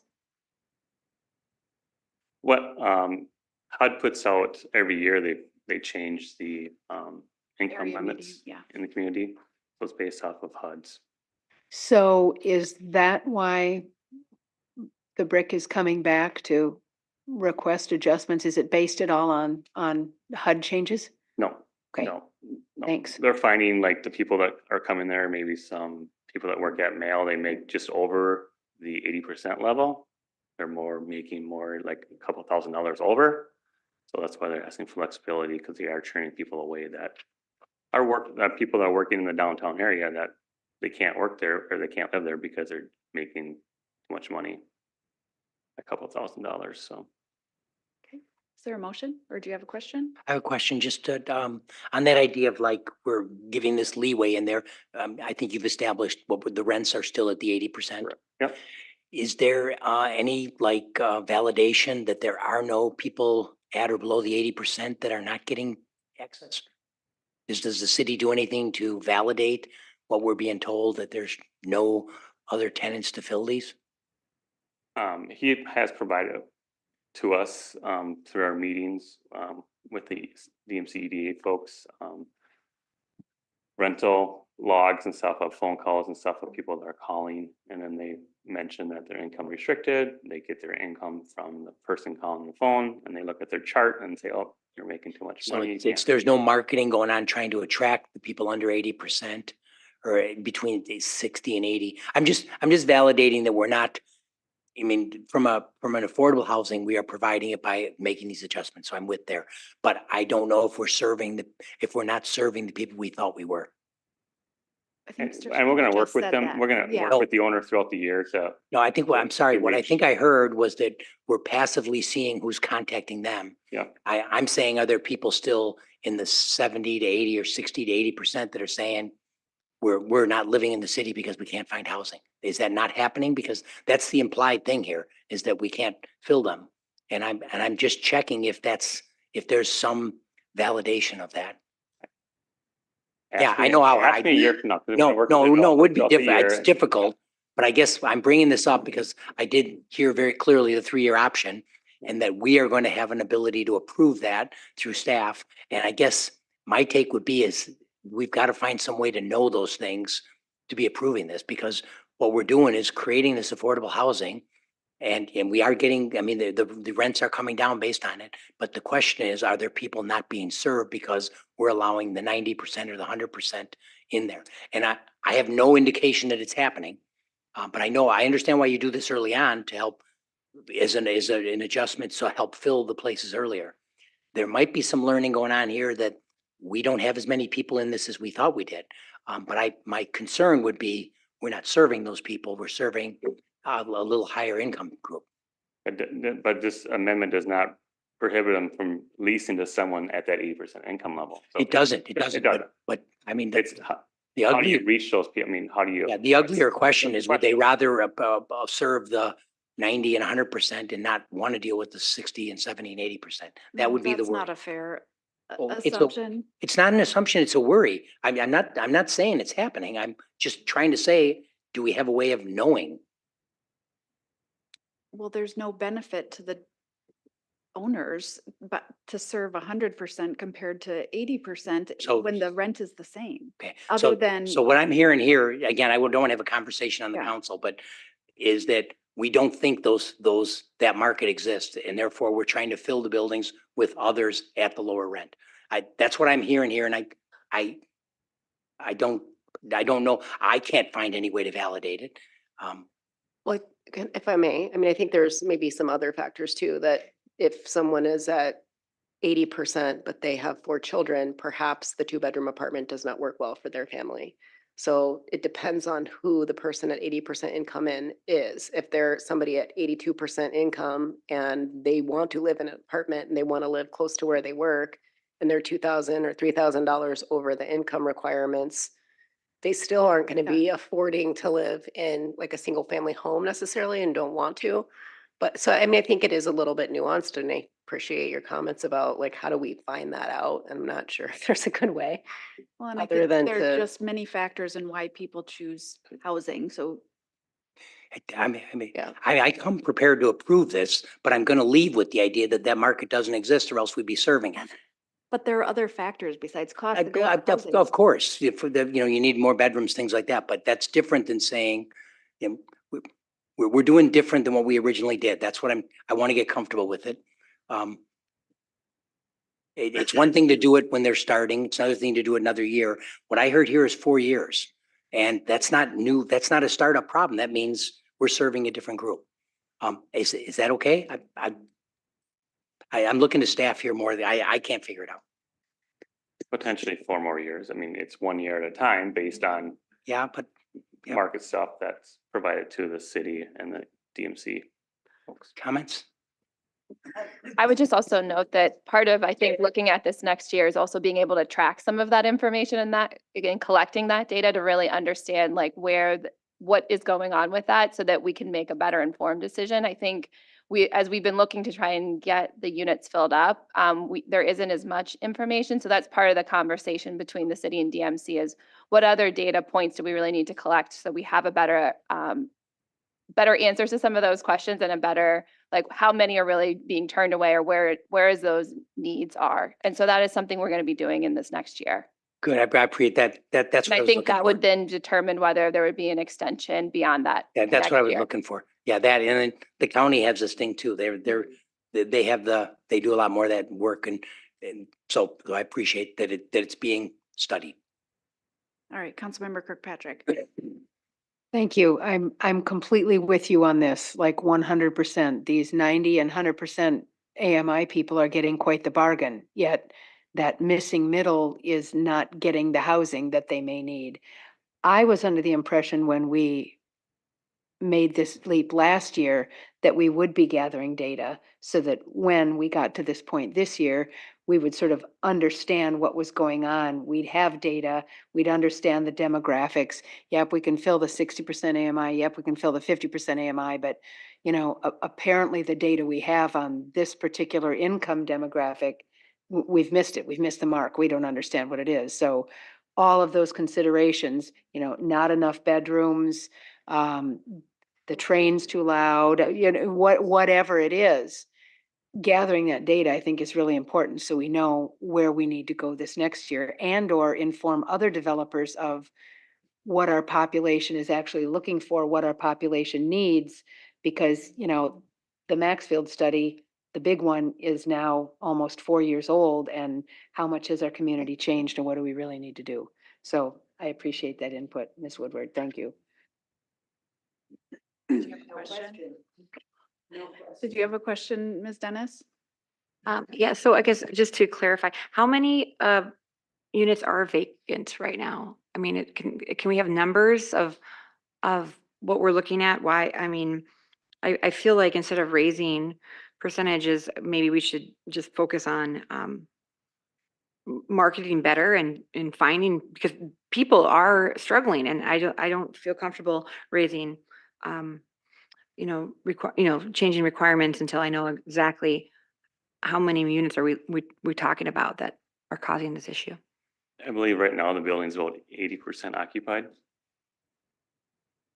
Okay, so we're looking for, okay, and I don't know, I feel like I understand there's, like, everything that people have mentioned, there are barriers and situations, we need data, but I think we need to really protect, you know, these apartments that were designed to help those who are extremely struggling, and I'm happy people are making more money, but I do feel like we need to build more homes for more people and not raise income situations to fill apartments that were designated for lower income. So I don't like this plan if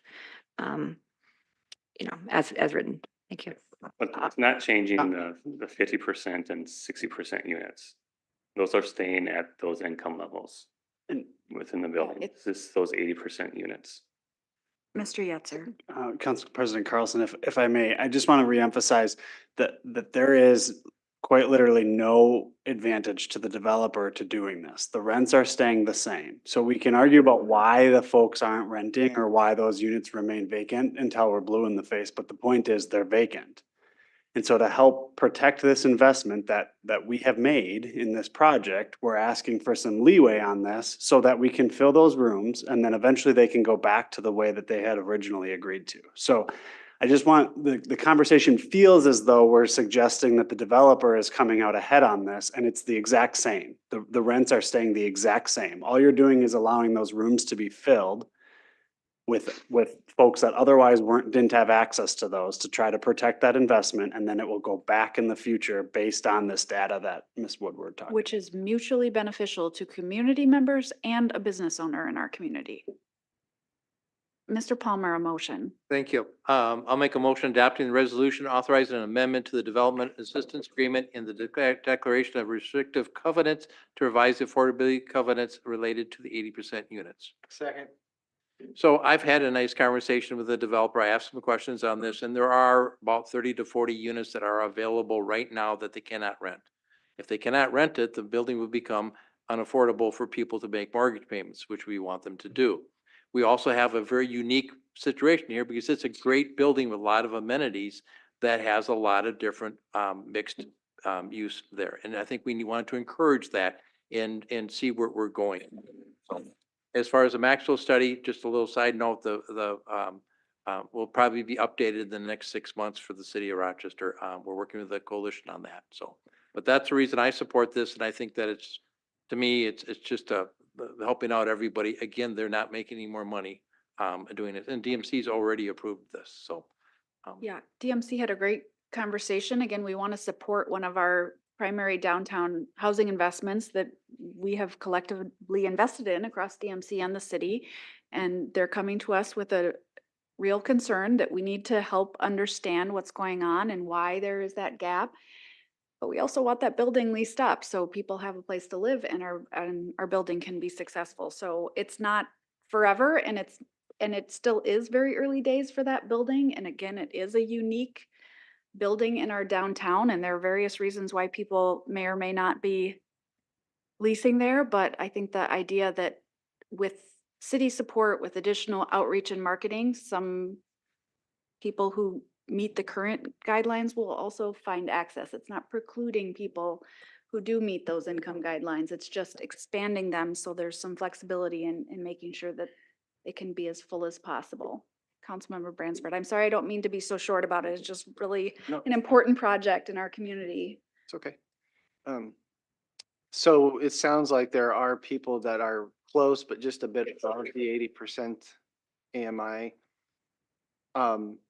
Counting up the number of folks that call and say, "Yeah, I'm right at 82, maybe 83. There's a sufficient number of renters in that pool that will allow for, so will you take somebody, are there any income restrictions for those units? So I make 100% AMI, could I get one of those? Well, or whatever, hypothetically. Saying somebody calls and they're like, yep, they meet 100% AMI or more, they could still rent that room, correct? Correct. Okay. Any other discussion? Councilmember Kirkpatrick? Yeah, I'm against 100 or 110%. I mean, how many units are we short in the city? 5,000 something? I can't believe in that location, these 30 to 40 units can't get rented. I've been in the building. It's an awesome building. I love all the amenities. Don't like the train noise, but I have that at my house too. I just can't, I mean, is it on Facebook Marketplace? And furthermore, I can't believe that we would be asking staff and or other people to help rent it. I think this is a very smart family that brought a really great project to Rochester that we all advocated for. I can't believe it can't be rented. I guess there's no question there. Sorry. No, it wasn't a question. We have a motion. It's great. I'm not keeping track. Councilmember Keen. Yeah, I'm going to support the motion tonight, based mainly on the idea of this, the 1 year, but then these approvals coming through staff. I want to make sure that we have some objective data there. And I think you've heard the discussion. And again, I'm comfortable trying to support and make sure this gets up to occupancy in a faster way. That's what I thought we were doing last year. May still be needed, but I also want to make sure that if this market doesn't exist or there's some other things going on here, that it would be good to understand that.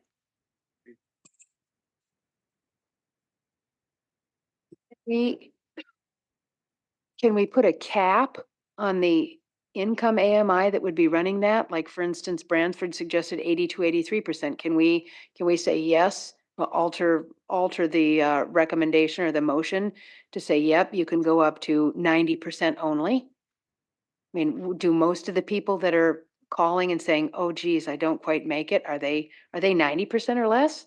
I mean, who's making the calls here to rent this? What percentage are they out of the 80% and they can't rent it? You have that data now? Derek Erickson would have that information, the property owner.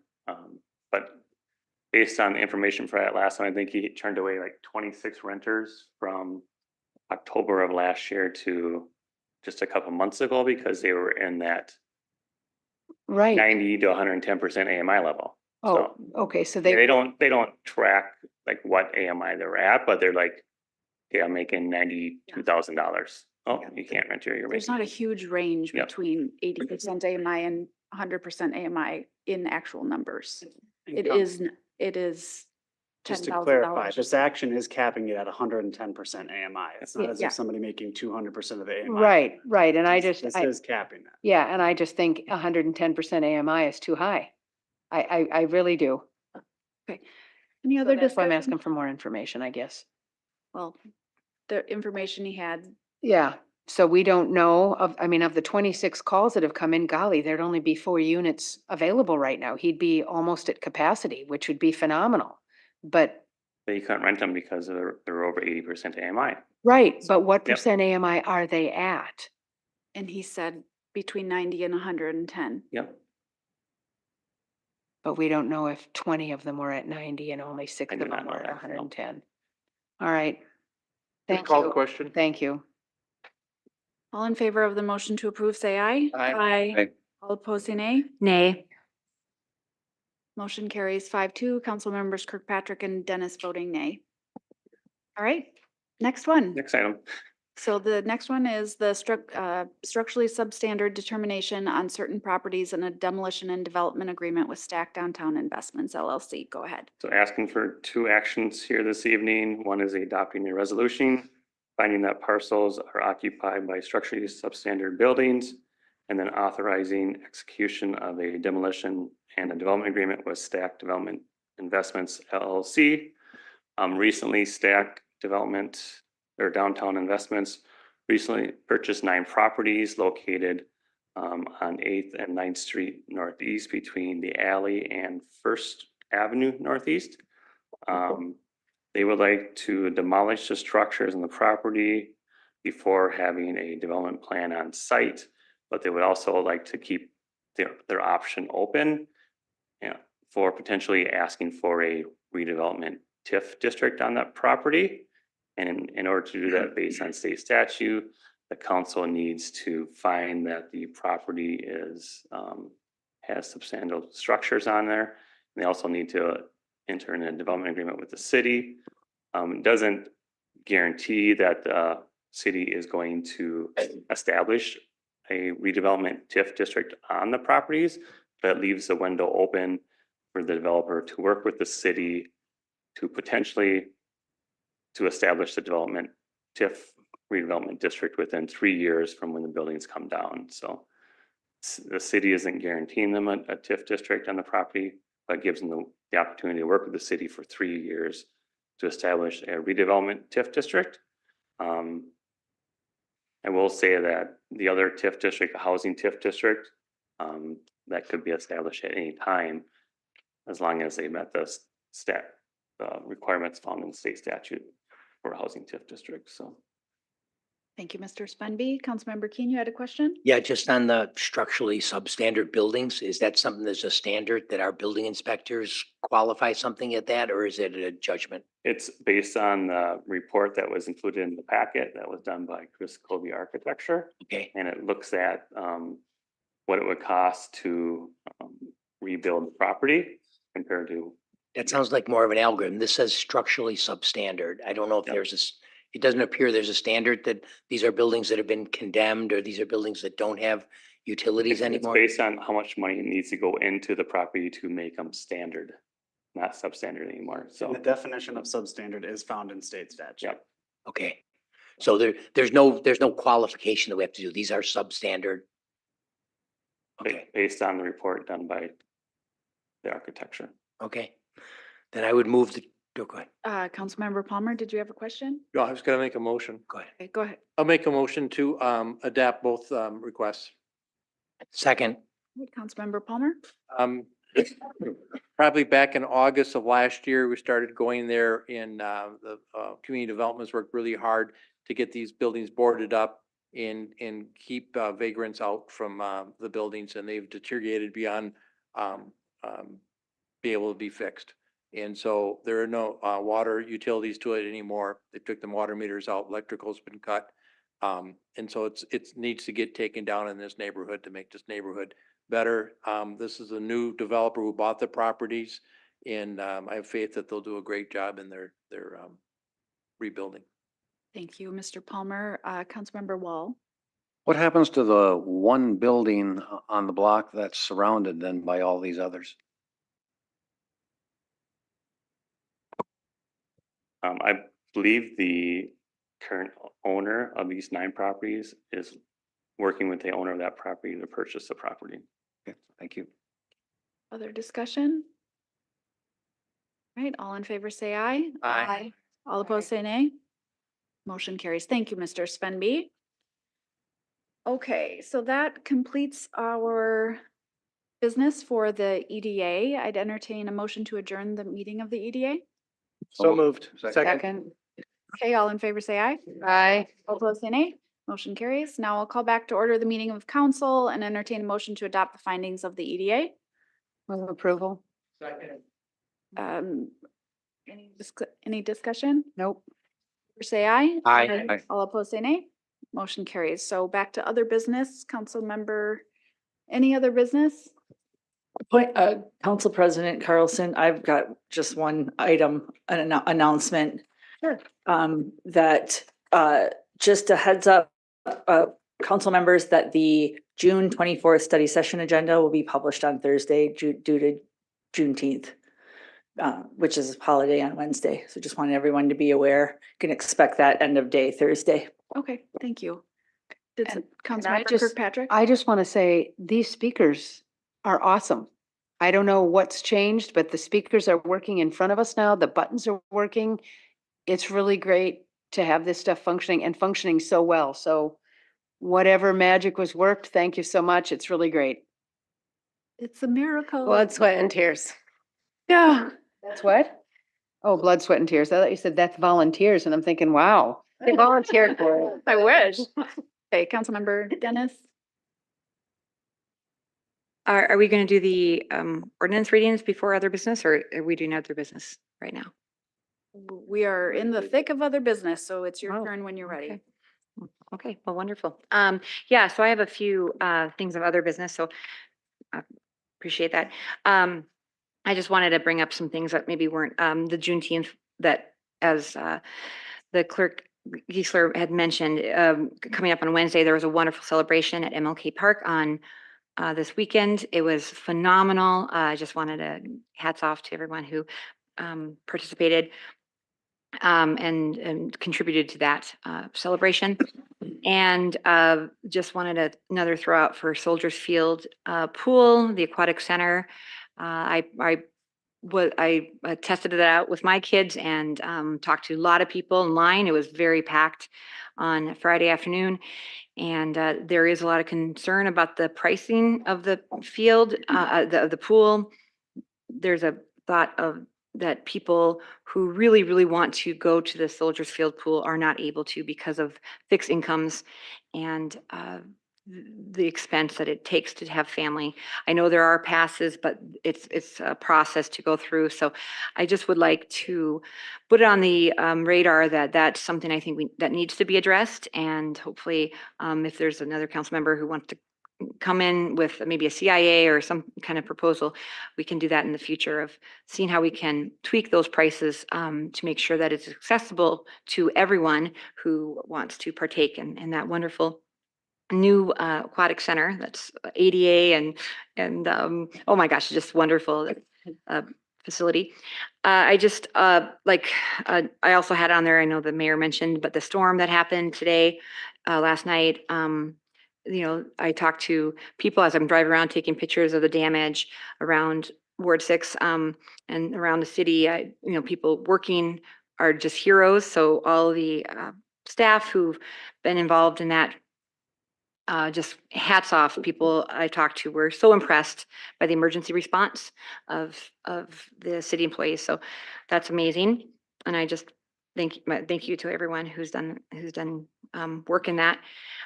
Just wanted to, I've talked to some people who are working with people of all ability levels, and there's proposals and thoughts of maybe adding to boards and commissions and maybe have a specific one of residents who could help advocate for people with disabilities.